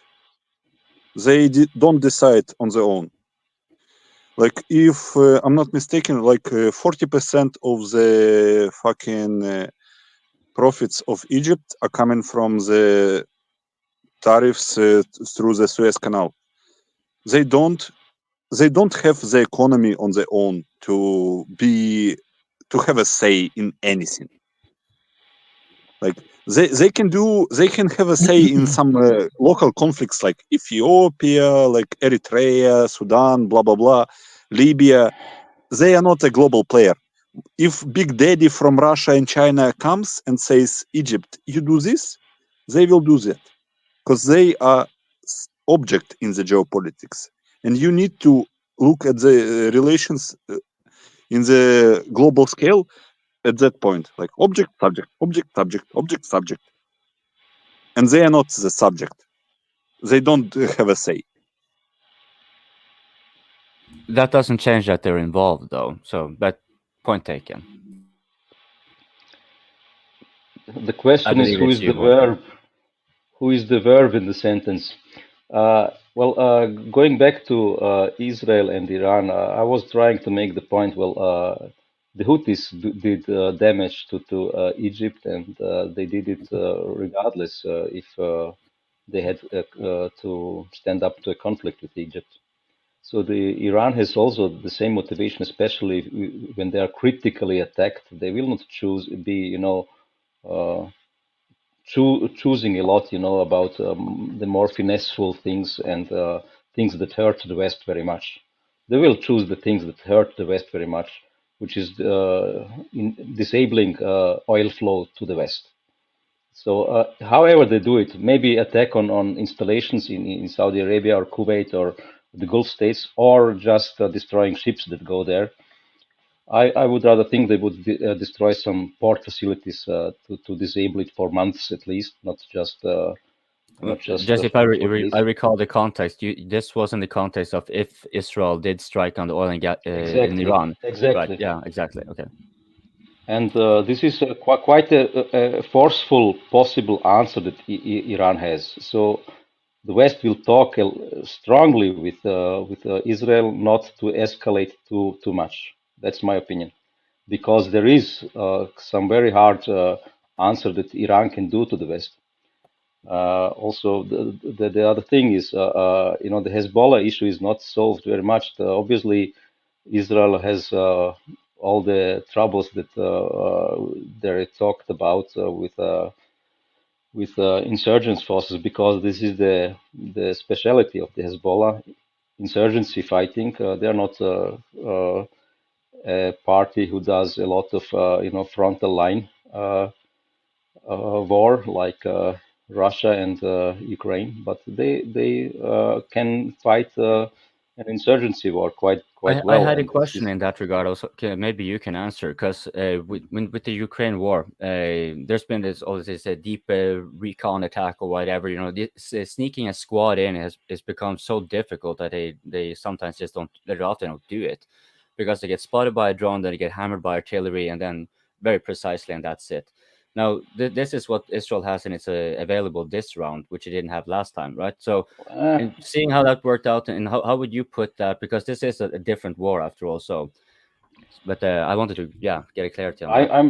I'm not the perfect specialist on it, but I have my opinion, and I can give it to you. You know, especially after watching the latest from History Legends, where he quite well explained that the Russians are using these motorcycles to make very quick attacks, and they get spotted by the drones, and artillery gets fired onto them, but they are too quick. They move over the territory that they have to cover, the few kilometers, very quickly, and they succeed to arrive there and not getting destroyed.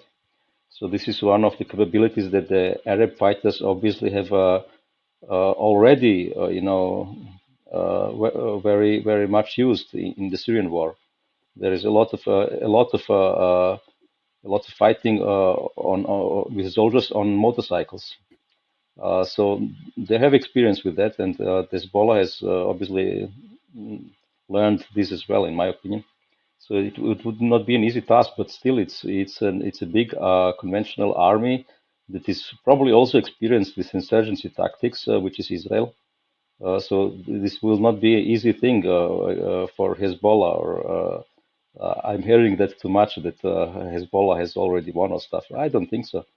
It's a strong enemy that they face. Well, I'm of the opinion that this is one of the rounds Call where him, respect the these fucking rounds king here, come man. back all the time, so it's kind of, yeah. Anyways, Rojan, who speaks? I decide who speaks because I was speaking, and I decide it's shadowy.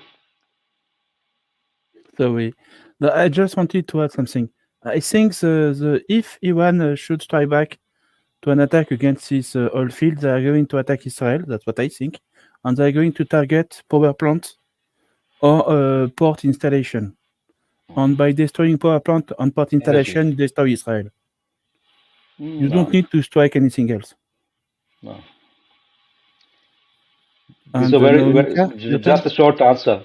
Just a short answer. Port installations are very, very tough targets. You've seen the pictures from the airport. They have hit it, but if you look into detail, it's minor damage. It's easily to be repaired with a few excavators and baggers. You know, they do it in a day or two. So ports are very, very hard targets.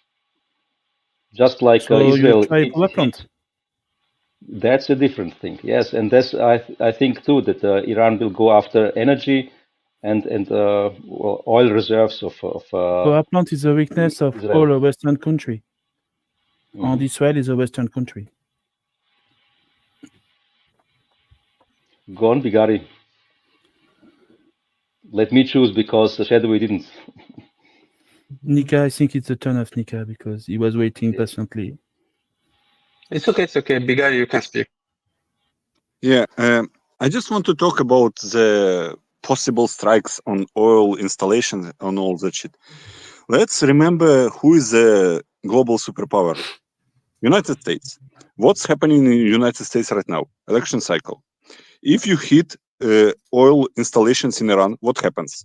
Oil prices go up. Gas prices go up. What will election voters think about that? What will United States do to prevent that? Will pressure Israel to not do anything stupid? Will Israel comply? That's another question. But you need to think about all this in one picture, not like, oh, Israel can do that, they will do that. They have the powerful overlords, and Democratic Party doesn't want the election base to suffer from fucking spike in gas prices just before the election. They will prevent, they will do anything to prevent the attack on the oil fields and all that shit. So it's not that easy. Like, oh, Israel can do that, they will do that. No. They can do it Nika after was the election. Nika was after me. Yes. Okay, there's a lot of things I want to comment on. Okay. First of all, Israel attacking Iran. Maybe they are crazy enough to attack everything, nuclear facility, power plants, anything. They are crazy enough. I have full trust in their craziness to do all those things. But yeah, but what Iran has proved now that they also can hit Israel hard. I will give you some things that you need to consider. Israel is a very, very strategically poor country. So it's a small territory, and there's a lot of soft targets. I will just enumerate some small targets. Look, there's energy facilities.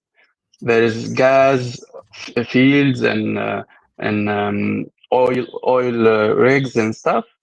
There's ammonia reservoirs, chemical reservoirs. There's the nuclear facilities. There's a lot of soft targets, and in a very small area, they can be saturated. But Iran, other than the big things, Iran is a very huge country. You need guys to understand one thing. You see, Iran is maybe 2.5 way bigger than Ukraine, or maybe 3 times bigger than Ukraine. So it's a large, big country. Even Russia, with all its might, couldn't give a hard blow to Ukraine in a small time. So it's a very big target to hit. Of course, they can use nuclear. That's another thing. This is one thing. Okay, go Shadow, because I forgot the other things. I think Copies was right. That's what's going to happen is that Israel is going to make a propaganda strike. Basically, they are going to attack a useless base, military base in Iran, and that's all. So they are going to use a lot of aircraft and a lot of fuel and a lot of bomb to make a strike on a very low import, very cheap target, basically. And that's all. And they are going to say that's a big victory for Israel. And Yeah, I remember. Yeah, I remember one thing. Okay, about what happened in South Lebanon. Don't forget, guys. There's the territory in Lebanon is very different than what happened in Ukraine and in Gaza.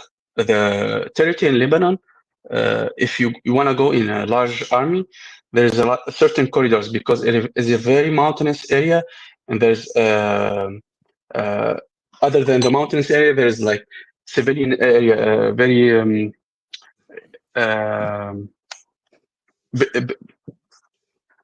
I forgot the word. There's like certain corridors.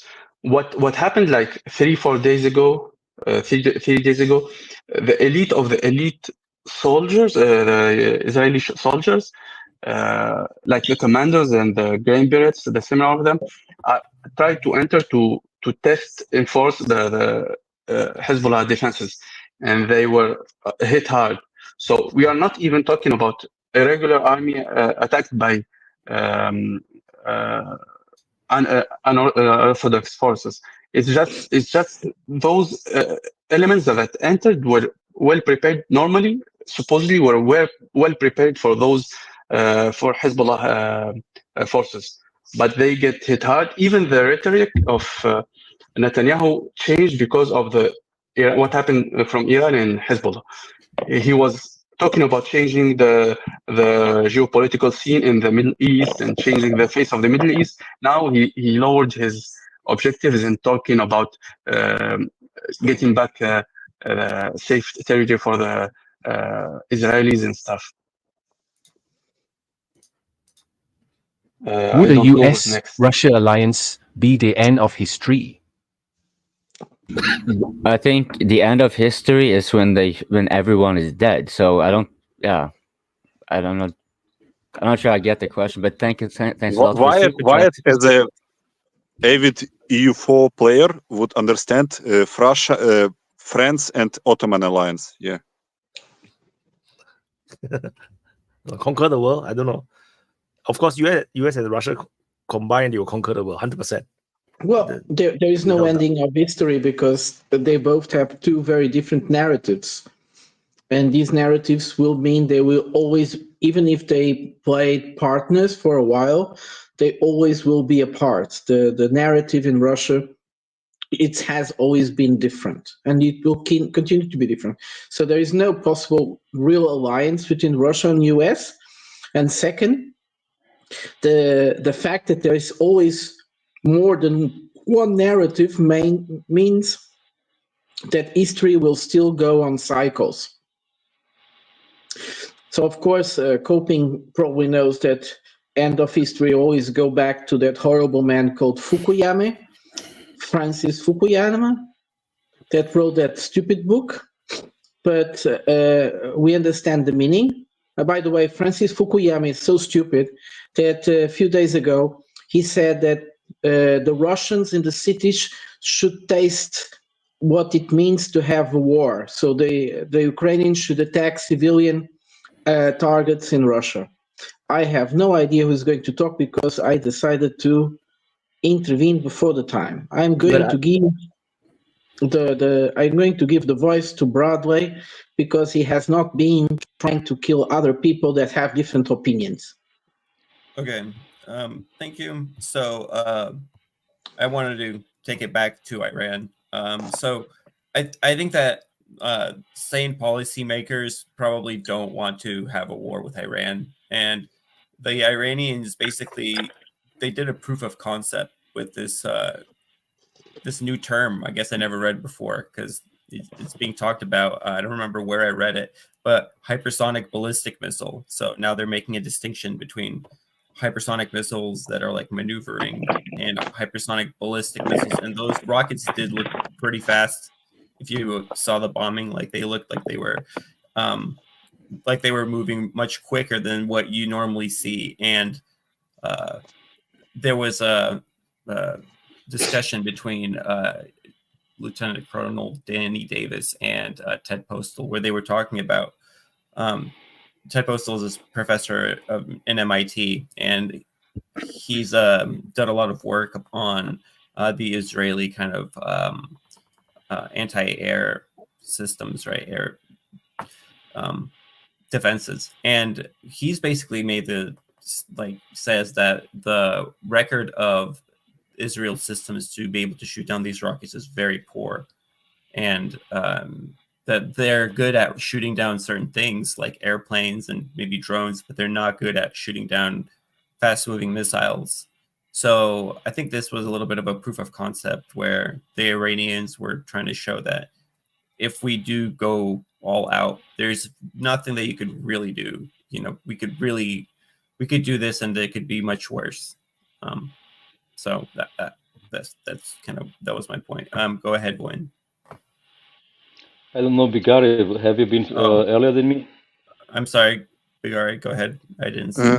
No, if you want to talk about go ahead, because I'm violating my own point from last open mic, but I'm giving you a point because I'm going on a tangent on history. So go ahead. Yeah, I promise I will give you a good segue. So regarding that issue that you're talking about, Bradley, I think the Israeli air defense is quite competent, and the issue is not that they can't do things that other people or other military can do.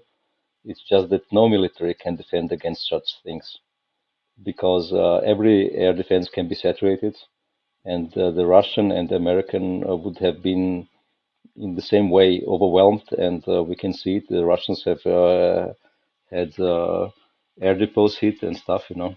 So no one can defend from missile barrage as of now, because it's much too expensive to place too much of this air defense in every Yes, place that you. but nobody need to protect. exaggerates the abilities of their air defense systems as Everybody does. Everybody does. You Yes. don't understand the reputation of Israel's air I defenses understand. here in the U.S. because people think that it has a perfect record. People think that, Yes, and I understand. the work shows that it really does not. And it's not, of course, like you say, it's not particular to Israel. That doesn't. That I'm not making that. That's despite the point. The important thing is that the this reputational kind of this kind of legend about the effectiveness, the particular effectiveness of Israel's air defenses, it has an impact on how this is talked about when like our politicians express how awesome Israel is and how strong their air defenses are. It makes a difference in that context. So yeah, but it's just a propaganda point, and of course, every military no doubt. man will say that it's just propaganda, because every air defense can be overwhelmed, and that's Yes. why the Russians have argued from the first point that they don't want. That's what we learned, NATO, right, in Ukraine war, right? NATO, we don't want Russia's NATO missiles in the east of Ukraine. That was the reason for the war. So because they know they cannot defend. Yeah, Nobody Russia have can the defend. world's best air defense, and Ukraine drone just slowly glide into a far away place and bomb a power plant or something. So it's like, yeah, I mean, Ukraine will have proven the point. Like, air defense is not what we imagine it to be. It's actually a lot of holes that it can be penetrated, which is also how Israel consistently able to fly deep into Syria to bomb targets, which is like, in the past we still don't really get it. Like, how is it possible? But then through the Ukraine war, we've seen it so many times, we kind of like understand that actually air defense is not what we imagine like in the computer game. It's actually a lot more weaker. Virgin? Actually, I don't think that the Israelis fly a lot into Syria. They fly maybe over Lebanon and fire then cruise missiles into Syria. But this is the point, Israel has air defense. They could stop things done to Israel in a similar way. So they at least have the air defense that they have, and it is very competent. So it's expensive for Iran to have these But rockets Voyager, that we they know need it to hit we know it is Israel. very competent. You see, we know that he's very competent. The problem here, like Brother was saying, is that Israel is also has weak points, and we can find these weak points. It's what they say. And also, we are not talking about terrorist groups like Hamas, Hezbollah, or even some strange rebel groups like the Houthis with some kind of statehood. We are talking about a real country, and that real country has proven it can harm Israel if they want. And Israel will try to do the same, but they already proved they can, so they should shut up now, because they proved they can also arm the Iranians very well. And I think they need to de-escalate. If they don't, I don't know how things are going to end, but yeah. Hold up really quick. I just want to point out really quickly before we move on that personally, I do think that the Israeli air defense systems are particularly poorly suited for shooting down ballistic missiles moving at quick speeds. I think that they systems like the Patriot, systems like the David Sling, all this stuff have shown that there's certain things that they're not good at shooting down, like Scuds. They're not good at shooting down just fast-moving ballistic missiles. There's too high of a failure rate. They're good at shooting down aircraft, very, very effective. But I think the bigger point still is, notwithstanding whatever the real truth on that is, notwithstanding, it just shows that there's nobody can be safe. Israel can't be safe.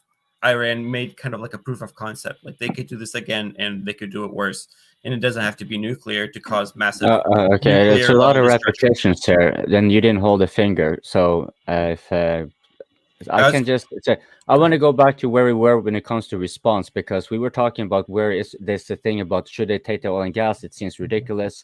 What are they going to go for? Likely the IRGC will be a likely target. And if you look at how the Israeli and Iranian exchanges has been, it's typically been like Iran, for example, like Vojin said, would not necessarily bother with responding, subtly if Israel does a precision strike. No, they will do a saturation charge like they did in the first one, and this is like Israel will maybe send like a precision missile to Natanz to send a message maybe, but not really make a big impact. They will just show that we can go right through and we can hit there, or we can hit you in Tehran. But they don't tend to be bothering with like going after something like particularly significant. It's more like they go for it, and then Iran sends a measured response, right? Because what they're sending is not everything, obviously. So it is expensive for the Israelis, right? But if they get hit too hard, then they can begin validating going for the oil and gas industry as well, because like was mentioned, there's a lot of soft targets there. So the escalation pattern is, I'm pretty sure that like we have seen with Israel and Hezbollah, that it gradually escalates until it gets into contact. This is what we're seeing like with Iran and Israel. But I think that they kind of, because of the geography, they're probably gonna, like, they will have too much to lose and too little to gain, is my impression of it. But yeah, that's pretty much all I had in Who has too much to lose? It's Bigari. Bigari is now. He has his Well, if you just want to respond quickly, then sure. Okay, this topic is irrelevant anyway. It's like all speculation. It's boring. It's so boring. Yeah, okay, I want to touch on what Prata was saying about the resets and cycles. Let's. I will sound like Putin in interview with Carlson. Let's go back to the 17th century. Have Spanish Succession War. We have 30 Years War. 30 Years War is the first world war. If you look at that, like, because casualties were like enormous. Then we don't have a big global conflict until Napoleonic Wars. So we have 150 years of relatively stability, some regional conflicts, but not like a global one. Yeah, and then we have a global conflict every 50 years, basically. After Napoleonic Wars, we have Franco-Prussian War that redefined the military, like what we think of military engagements. Then we have Boer. I don't know how it's in English. Boer Wars, like in South Africa, between British and South Africans, because it really defined the use of machine guns before the First World War. People think that machine guns nests were like starting in the First World War. No, it was in the South Africa. Then we have First World War. Then we have Second World War. Japan and then, Russia. What? You forget Japan-Russia war. Russo-Japanese 1904. war. Russo-Japanese war. Yeah, but it's not important in global scale. Yeah. Oof. First time European nation lose to Asian nation. No. In the modern era. It was embarrassment to Russia, but not on the global scale. It's not important at all. Like no one talks about it outside of Japan and Russia. Then we have First World War, Second World War, and then we have a pause. It's only regional conflicts, and the tension is building up. And now we have another global reset that is coming. Because we should have had it like maybe 20, maybe 30 years ago, but we were living in the society that is too peaceful and everyone is working with each other, but the tension is growing up and you need to release it. And now we are coming to this point. Like, it's only natural. Like I know what you're thinking. I know what you're thinking, man. You are dirty fucking fucks. I know what you think. I only laugh. What did I do? I didn't do anything. Yeah, I know. You are dirty perv. Yeah.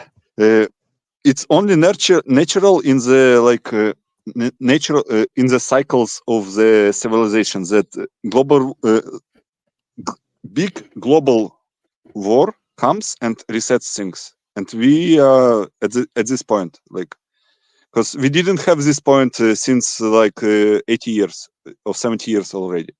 So we are at this point already.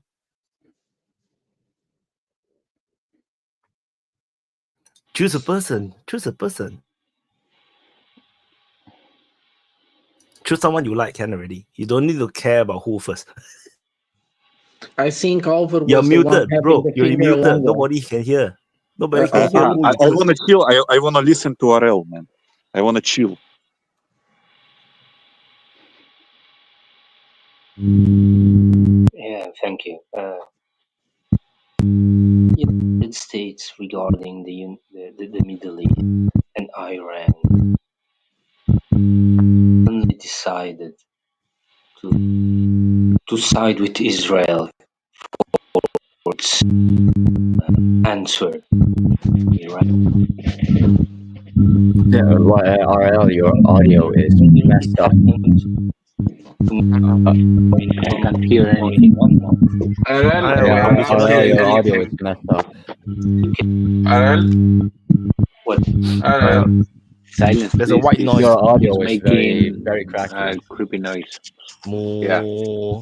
Yeah, there's a Oh, what a piece. there's a count behind you. You refresh choose bad your piece, refresh your stream. Bigari. Okay, Wojin, talk while RL is. I think you like anyway that I talk and not RL because he was going back to Israel, Iran. So I think these cycles that you talk about is has a lot to do with economics, because economics does the same cycles, and wars come if economics allows it and maybe even enforces it, because of different reasons like the capitalistic cycles of rising and collapsing states.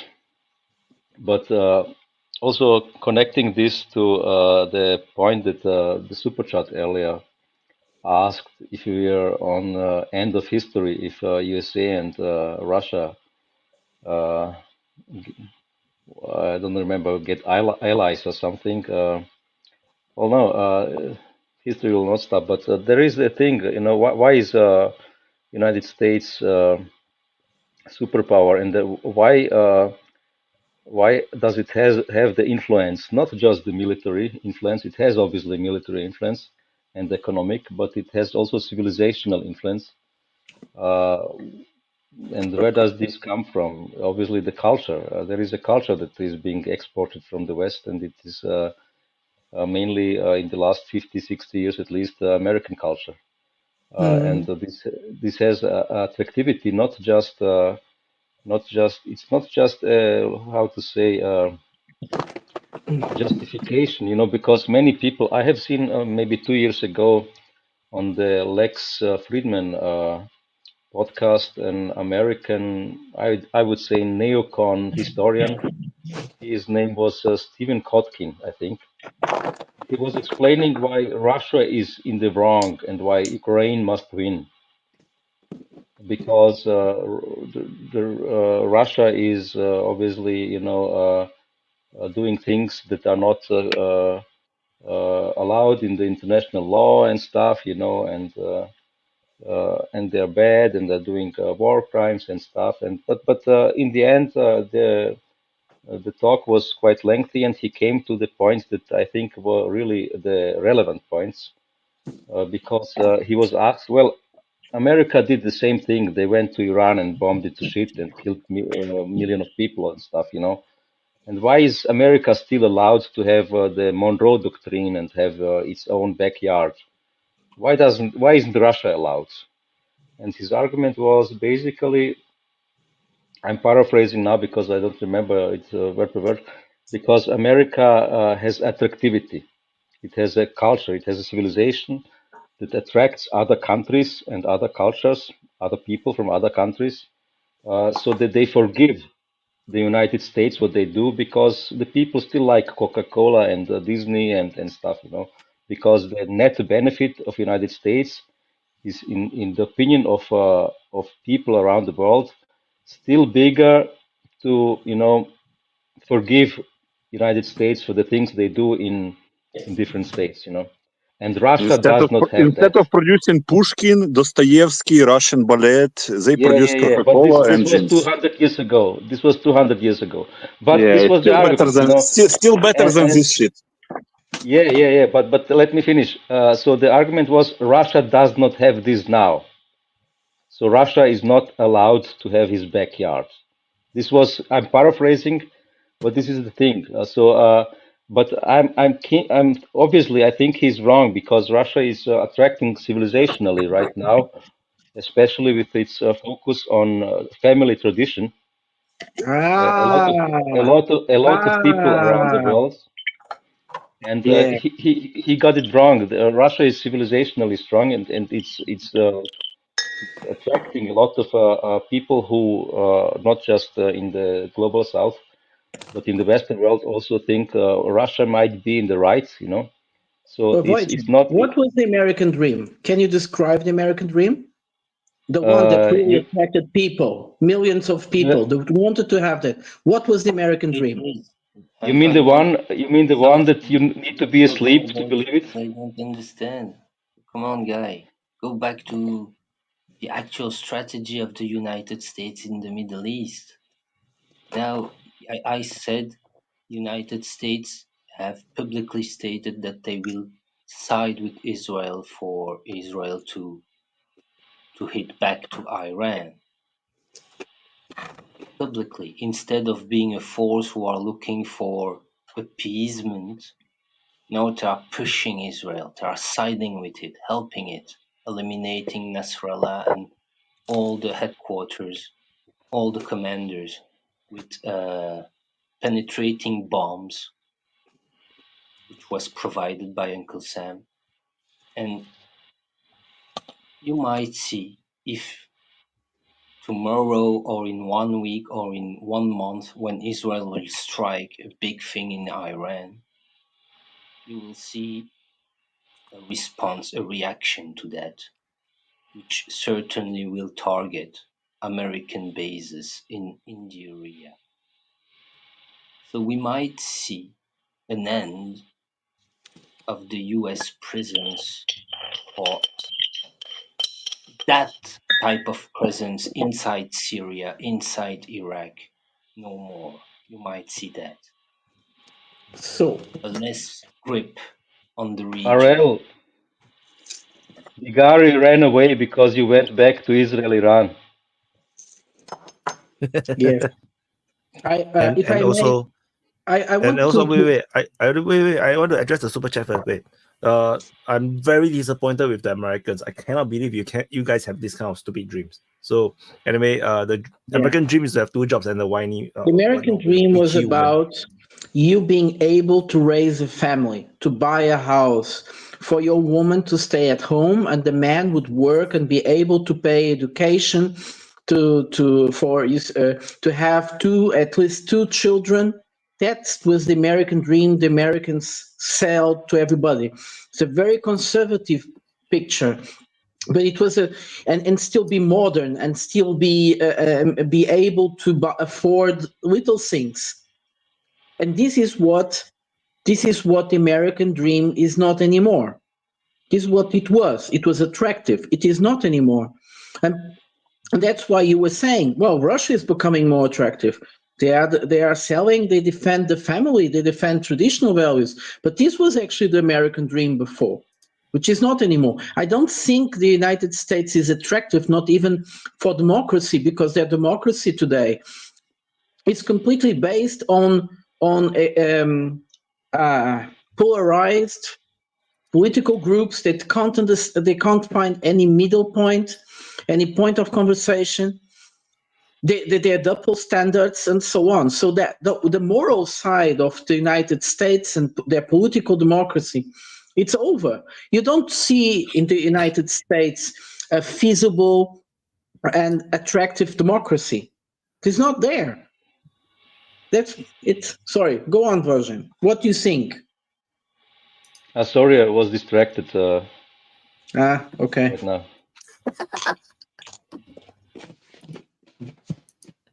Well, if nobody else, damn, now I forgot my point. Okay, whatever. Well, we're just talking about the American dream. So I don't know. I feel like No, I recall. It was to Prata because Prata said something about that that point of Russia and declining RL, US RL, please. I mean, RL, this please. is RL, why are you interrupting, bro? Let coping go, man. See, I'm gonna be quick. I'm gonna be quick. will The be US-Russia very thing, it's this- maybe seeming inconceivable now, but there was also a time where it was inconceivable to see the UK and France be friends, Germany and France be friends. Like the tides of geopolitics will keep shifting throughout time. And so when the United States eventually, in my opinion, when they eventually will have to acknowledge themselves that their hegemony is over, then it will be openly also more plausible for them to move closer to Russia vis-a-vis China, right? Because Russia would like to have some sort of independence, and now the US is not going to be that threat anymore. So down the line, I don't think this is going to be anytime soon, right? But we are all speculating here. I don't think we should take it as a given that it is inconceivable, because we have many accounts throughout history where sworn enemies found out, like, we know each other now better, like we can be friends, right? Like this. Yeah, okay. I think it was Vojan. I wanted just to ask Vaughn if the Trump's event has finished and if he has been assassinated, maybe. No, you son of a bitch. He hasn't been assassinated, so you don't get Kamala. He was on stage earlier talking shit, probably waiting for a motherfucker to shoot a bullet at him so he could dodge it on live TV again, like fucking Neo from the Matrix. But since we're on America, let's talk about that flooding. I'll just give you the basic updates. I don't have a shitload of information because I was hoping some other Americans would come on. But first of all, let me say Alan, who's a regular in Virginia, is traveling with a church group of volunteers into that area. So he might have some more real-time on-the-ground updates from North Carolina. But officially, it's 242 people dead, confirmed. But the reality is it's probably 400 to 500, and that's probably a fairly firm number, but there's upwards of 1,000 people missing. There's been reports that the FEMA people have been interfering with locals and other people flying in and trying to rescue people or provide supplies, which has caused friction. And now there's threats of armed militias escorting the supplies in to keep FEMA from messing with them. Sheriffs in some areas have told the people there to defend their property by any means necessary. But that's just something they put out when stuff like that happens, so people don't get the idea to go in there and loot or steal because they think the towns are abandoned. There have been some reports in some areas that there's areas without the rule of law, but it's all pretty sketchy. I mean, obviously a lot of people died. If you already have 240 some confirmed, you can extrapolate that to be thousands of injuries probably. And if it's hundreds of dead, it's thousands injured. So it's pretty bad. The government looks pretty horrible and shitty. We can go into it more later. If not, it don't really matter. You can always talk about it in open mic. But needless to say that there's numerous National Guards units around those areas. Like even the one I was in, it's not close, but still between Fort Benning, Fort Campbell, and Fort Knox, which are all in Tennessee and Kentucky, there's probably upwards of 1,000 helicopters that could have been, as some of them could have been broken off and deployed. Those are Blackhawks, Chinooks, and other helicopters that could have been used to look for people and stuff. So it's just a pretty big fuck up. So if anyone has a question, I'll try to answer it. Vaughn, what are you talking about? You need to support Israel. You need to give money to Israel and Ukraine. Oh yeah. How could you be so ungrateful? How dare I worry about that poor moonshiner? How dare you? You're pedophile Israelis that need money, man. Stop that. I know, dude. And that's another thing too. There was actually a clip of Lindsey Graham, and he was talking to Sean Hannity. And this guy, Sean Hannity, if you know him, he's a Fox News guy. He's right about a lot of things, but he is a huge neocon, rah war guy. And he said they're talking to Lindsey Graham about what's going on in North Carolina and Tennessee with all these destroyed towns and the flooding and all the problems they're having. And while he's talking to Lindsey Graham about that, and he's got pictures in the background and video of the destroyed towns and the flood damage and other images, like a montage. Lindsey Graham's like, yeah, we can really thank Elon Musk and Donald Trump, for getting down there and bringing attention to it and delivering those Starlinks. He goes, but let's talk about what's going on with our friends in Israel. Literally, why the guy is, and this guy's a huge Israel. That's more important. Pundit. Yeah, and he just cut Sean off and went, right, well, what about Israel? And it's like in the background, there's literally pictures of houses getting flooded and washed away. And you know what it reminds me of? He doesn't give a shit. They don't give a shit. It reminds me of Mike Pence. Had that moment where he, in an interview, said, was it with Tucker Carlson, I think? And he said, when confronted with like domestic issues that are happening, he was like, that's not my problem. That's not my problem. Yeah. And when he was talking about people paying more for gas and food and shit, instead of giving money to the Ukraine, he was like, "That's not my problem." It sunk his possible run for like president. There was no way he didn't recover from that. That was honest. He was honest. It was like a pants down moment. Like to remind me something. Yeah, like I think couple days or a couple weeks ago, you gave $16 billion to Ukraine and Israel to bomb, to explode things and kill more people.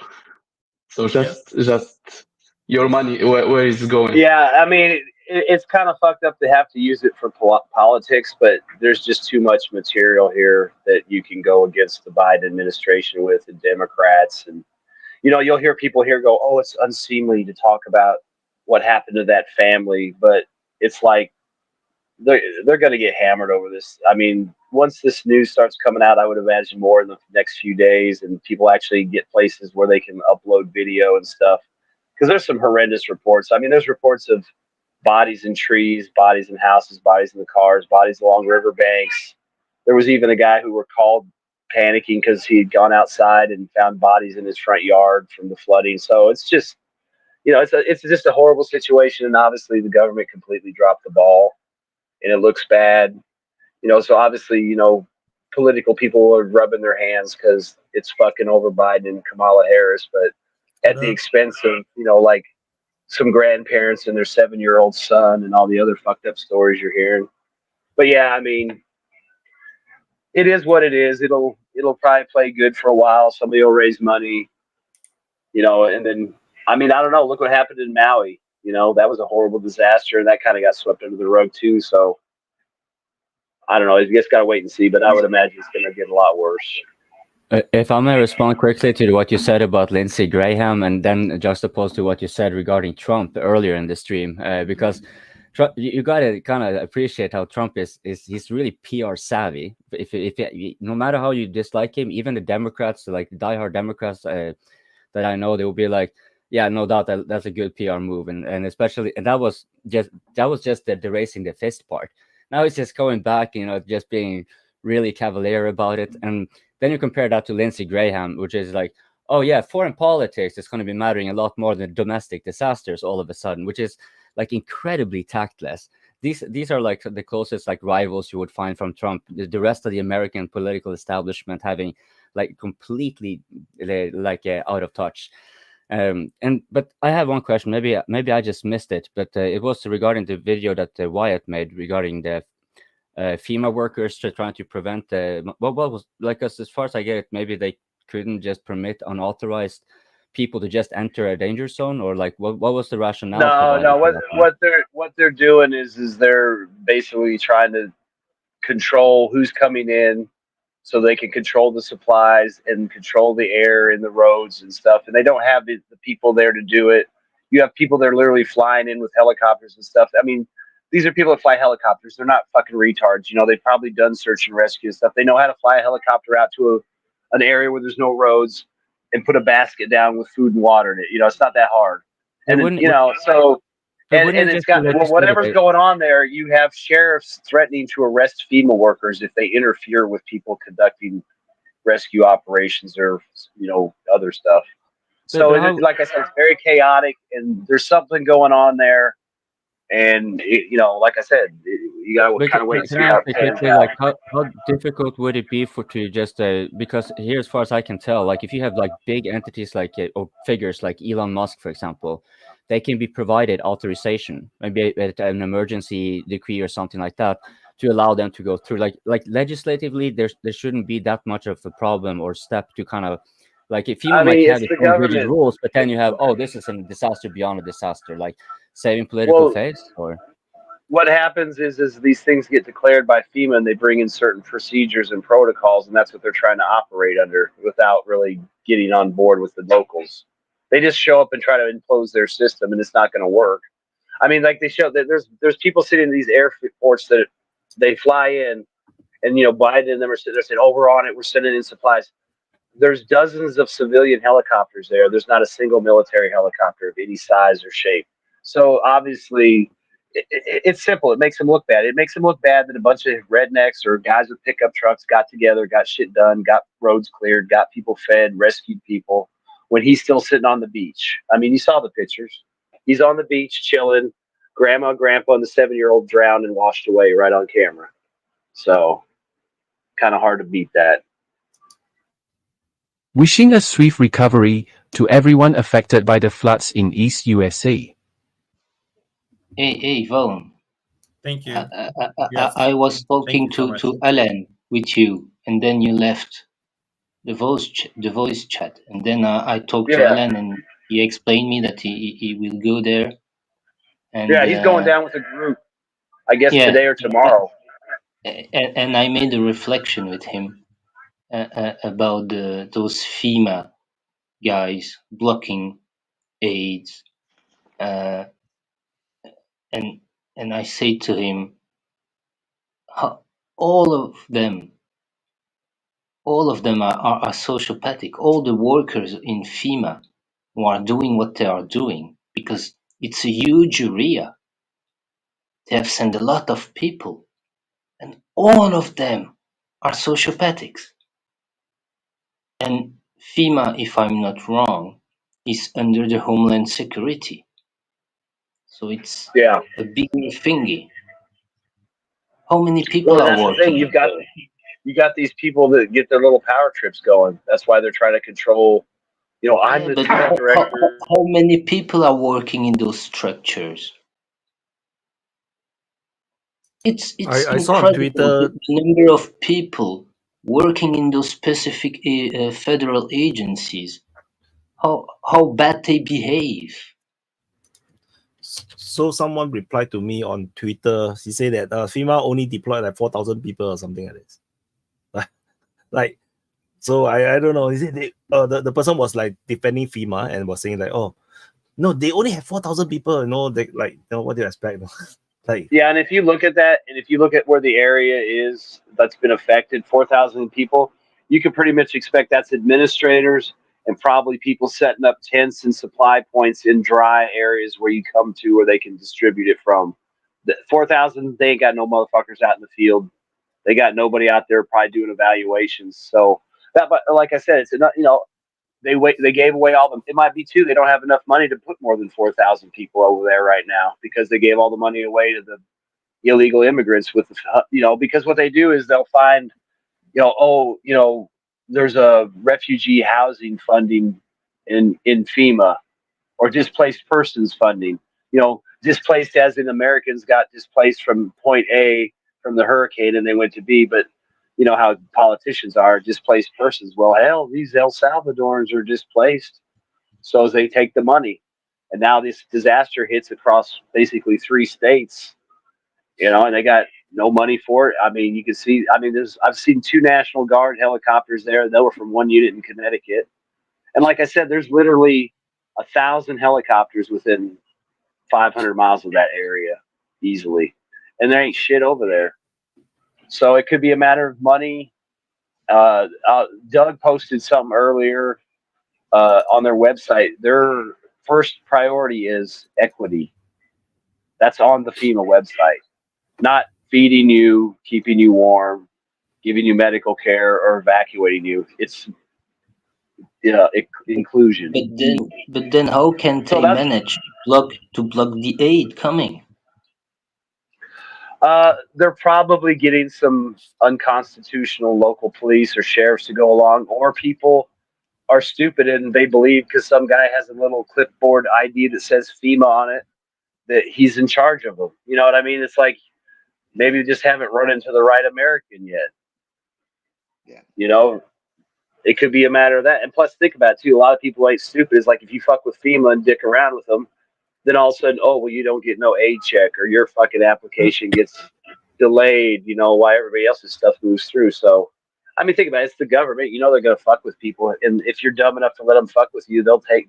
I mean, think about all these ass clowns that are out there right now. They're all, I'm going out to run the field office in Tennessee. And it's like you're running like a couple tents and a couple pallets of water. And you can't even do that right. But they think they're in charge and they're going to be, you know, because they want to be in charge of the sheriff and everything. They want to control the supplies. They've even been accused of taking supplies and claiming them for themselves to distribute as they see fit. And they, you know, it's just, you know, I don't know. There's so much you could go through on that shit. I mean, the whole place is full of idiots, like you said, psychopaths. You know, but I'll let somebody else go. I think Nanya's been waiting to speak. Oh, hey. Yeah, no, Vaughn raised a couple of good points that I'd like to elaborate on. Number one is, I think he hit the nail on the head. FEMA has never seemed to be able to figure it out. Every time there's a disaster like this, they screw up. So it just seems to me that this is just another example of them being incompetent. And it's just bureaucracy. That's all it is. Like when Vaughn says there's a FEMA guy with a badge and a clipboard, he's not wrong. Right. So the reason nothing's happening is because, as Vaughn pointed out, they're following procedures and that just bogs everything down. So that's number one, why things are not happening. Number two, as Vaughn mentioned, 4,000 people is nothing, not in that area. Like, I don't know if you guys have been to that area. I know it really well. I've driven through it 6 or 7 times in my life, at least. It's really mountainous. It's really dense. Right. And it's wilderness, really. And it's mountainous wilderness. Right. Like, so 4,000 people searching for people, trying to roll out aid in a place like that. It's not going to do a dent. That's all I had to say. Go ahead, Wyatt. I don't even think that they are involved in the search and rescue per se, because they're supposed to be coordinating the rescue. So, which is why, you know, maybe 4,000 is enough. But the thing is, you have to coordinate and send people out, right? So, Vaughn? Yeah, like I said, these people they might be set up. Let's say there's a Walmart part, you know, they'll set up the FEMA operations there, and that guy. But like I said, 4,000. That's where they're dropping off the water and the food. Maybe there's the press person there to make statements for them, and then you know, ideally that eventually that would become a command post, and they would run, you know, competent operations out of it. But you know, there's not a whole lot of confidence that's going to happen based on past record and current performance. I have a question to Nunya and just a question to Nunya and Vaughn. As possible as you can, how much do you think the reaction of the normal American citizen to what's happening in the reaction of the government, and do they see them as we see them? Do they get the information that the government don't give a shit or give the money to the wrong issue or not? I mean, that stuff gets around. Like, I mean, I don't want to get too deep into it, but yeah, people know what's going on. I mean, there's plenty of people reporting on it and seeing it. I mean, and it's coming out more and more, and people are getting outraged. So it's just a matter of fanning that fire. And what was your other part about how people feel about it? How can you not be outraged with this administration? You've got Maui, you've got East Palestine, and now you've got North Carolina, and they keep screwing it up, and they keep ignoring it. That's the other thing. Harris just showed up there today, right? Yes. Tells you Yeah, everything you she need just to know. landed. Yeah. So Yeah, I just just want to add landed. on to update on the my reporting on this. So the National Guard has been deployed in certain places, but you know it is like National Guard is not federal, you know. So and there's also I saw some tweets is that like a few days ago the National Guards was ready. There's 1,000 troops ready, and they were sitting at the airport waiting for orders, but there was no orders being issued by FEMA. So everybody was just sitting there and do nothing. So that was also some of the rumors that's on Twitter. So it's not that there's no rescues being done or no work being done, but the thing is that I think the people who are most desperate are not getting the help. And then people who are living in the city, like in Asheville, like they think that perfectly is fine. All these are just no pro-Trumpers, no MAGA people's conspiracy. Well, The bullshit.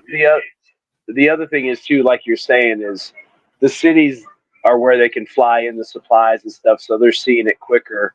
Because like they were talking about, there are some assets in there, but they're obviously getting in, and that's the one thing about the military, the bureaucracy. Hurry up and wait. So that's why those guys sat around on their ass. Because like when I was in the Guard in our aviation unit in Colorado, we had a forest fire, and it was a drill weekend, and the forest fire started in the morning, and by lunchtime, the smoke was so big we could see it 30 miles away on the mountain line because we're out in the flat, Aurora, Colorado. And then by about 3 o'clock, we're getting ready to think drill weekend's over. We're going home. That fire was so huge, and our sergeant came out and said, "Don't make any plans to leave because we're going to get activated." And that night we flew up there and set up a forward air, it's not Army, but refueling point. And we supplied 7 helicopters with this forestry service. And, that was within 24 hours, we had a position established and all that. So, I mean, I think it depends on who's making the shots, calling the shots too. Because I mean, look at you got Biden and Kamala Harris, and then who knows who they picked to run FEMA and all that. And a lot of those people are afraid to make hard calls or choices. Like, hey, we really need to get this in there. Like, I don't know, so and so didn't tell. You know what I mean? Whereas other people will just act to get it done, and they'll worry about the problem later. Like, yeah, you should have sent that helicopter in, but you rescued 500 orphans, so you're not really going to get in trouble.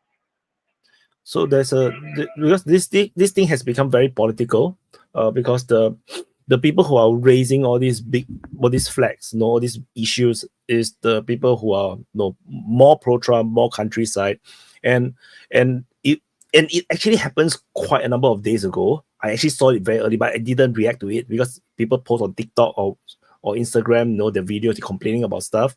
I kind of like just ignore it because it's maybe it's just local.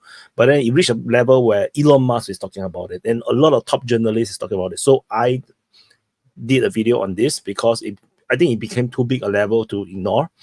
And however, now even people like Elon Musk is being declared as far right. So now it become a far right MAGA talking point. And the thing is that the people who are not pro-Trump tend to be city dwellers. And the city dwellers are living in the city, and they have everything. They're sheltered, everything. The infrastructures are much more secured, so they're not seeing it. And then they are now posting on Twitter and saying that this never happened. All this is just politics. It's just fake news, and this is quite scary. It's like there's a massive divide in terms of reality. RL. I'm not surprised. I mean, remember Katrina, that first bitch. Remember Katrina? Katrina. George Bush, right? Yeah. George W. Bush. It took several days, and the first action they were doing was to send National Guard with armed guys to prevent lootings. And you saw thousands of people, almost all of them blacks, regrouped with National Guards people with weapons facing them. And it's only several days later that they got treated like human beings.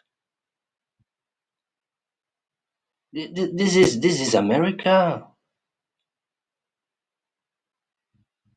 It's because it's happening in a place where you have other types of Americans. It will be different. No, it's America. Simple as that.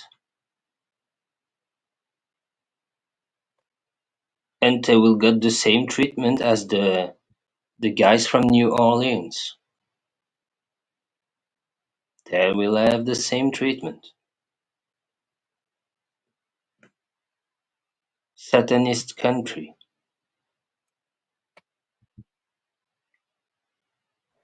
Go on, Mika. Mika. Yeah, I think the Americans are very ungrateful to their amazing country and amazing government. They are protecting your geopolitical space and they are protecting your allies, and you are so ungrateful. A small incident in the south, and you are doing all this fuss. What's 1 or 2 or 8 or 16 billion gonna do? It will help your allies, man. It will conquer your enemies and prevent world hunger.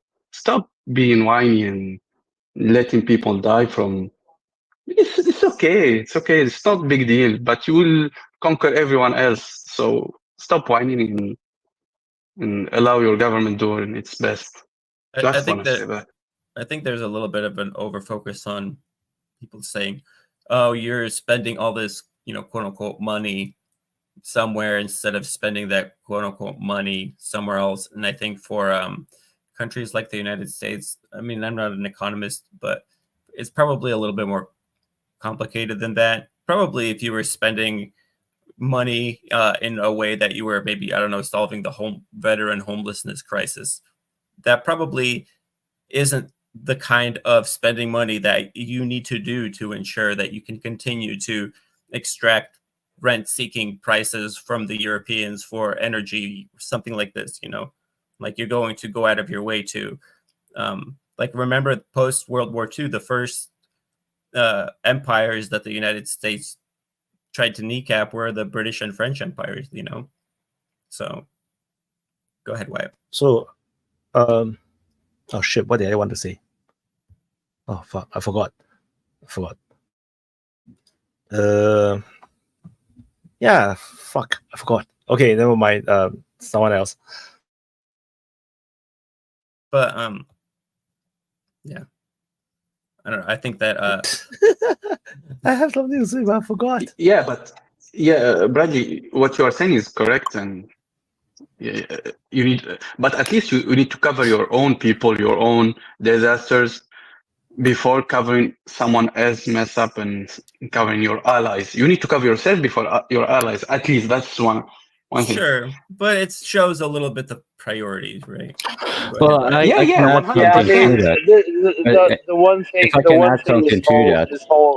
the one thing this whole argument feeds into, and the people politicizing it is, obviously it works to the "Make America Great, America First" message, which is the populist message.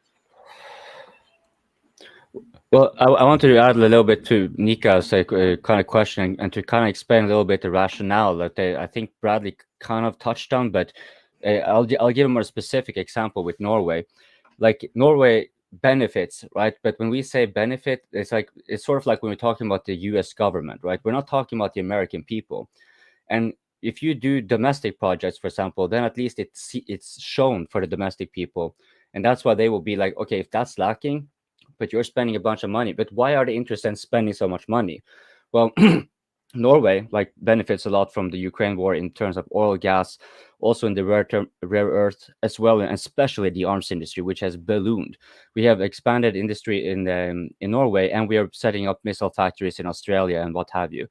But despite all this giving us like a pretty good green line upwards, right, and seemingly on the economy, when you're looking on paper, even a cursory glance will show that the average Norwegian is not doing better. On the contrary, we've had prices doubling on several goods, but no real, no significant alterations in wages, right?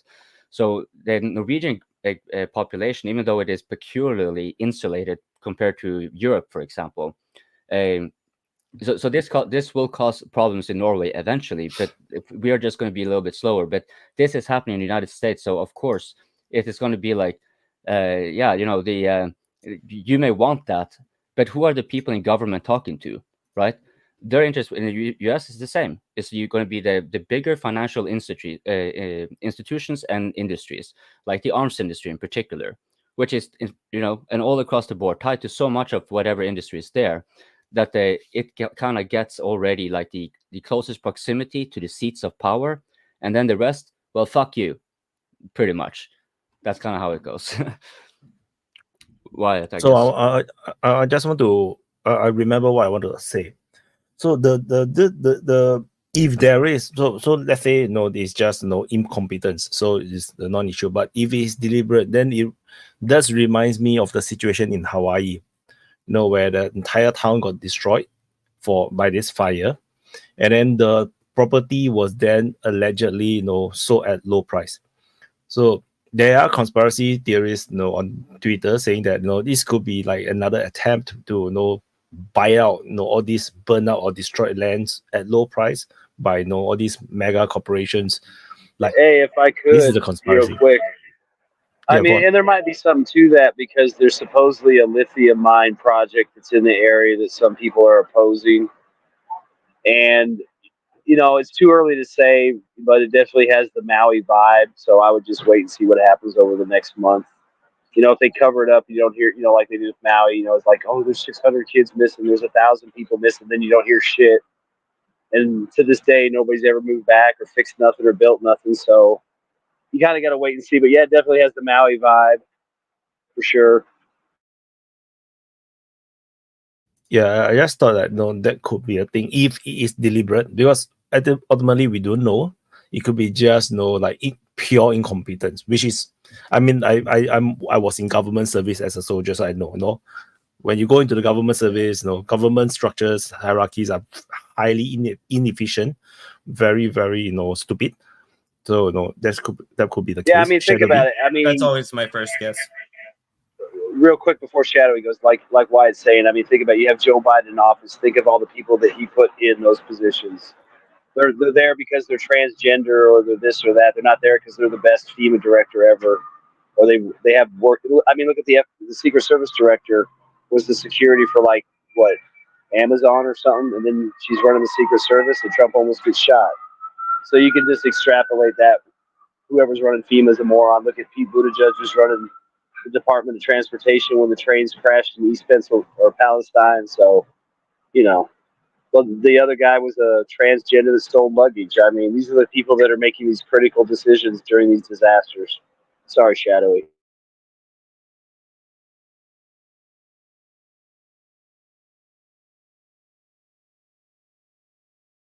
Shadowy, you're muted. You're muted. I would like to ask Von if you have watched the debate between the two vice president. Yeah, I did. We watched it on the open mic. We did a watch party here.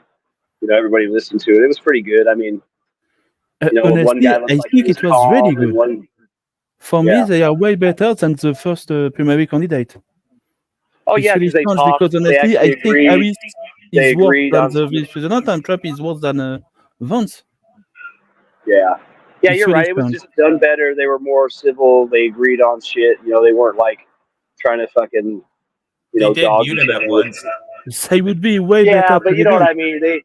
I mean. Even Walls was like, you know, I don't totally disagree with JD on that. You know, it's just maybe they Yeah, they disagree on kept how to saying get that. there. They kept You saying, know, it's like it's a good much idea. like We my just don't agree on opponent. how to implement the idea. You know. Yeah, I agree. They kept giving each other credit and saying, "Oh, just like my opponent, you know." And of course, Yeah. he agrees with me on this, you know. So I think that there was rumors that Donald Trump apparently had chewed Vance out for doing a poor job, but I thought the debate was probably maybe it was just too boring or something. But I mean, they didn't have a lot of space to veer off. The moderators were really on their asses. I think the one thing he did that was really good, JD Vance, was he's like, look, you know, what's his name, Waltz. Walls. He goes, I understand. Walls. Yeah, he's like, I understand you're in a bad position. You know, you're being picked as the running mate to defend this administration's 3.5 years of horrible, management. You know, he's like he's feeling sorry for the guy. Like, hey, I feel sorry for you. You're trying to defend this bullshit. I Well, feel what for you, man. they kept calling Biden's administration the Harris administration, and then they Yeah. even tried to basically create space for distance between Walz and Harris, being like, well, you have the unenviable job of, having, who as a running mate. And Walz was the same thing. Basically, he was sorry for Vance to have to support a crazy guy like Trump. Yeah, that's right. They did that. He did pull that same move back on him. It just felt really rehearsed. And like one thing I noticed is everybody keeps doing this. Everybody. The first question they ask Vance goes, yeah, I'd like to, before I even address the question, just tell everybody, I was born in a small town, my mom was a heroin addict, Then Tim Walz later on finds his moment to shoehorn that into there. It's like they told him, don't forget to do the spiel, and Yes, it was funny. He says that at least 5 times, I think, about his mother. So it was like pretty funny that kind of, who else did that? Kamala Harris also did that. So got grilled on some questions and, did the I was born in a small town thing again. The only one that doesn't seem to do that is Donald Trump. But, he's got his own thing going on. He probably doesn't have too many advisors out there telling him, you have to do the I was born in a small town spiel. He's like, I'm Teflon Don. I do what I want. I can shoot somebody on Fifth Avenue and they will still vote for me. I think the Trump advisor is just praying for him to not do something crazy this time. I just want to say, only the smart people will press the like button and subscribe. The people who never press like button is not clever. You have to be I'm clever with you, enough. brother. I'm with you, brother. Press the like button or else. We are the like Or button. else, that's yes. good. Look, you're going to send some either rocks in the best case scenario, or you're going to be having some explosions coming, maybe rockets and missiles. You never really know. Press that like button if you haven't done so. Press the like button or else press it now. I prefer I'm to use warning you. pager. Life is I'm a unpredictable. pager guy. What if you die right now and you didn't press the like button and subscribe? You will regret it for the rest of your life. You will come This might down be to the the pit last that chance. I am in. Yeah, might be your last chance. For those that don't understand, just now I was not an Arab terrorist. I was a ninja. You guys misunderstood. No, I'm an East Asian. No, of course I'm posing as a ninja. Hey, So you to could add be a to moderate rebel. the thing, it's not only going to be rocks and missiles and stuff like that. There's also going to be shurikens, katanas, and slashing weapons, arrows. Yeah, the whole shebang. Gay ninja terrorist. RL, did you say ninja terrorist? Gay ninja. Yeah, as they say, it's cultural appropriation. That's as they say in the comments. You take the stuff of your woman. No. It's cultural integration, because here you're having like the ninja and the terrorist. They're kind of getting together to become one, and now they're kind of like, yeah. But So- RL, your audio Whose is making a microphone whole is lot of. bugged? I suspect it's coping. Oh, yeah, no. No, it's still it's not. RL. It's RL. It's still RL. Anyway, I changed the topic a little bit. So just now, I raised the news flash about the Iran earthquake. So the latest conspiracy is that is not an earthquake. That is actually a nuclear test. So this claimed by two majors, the pro-Russian source. So no, yeah, I don't know. They claim that is an area of the desert where not often there is earthquake. So they say that it's a bit weird. It's a 4 on the Richter scale.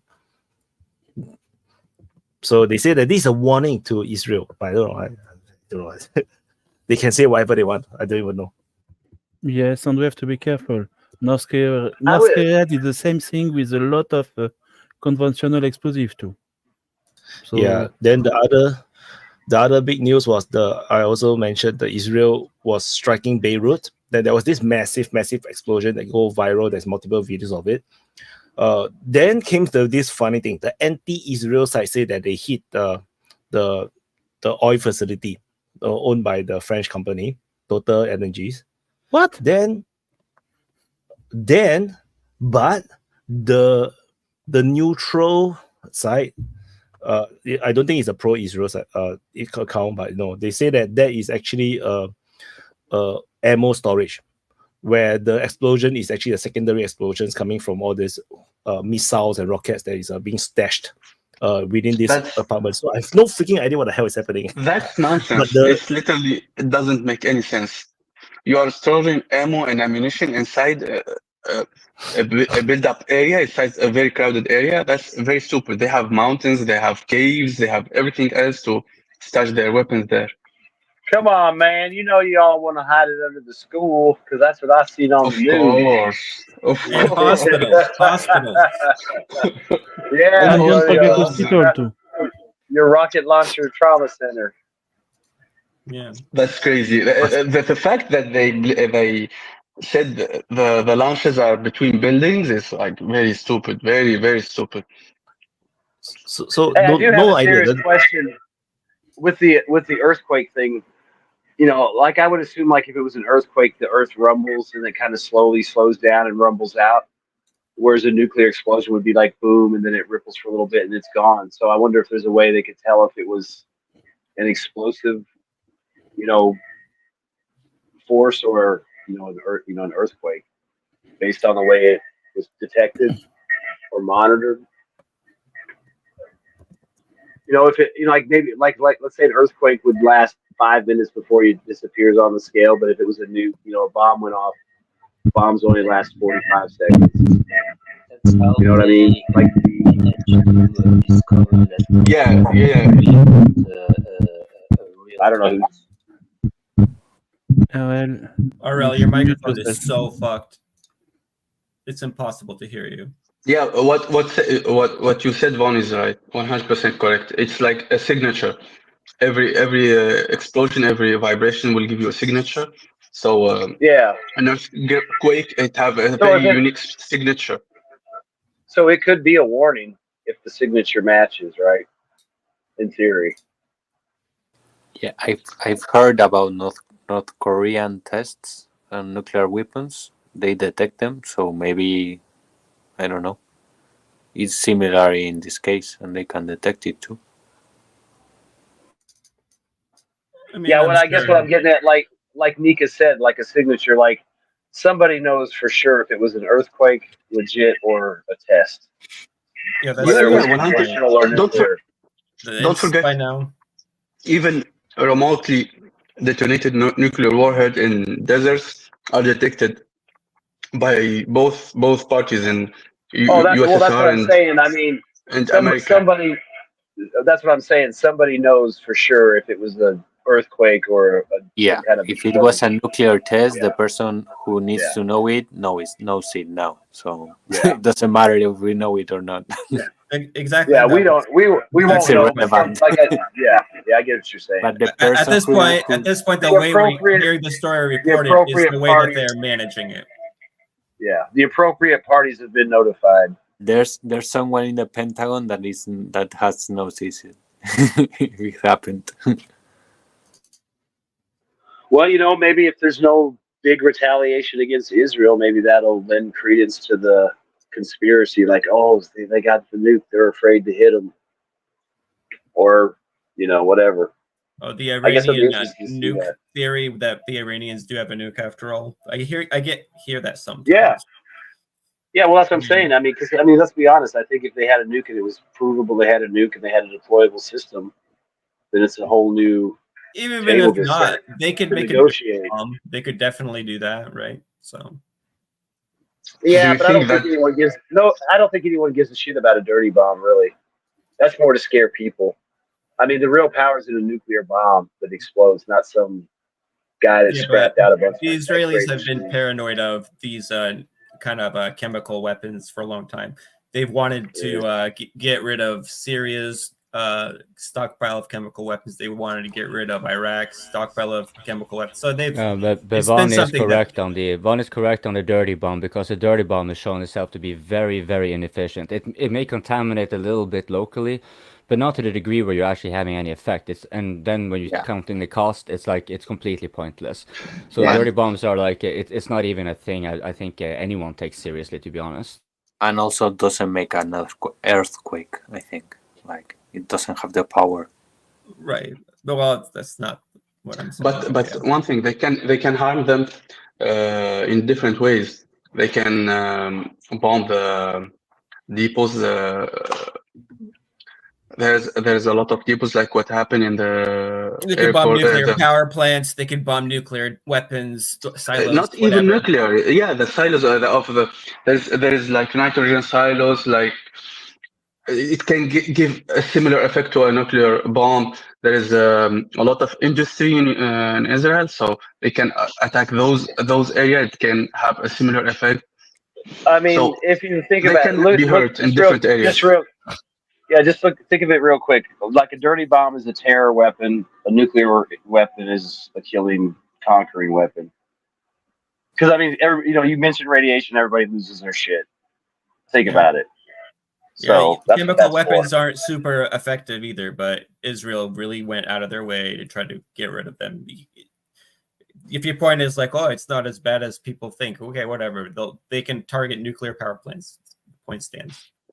Don't forget the explosion that happened in Beirut. The ammonia explosion is like very powerful. It have a lot of devastation, and Israel have a bigger amount of those and a bigger quantity, so it can have a bigger effect. So this is one thing, but they have a lot of chemical.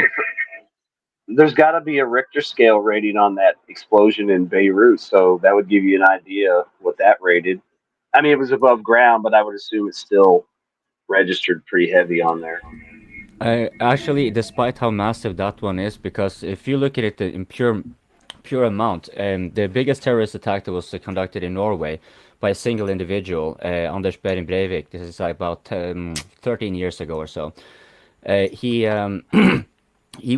planned 3 tons of ammonium nitrate, which was exactly what was on the Lebanon thing. But he had this enhanced with gasoline and whatever, so it would be an actual bomb. Whereas what was considered to be in Lebanon was basically just a massive storage of ammonium nitrate. And if this is not, you got to actually have a fairly significant amount of energy to get all of that to go off in a chain reaction, which it did though, right? So how that happened, that still remains to be seen. But it's not inconceivable that it could actually be sabotaged with bombs, because it actually requires, like, it's not enough to just light a fire. It won't without the gasoline and all the other elements. That's not going to cut it. So if you get that to reach a sufficient heat that it will be igniting the rest, and then it causes sort of a chain reaction, and thus the explosion that we saw, you will still not have like nearly the same amount of efficiency in that explosion as, for example, the terror attack in Norway, which was again a much smaller amount. But if you were to say that, oh, but the amount put in Beirut, that was 6,000 times more. People will be like, what the fuck are you talking about? Because the explosion will be absolutely amazing. So I don't think that would actually register on an earthquake unless you're close by or something, seismic observers perhaps, but I don't think it's like a global, it won't be having the same. One thing to have a scale, they say the equivalent of the explosion is 1.5 to 2.5 tons of TNT, just to put you on perspective. It's a pretty big explosion. I just wanted to drop in and remind everybody about the Karaganov doctrine, which is, he's been seen a few times recently with Putin in very open forums, talking for hours, giving him airtime, visibility, and his doctrine may well be applicable here. His doctrine is that Russia should salt a few nukes into the hands of a number of American challenged countries and create problems for them that keep them busy in their neck of the woods. So things like you give Cuba one, just enough to destroy Guantanamo Bay and then take it back. You give Nicaragua just enough to blow the Panama Canal so that their own path through the peninsula becomes practical. You hand them to, just anybody, Syria, anybody that has significant problems with the U.S. so that they can't make a move without having to, live with the potential nuclear consequences. It's a very, some people argue it's very reckless, but there are people who believe that nuclear weapons are inherently stabilizing. There are people who think that if Ukraine had kept theirs, that they would never have fallen down the NATO path, and therefore we wouldn't be in the present mess. I mean, it's a long debate. But I also just wanted to make sure that, just like when you say China Drew shows up, when you start talking about nukes, I think that should be my call, because that's the thing I've actually studied. It's not fun, this situation. I don't think Iran has a bomb, but I do think they could get one if they had a priority to. Same for Turkey. I think either could get the bomb from Pakistan. And I don't think they really necessarily need one to do a shit ton of damage, as they showed. I kind of feel like Iran also with, they have retaliated, but I don't think they've really retaliated to their full capability. And I think the reason why is they're trying to keep the West at bay as long as possible so they can build that first nuclear weapon. Well, I mean, it's just like China. The longer the U.S. and the West is busy with Ukraine, that allows China to develop, the longer Iran can keep the West and the U.S. at bay by fucking around in Syria and Iraq and shit, that just gives them space. I mean, they don't give a shit about them proxies. If they'll bomb the proxies in Syria and leave them alone, they're happy with that. So I feel like, there might be something going on, but we won't know until we know. Hey guys, what do we think about Craig's conundrum that he just presented? Are nuclear weapons a stabilizing or a destabilizing force? I was actually thinking about that just this morning. There was an article in the Toronto Star, the Globe and Mail, one of these papers, and big bold headline, "We cannot allow Iran to have nuclear weapons." And that byline said, Canadians agree that, Iran should not have nuclear weapons. And I'm thinking to myself, do I agree with that? Do I actually agree with that? I don't know. I'm not too sure. I'm thinking that if Iran had nuclear weapons, maybe it might be a stabilizing force. So I don't think I'm on board with that statement that everybody agrees that it's a bad idea. Well, I think it depends, right? I think when they say that, it depends. It means that when the Russians and the Americans worked together to make sure that the nuclear weapons that were on the Ukrainian SSR after the cessation of the, after the birth of a new independent Ukraine in 91, to make sure those weapons went back to the Russians, they were both interested in making sure that Ukrainians didn't have the kind of, in part leverage to be able to mess with them. And also, this is a problem that you have to deal with and consider. It's like a wild card. So it's both, because is a probably stabilizing or destabilizing that Israel obviously has nuclear weapons. Well, it puts Israel in a position where they can say, like, we could do whatever the hell we want in the Middle East and get away with it. That's probably very destabilizing for the region. They go bomb Syria. They go bomb, freaking whoever the hell they want. They started genocide in Gaza. They do whatever. Nobody can even tell them what to do. But you look at in other contexts that, yeah, it's probably stabilizing that India and Pakistan both have nuclear weapons and don't want to mess with each other for that reason. So it depends. I'm not saying having a bunch of nukes floating around is a great idea. I wish we could get rid of every one of them. But like as Craig was just talking about the seeding of nuclear weapons strategically, I don't know. Maybe that requires a rethink. Yeah, it's Right? been destabilizing for North Korea, right? Yeah. But it's been destabilizing for the Middle East as a whole. Yeah, I think it's the guarantee for like stopping the World War III. Like if Right. if all the powers have the weapons. But yeah, like in the case of Ukraine, I think they gave the nuclear weapons because they are very expensive. Also, we have to remember this. And Ukraine is like the poorest country of Europe.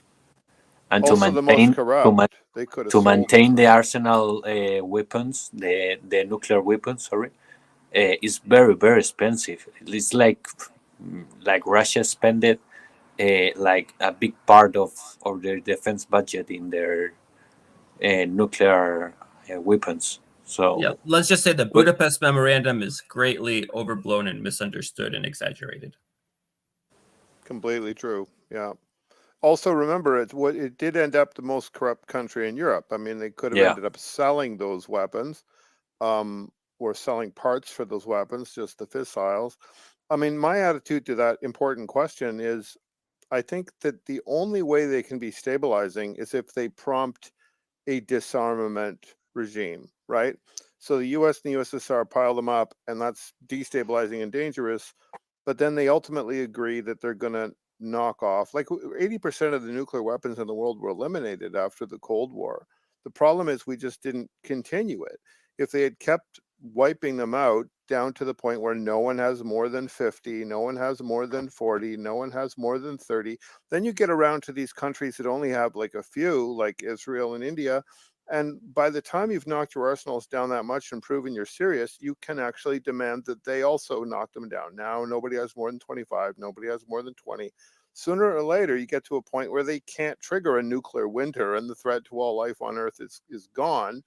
And maybe they retain a couple at the end, but not enough to seriously ecologically destroy this planet. So I think they could only really be destabilizing if you pair off and eliminate them. So Iran has actually asked to sit down with Israel and have nuclear disarmament talks, where Israel will give up theirs and Iran will give up their program. And they've done that quite recently again. And I think that needs to be taken very seriously. If India and Pakistan pairwise eliminated theirs, and if the US and Russia would sit back down and get their numbers down to be so that they're not the worst, then you could go to China and say, okay, you should equalize yours with ours and we should just keep going down.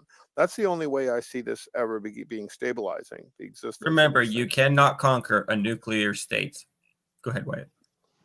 Yeah, but it can for break me, up. For me, I'm not the kind of people that in favor of the elimination of nuclear weapons. So because I'm too believe in like real politics. Real politics, yeah. Yeah, like there is no real reason to eliminate. I mean, what they used to do makes sense because they have too much. There's way too much nuclear weapons, so it's stupid.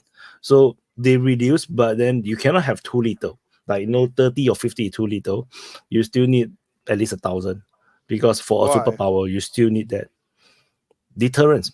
The reason why the Pakistani Indian the skirmish didn't go bigger is because there's the danger of going to a nuclear war and then millions of people is going to die, so they have to stop. There is purpose into that. The problem with proliferation is that countries are like humans. They can't resist fighting each other. Eventually they will go into conflict, and that's why you cannot have everyone have nuclear weapon, which is why I don't support the idea that no, Russia should give a few to every officer. No, little brothers. No, I don't believe in that because the countries can't resist fighting each other. No, you look at Israel, things happens, and you cannot control. Like even Russia have to fight Ukraine. You can't control this kind of situation because sometimes you have no choice. One day, your friend like, can you be look your at the enemy, Baltic and states. suddenly your friend that had a nuke becomes your enemy. You're like, let's say you give nukes to, like they had given nukes to Ukraine, right? And then they took it away. But if they had left it, that could have been a very serious problem at this point. Yeah. So it's like, Zelensky would have used it. No, somehow. No, you look at the Baltic states, the kind of rhetoric that they are doing against the the Russian phobia. You don't know what the hell will happen someday. Like They may just trigger something stupid. So the proliferation is the problem. Superpowers having it is good because it prevents the big powers from ever going to a major war that starts a world war cycle.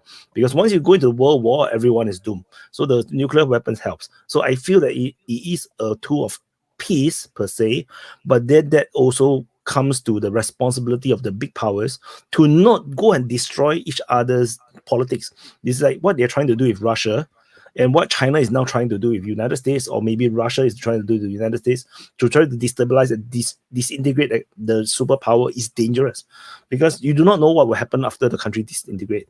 And so, but we are now looking at United States starting to feel a bit shaky, and we know that the West is constantly trying to do that to Russia. So these are horrible, things that happened, And we look at Pakistan. Pakistan, politics is also very unstable. It's very dangerous, when you have this kind of nuclear power where your politics is not stable. So, and the problem is that the big powers are constantly trying to destabilize each other's politics, which is like, come on, what you want, you're not going to want to live in Pakistan. Just don't destroy them, Just you can outcompete them, economically, just leave them alone.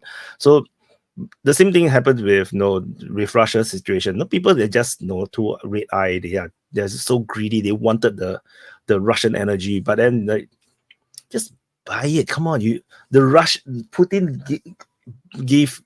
basically gifted them to the Europeans. They let the Europeans continue to have all the high earning industries. So then you can buy all the cheap gas, and Putin is perfectly fine with ruling over these poor people. He's perfectly fine because he's stable. He doesn't need all these people to become rich and influential. Everybody can be poor, live in the dachas, everybody be happy. But no, they have to trigger Russia into becoming a superpower. And then now Russia have no choice. They have to embark in this thing, moving towards becoming a major influential power. And then eventually it will trigger into another competition between China and Russia. And then it's like, yeah, we are all stupid, You're explaining that exactly how US media explains how the United States always gets mysteriously just dragged into a war. It's never like the United States has a choice. It always gets dragged into a war. It has to go with, it can't resist itself. And that's like, now you see, Russia just had to become a superpower. Now it just has to be a hegemony. Freedom again, not again. No, the rest of the world, the rest of the world is harassing the superpower to become a superpower. So you see, it's a bit like, in the city you have human beings. The superpowers are like the police and the gangs. Okay, the gangs and the police, they will bounce each other off. There's a balance of power. Then the normal human beings, the normal civilians, if they're not happy with each other, they just punch each other, but no one will die. But now you issue everybody guns, everybody is gonna kill each other. Then you that mean happens. like in If you USA? look at, yeah, You mean people kill USA? each That's other, what I right? said. It happens. I just want to make a really short point. I just want to say that in real life politics, if you need to do something and you can do it, you will do it because you have to do it and you can. You're going to do it. It's just for that reason. The problem with that, in human beings, at least the shooting is okay. This one or the other person died, okay, but of course they die. But in country to country politics, once a nuclear weapon start to trigger off, we do not know how it will escalate, and that's the danger. So, yeah, that's just how I look at the world. So I just want to share this because I'm in favor of nuclear power. You're making a very conventional argument. The mutual assured destruction somehow works, and I would argue it doesn't, because really the risk is not really have much to do with the intention, but more to do with things like accidental detections on launch and things like that. We had like 27 incidences in the Cold War where there was almost a nuclear war because of bad detection and radar failures and stuff like that. So really the existence of these things always presents that risk. And I can't really agree with the concept that there's such a thing as not enough nuclear weapons, because any amount of them leaves that risk on the table. I'd also take issue with Bradley saying that a nuclear power can't be invaded. That's the deterrence argument, and I think it's false. You just do it a different way. We have one. I didn't say it can't be invaded. I particularly said it cannot be conquered. I think it can Well- be defeated in a war. I think it can't be conquered.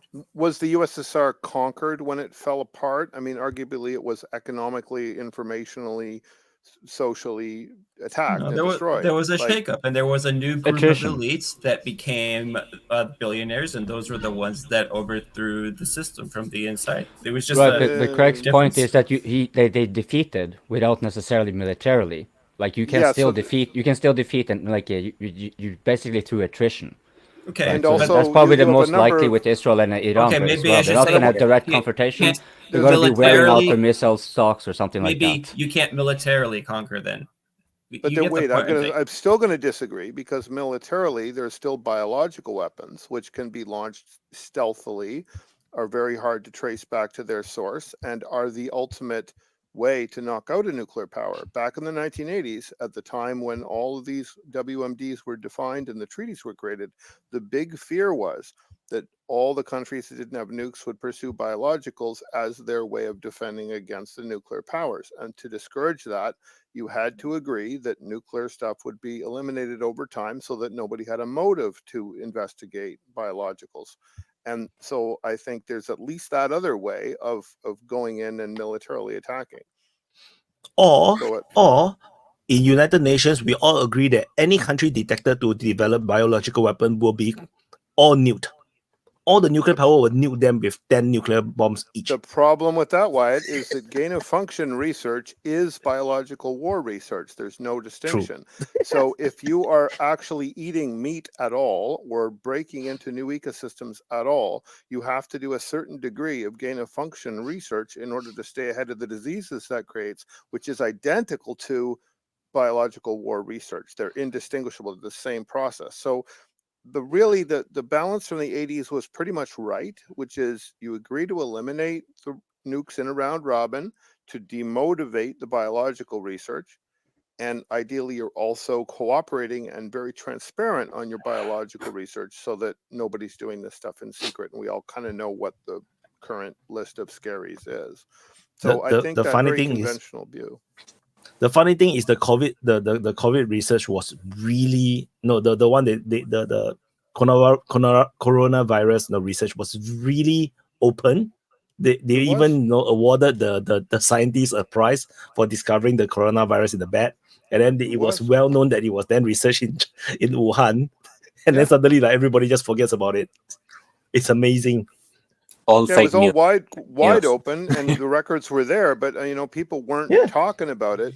And if you actually look at Rand Paul quizzing in the Senate all of these American federal agencies that knew about it, why didn't they say something at least at the beginning of the pandemic, saying, "Oh yeah, by the way, we have some intel on this, and we might be able to help develop the cure," and they were all afraid to say anything. When you look at the Lancet study from that Jeffrey Sachs did for the Lancet, and the Americans dumped 100 variants on that Wuhan lab, which they were clearly unprepared for. Like, at what point do you actually call that biological warfare? Deliberately dropping hard to control virulent viruses on an unprepared lab, and then pulling out the CDC early warning guys so that you can pretend you didn't know about it. Like, that arguably is a biological attack.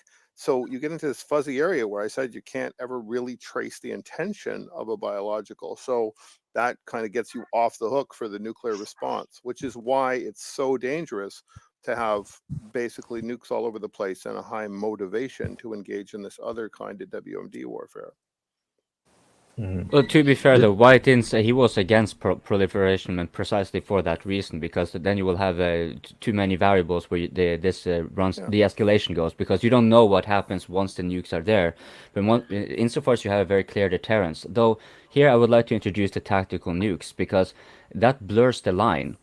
So you could this has been discussed before, right? And I do think that's a valid argument. Like it was a big error for the United States to pull out of the INF treaty and those kind of moves that they kind of prevented the development of because we would not even be discussing that if Trump, for example, hadn't unilaterally moved out, for example, in 2016.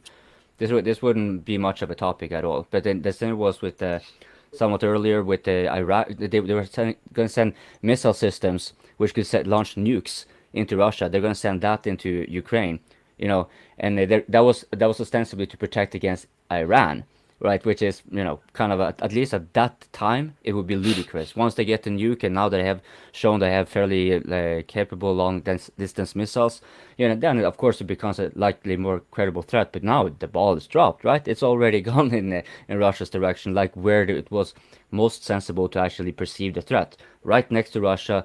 No nuclear power can allow that, right? To have their own nuclear deterrence basically more or less removed, because you barely have a warning, like a time for warning before you have like your most populated area wiped out by mass destruction weapons. So yeah. I will also add on that no, I'm totally against the use of tactical nukes in any wars, because once you start, you cannot tell a difference between the tactical and the strategic nuke, because your definition of tactical nuke is different from my tactical nuke. You know, it's like I can drop a Hiroshima bomb and I say that's tactical. Who the hell know that if that is a tactical or strategic nuke? So that is a dangerous way to go. That's scary. Like I saw, I think 1 year ago, the pro-Russian guys, are like so excited about, Russia using tactical nukes. It's like you don't know what you're looking for, When would it be too big to be a tactical nuke? But you were joking about the UN. I think actually that's not entirely invalid, because while I do personally consider the UN to be so hollowed out that you shouldn't really take it too seriously, because it's so obviously within tied interest, right? So it can never be like, people tend to view the UN as impartial, but really it's just kind of like geopolitical mob rule. It's not really that much different. But it is still it's still somewhat of a significance. So like you said, you will not have having a rules against nukes and tactical nukes beforehand. Probably not happening before someone actually tries to cross the line. Maybe they try some of the lighter tactical nukes, and they will say like, oh, but if you compare it to the Moabs that we have here, like these other non-nuke weapons, they have more or less the equivalent effect. So not really a weapon of mass destruction in that sense. And then eventually one would come to like an agreement, I would assume, to like, okay, sure, okay, fine, you can use tactical nukes insofar as it is within the range of conventional weapons. You will not stop the arms industry, of course, but maybe that is how the nukes become obsolete. It is basically because conventional weapons, you have like a 9mm nuke gun or something. So imagine the Fab 3000. All of them have quadcopters, very big quadcopters. Then you can all fly them in an AI formation, fly over a city, all drop at the same time. It's the same thing. It's just like a nuke. The whole city will still be flattened. So. Yeah, so I think in the future the most scary thing will be the AI drones. I think that's way more scarier than the nukes, because they can just do assassinations on top leaders, and there's like who the hell uses a bullet to try to kill Trump? That is a stupid way to try to kill someone. Now you can just use the FPV drone, 100% die. There's this like how do you run away? It's not so easy. He's so fat, he cannot run. So, yeah, bro. Hey. Oh, interesting shit, topics. I'm probably going to drop out at any moment because.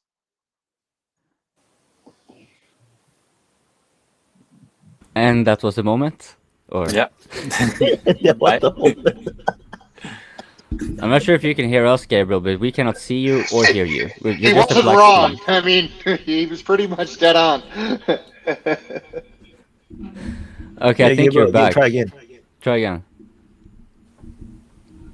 Nah, no, okay, that was. He tried to drop out again. Okay. He just came back to say "Sykes" and then he went out. So, do you all want to continue to talk, or shall we go into closing? Any almost up to you. I can keep going. I can stop. Doesn't matter to me. Nika. I think we can go to closing because we are going into rounds. All right. Then Coping start first. All right. Thank you very, very much, Wyatt, for hosting another great open mic. This one was particularly entertaining. And it's also like I really like it that you set up the time that you did, because it's precisely within, at least today it was, precisely within the range where I can really just sit here by the open mic, not give a flying fuck about the IRL or anything like that. Just go and have like these geeky conversations on geopolitics and, overtly speculating unabashedly with our knowledge and ignorance for that matter. Oh, did we do U.S. port strikes? No, I think that's just internally the United States has its. Yeah, it's too not important. Yeah.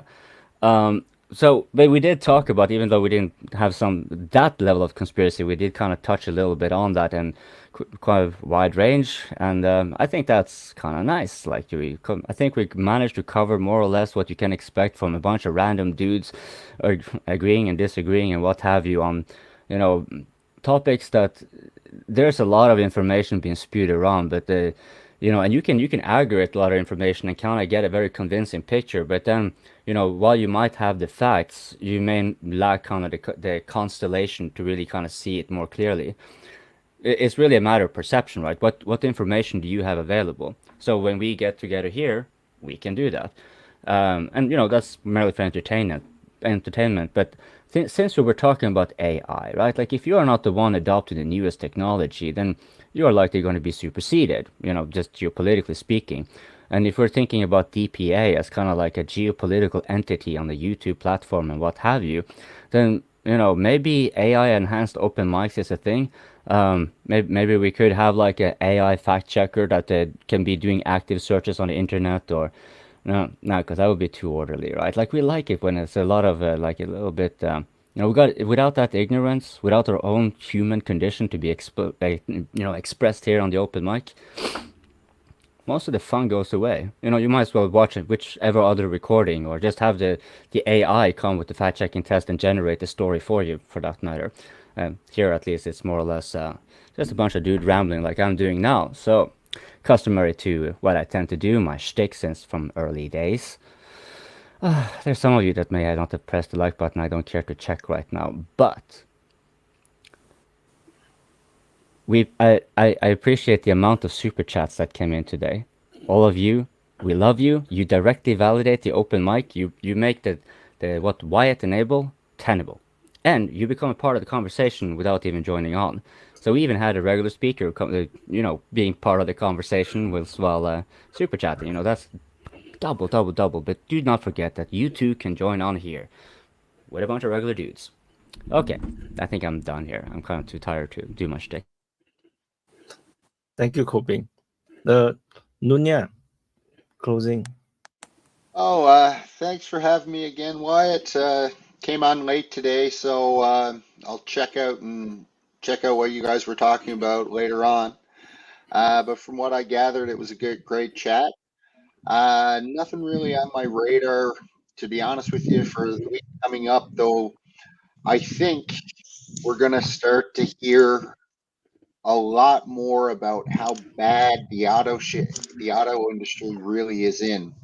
I'm starting to read a lot of articles to me that indicate as such. And I think our automakers, the Western automakers, I don't think they're selling anything. And I think as the quarterly reports come out this month, we're going to see some pretty bad quarterly earnings reports, pretty bad inventory reports, more importantly. From what I can gather, they're sitting on a ton of inventory. And if you're a car buyer right now, you're kind of off in this island of misfit toys where you don't really belong. Like you don't know what to buy. You don't trust EVs. You don't want to buy an ICE car because they're supposed to be outdated, and you don't really understand the hybrid. So I think that there's a lot of people who are just holding off on buying cars. And the only people who are absolutely buying cars are the ones who absolutely need one, right? So I think that it's a sign that the economy is waning, and also that our traditional Western auto industry, we just haven't kept pace, and we're far behind now. And I don't think we're going to be catching up. So that, just something that I've been noticing here and there. So I think it might be a bigger story in the coming months. Other than that, have a great week, and let's hope that there's not a whole lot of death and destruction in the hotspots, though I'd highly doubt it. Peace, Nanya. Talk to you later. All right. Cheers. Thank you, Nanya. So Alvaro, Yeah. first time Yeah, it's today. been a pleasure to be with all of you. You are very polite people. And yeah, sorry for my rusty English. And I, well, see you on next DPA Open Mic. It was awesome. Thank you very much for stopping Bye. by. Hope to see you again. Bye. You can practice your English with us. Don't worry. Don't. Yeah. I will listen to your videos. Like Shadow V's accent, get better and better. We can more and more easily understand him. Every week he's speaking English to us. Exactly. The first week he came with the French accent was very strong. How I was struggling as well. Shadow V is muted. See you. Okay, thank you, Alvaro. So I gotta put. Oh, okay, Vaughn. Yeah, I was just gonna say it's a good open mic again. I like the fact that we had some new guys in there, and the topics were pretty fluid, and everything ran good. I wasn't here the whole time. Obviously, there's things going on in Ukraine. I would just watch to see what happens there. I mean, there's too many towns and settlements under threat. There's just too much going on. But obviously, the area around Pavlovsk is the hot spot. I still think, and it's not just me, why other people. I just feel like something's going to happen along the Zaporizhzhia line at some point. It might be when Pavlovsk is, cut off. So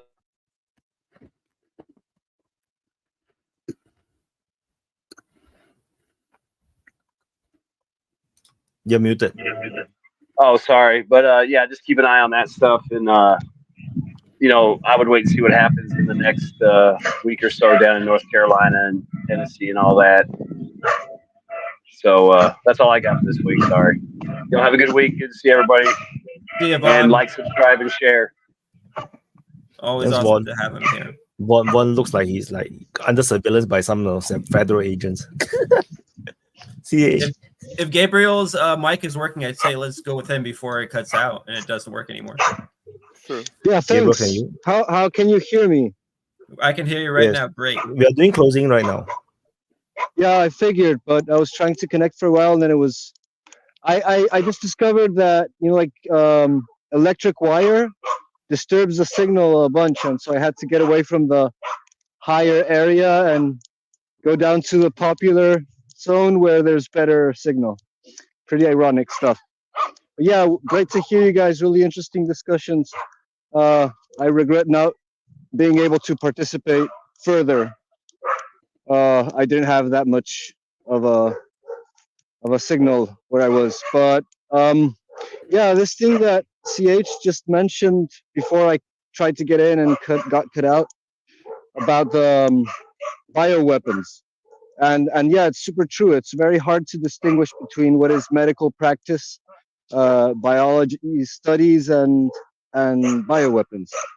And like, if you follow the facts, one can easily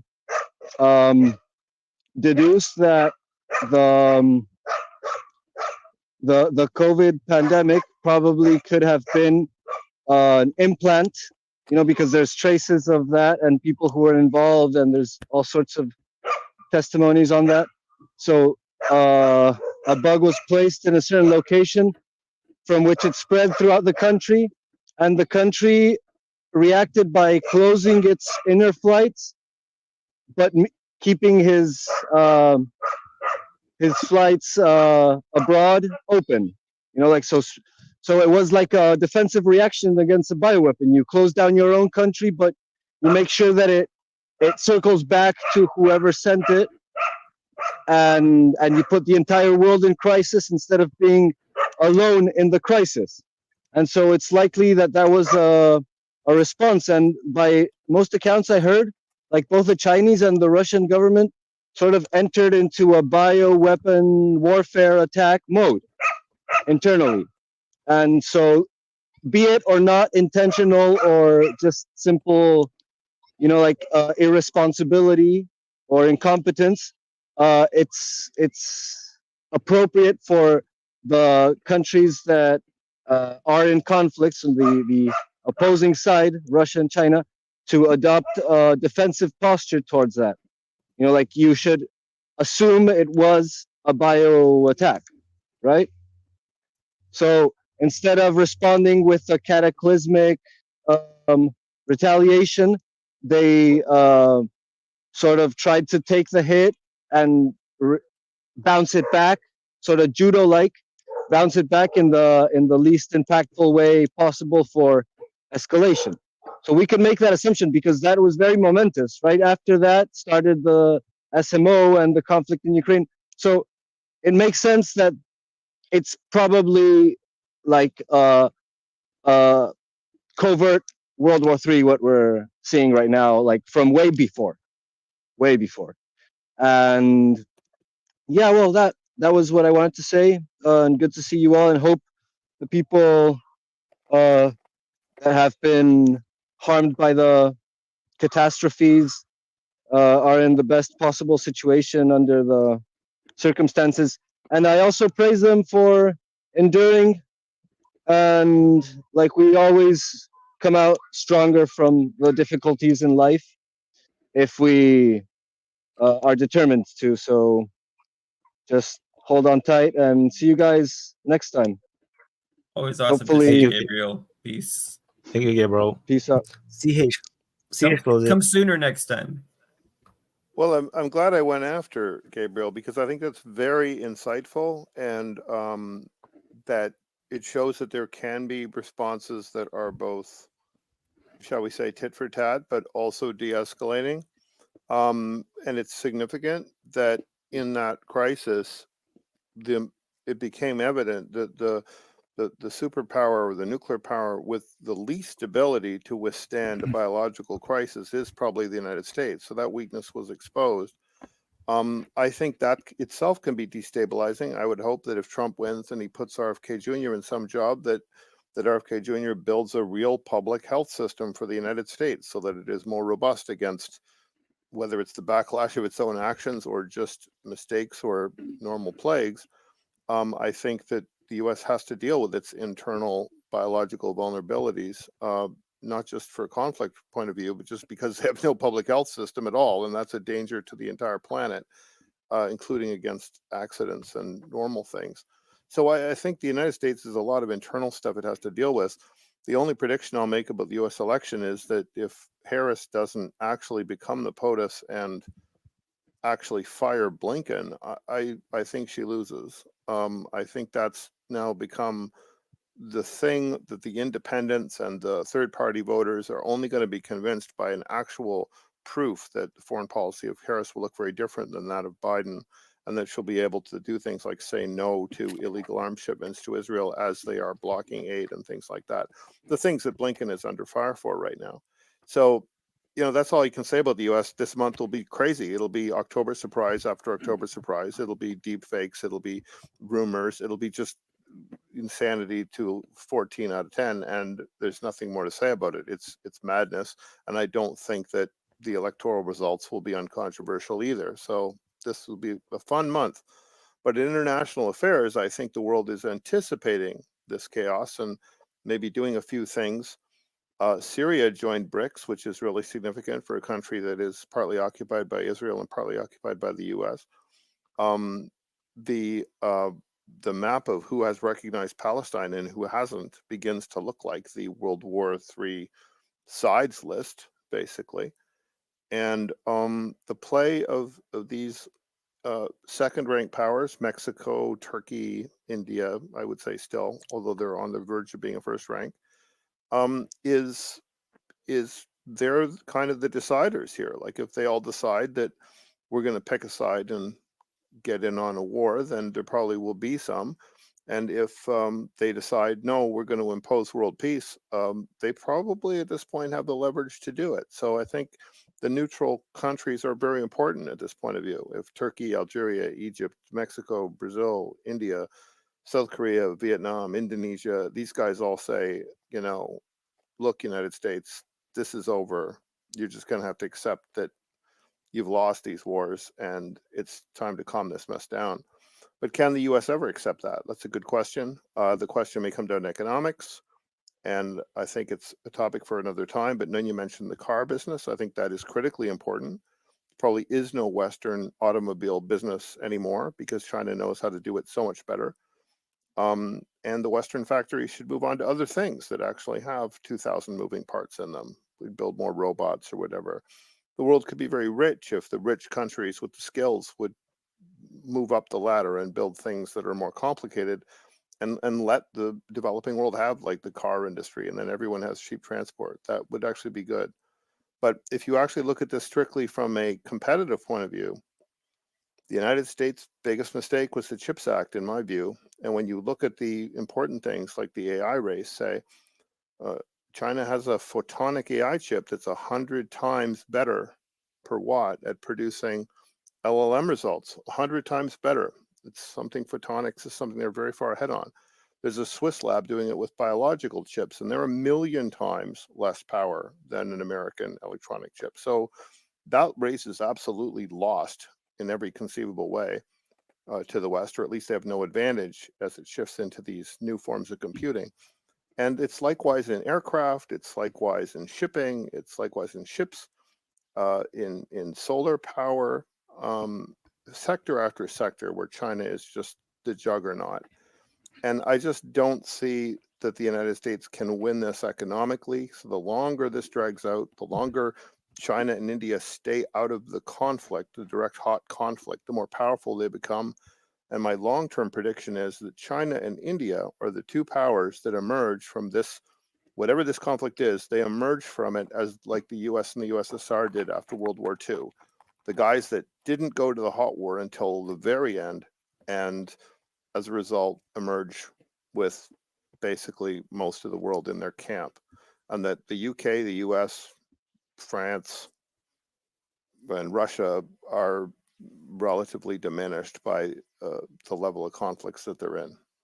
So, you know, I'm just paying way more attention to China-India relations, way more attention to France. When does France realize it has to change sides? The internal politics of the UK, and will the UK break up? And of course, the crazy inside the United States. But it's not a good time to be in the West, either economically or politically. It's a time of very great transitions. And thanks, guys. This is going to be a chaotic month, and it's kind of fun to see that some things don't change. Let's hope that we can all just be spectators. It doesn't affect us, but you know, it's unlikely to be the case though. Then Nika, closing.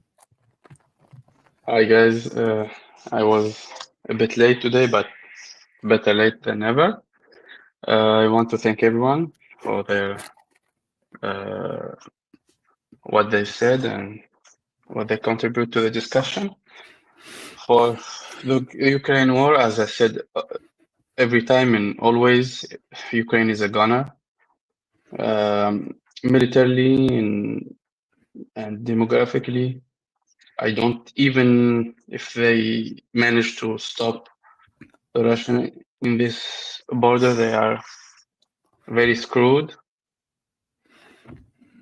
And this is impossible in my opinion. So better luck for the Ukrainians. So this is one. For the Israeli and the Middle East conflict, I don't think it's getting better, sadly. I hope it will, but it's not.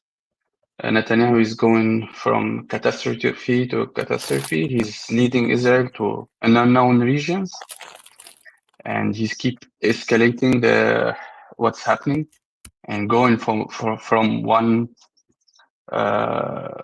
bloody war to another even bloodier war. He couldn't like finish Hamas in Gaza, and now trying to attack Hezbollah in Lebanon, which everyone see now it's like much better prepared and much better organized and well funded. And he didn't even start the war with the Hezbollah, and now going to Iran and Iraq and Syria and Yemen and whoever knows what else. So he's taken Israel to a very unknown region and areas, dangerous areas. Demographically, I don't think it's very stable. financially is going down and down. Militarily is eroding. We will see what's happening. Hopefully, he will not go super crazy and don't drag the region to a multifaceted war.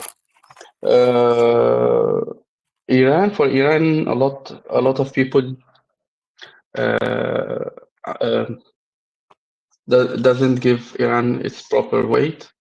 It's a large country. Its population is a resilient one, an intelligent one.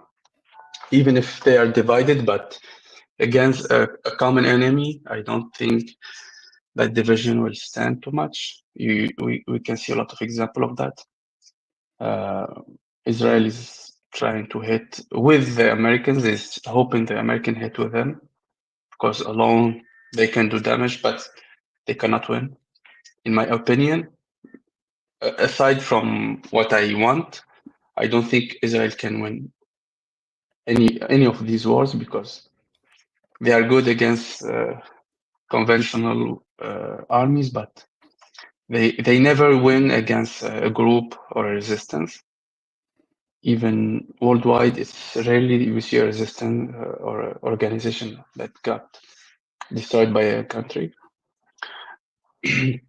For US, I hope everyone is good, but hope at least they don't have a parasitic country beside them killing thousands like we had in Middle East. So they can blame Mother Nature only and hope for everyone is in a good shape there. And thank you, Wyatt, and everyone else for giving up the space. Peace, man. Thank you, Nika. And you see, we have couple shirt. We wear couple shirt. Bradley, closing. All right. Yeah, I came back to do closing, but oh god damn, dude. Some people they have different speeds of closing than others. So I just wanted to say that just to start from one of the points that we were talking about before. One of the important thing to keep in mind when you're talking about, or you're thinking about real politic and like geopolitics is, if you're a nation state, in an anarchic system where there's nobody higher than you, and you have to do something for your security where it's existential, and you can do that thing, pretty much you're gonna do it because you have to do it and you can do it. So that's just a really common sense point, but for some reason people have a hard time getting their head around that. So, the Russians, they need to have a plausible nuclear deterrent, especially think when they were really at a power disbalance between NATO, when NATO thought that they could just expand all the way up to their border, and for the most part did. Part of the reason why that happened is because there was that power differential. And so the nukes were part of their defensive posture. And, neither the Russians nor the Americans would ever want to or agree to go down to 50 nukes each. Both nations are upgrading and modernizing their nuclear triad. It's, kind of always been assumed, I think, that if the Soviets, both the Soviets and NATO would have resorted to nukes if they were losing the war, World War III. That's how it would happen. You would start, you could easily start with quote unquote tactical nukes. That's why people are so paranoid about it, because, well, what happens when you do that? The other person is going to be tempted to use their tactical nuke to, restore the balance, as it were. And then that's how things can escalate. And of course, so it's like, that's why a lot of those old Soviet systems and, NATO systems from that era were protected against radiation and chemical environments for those reasons, because it was assumed that that's kind of something you have to take into account. And finally, this brings me back to, I think, one of the more important things we talked about in this open mic, and that was how big of a miscalculation it was, when not figuring the sheer availability of ancient stocks of, the Soviet era stuff that the Russians had. The world hasn't moved so far along in technology that like a 6-wheeled cargo truck isn't still really freaking useful, to keep your army going.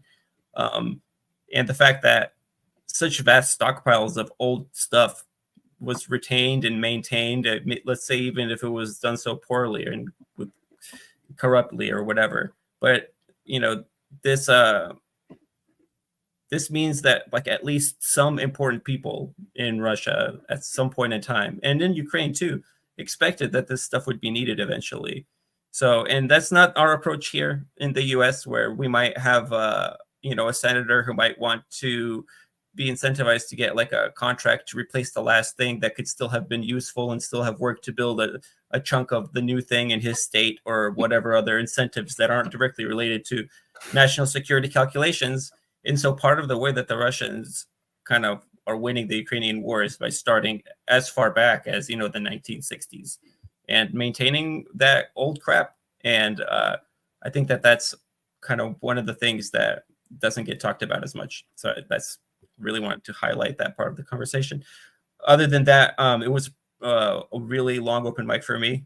I was on relatively early, maybe like an hour or so in. So I'm tired and way more tired than our commander. So our tireless commander, thank you very much. Thank you very much to everybody who super chatted, everybody who liked, and make sure to check back next week for more conversations like this. Bye-bye. Thank you, Bradley. Shadow V, closing. Yes, I wanted first to thank you for the open mic, because if we are all here, it's because you are there. And I wanted just to say that I hope the country leaders in the world are going to be able to stay very calm, because I think they're going to need to stay calm, because the event is going to be more and more crazy, and we need people to keep their head cool if you don't want to have very, very, very bad consequences. And basically to avoid World War III. So, and I hope the leaders who are not able to stay, to keep their calm, are going to be removed from their leader position, like Netanyahu or Zelensky or any other one. Let's hope for that. So I'm going to wish you a good sleep, because I'm going to my bed. See you next week. Shadow V. To you See you and next to week. all the people who are still watching. Bye, Shadow V. Thank you. Yeah, it's 3 a.m. for Shadow V. If I'm not wrong, it's coming to 3 a.m. for him. So anyway, my turn for closing. Thank you everyone for watching the DPA Open Mic episode 98. We are coming close to 100. So thank you everyone for watching. Good discussion today. A little bit of a no going around for certain topics, but that is perfectly fine as long as everybody enjoy themselves. So yeah, that's it. I don't have much to talk about. I'm going to do the recording for the Frontline Changes report right after this. So stay tuned for that if you still haven't going to sleep yet. So yeah, that's it. So hopefully nothing stupid happened. Like really, I want to leave. I want you guys to leave. I don't want the World War III to happen. If not, DPA will be for naught. You'll be pointless, because once the world economy collapsed, and the internet will collapse together, then there's no point. Everything that will not work, and then we will all go back to Stone Age. And I have no idea what I'm going to do if we go back to a world where there is no computer and internet. I don't know what the hell I should do. So yeah, I'm not a very hands-on guy. So anyway, thank you, and I'll see you guys in the next update. Sorry, I'm looking for the button. Bye.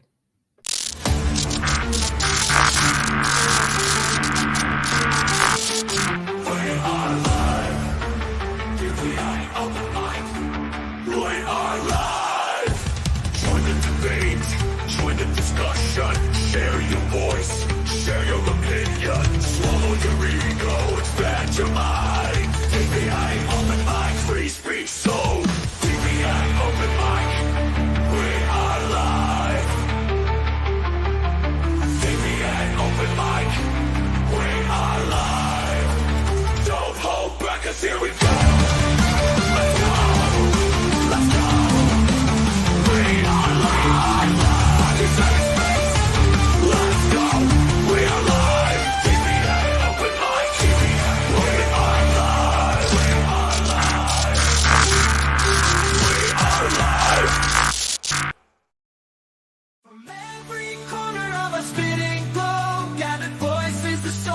grow. Ideas like rivers, they ebb and they flow. In the meeting of minds we grow. Together we stand, uncovered, yet alive. In the arena of thoughts we find a world where every voice decide, debating the future unconfined. Opinions like colors, vivid and bright, clashing, merging in the light. From whispered winds to roaring mic, in our discourse we ignite. Together we stand, uncovered, yet alive. In the arena of thoughts we find a world where every voice decide, debating the future unconfined. In the clash of ideas we see the birth of what the world could be. From conflict we find the key to unlock our collective destiny. Round the table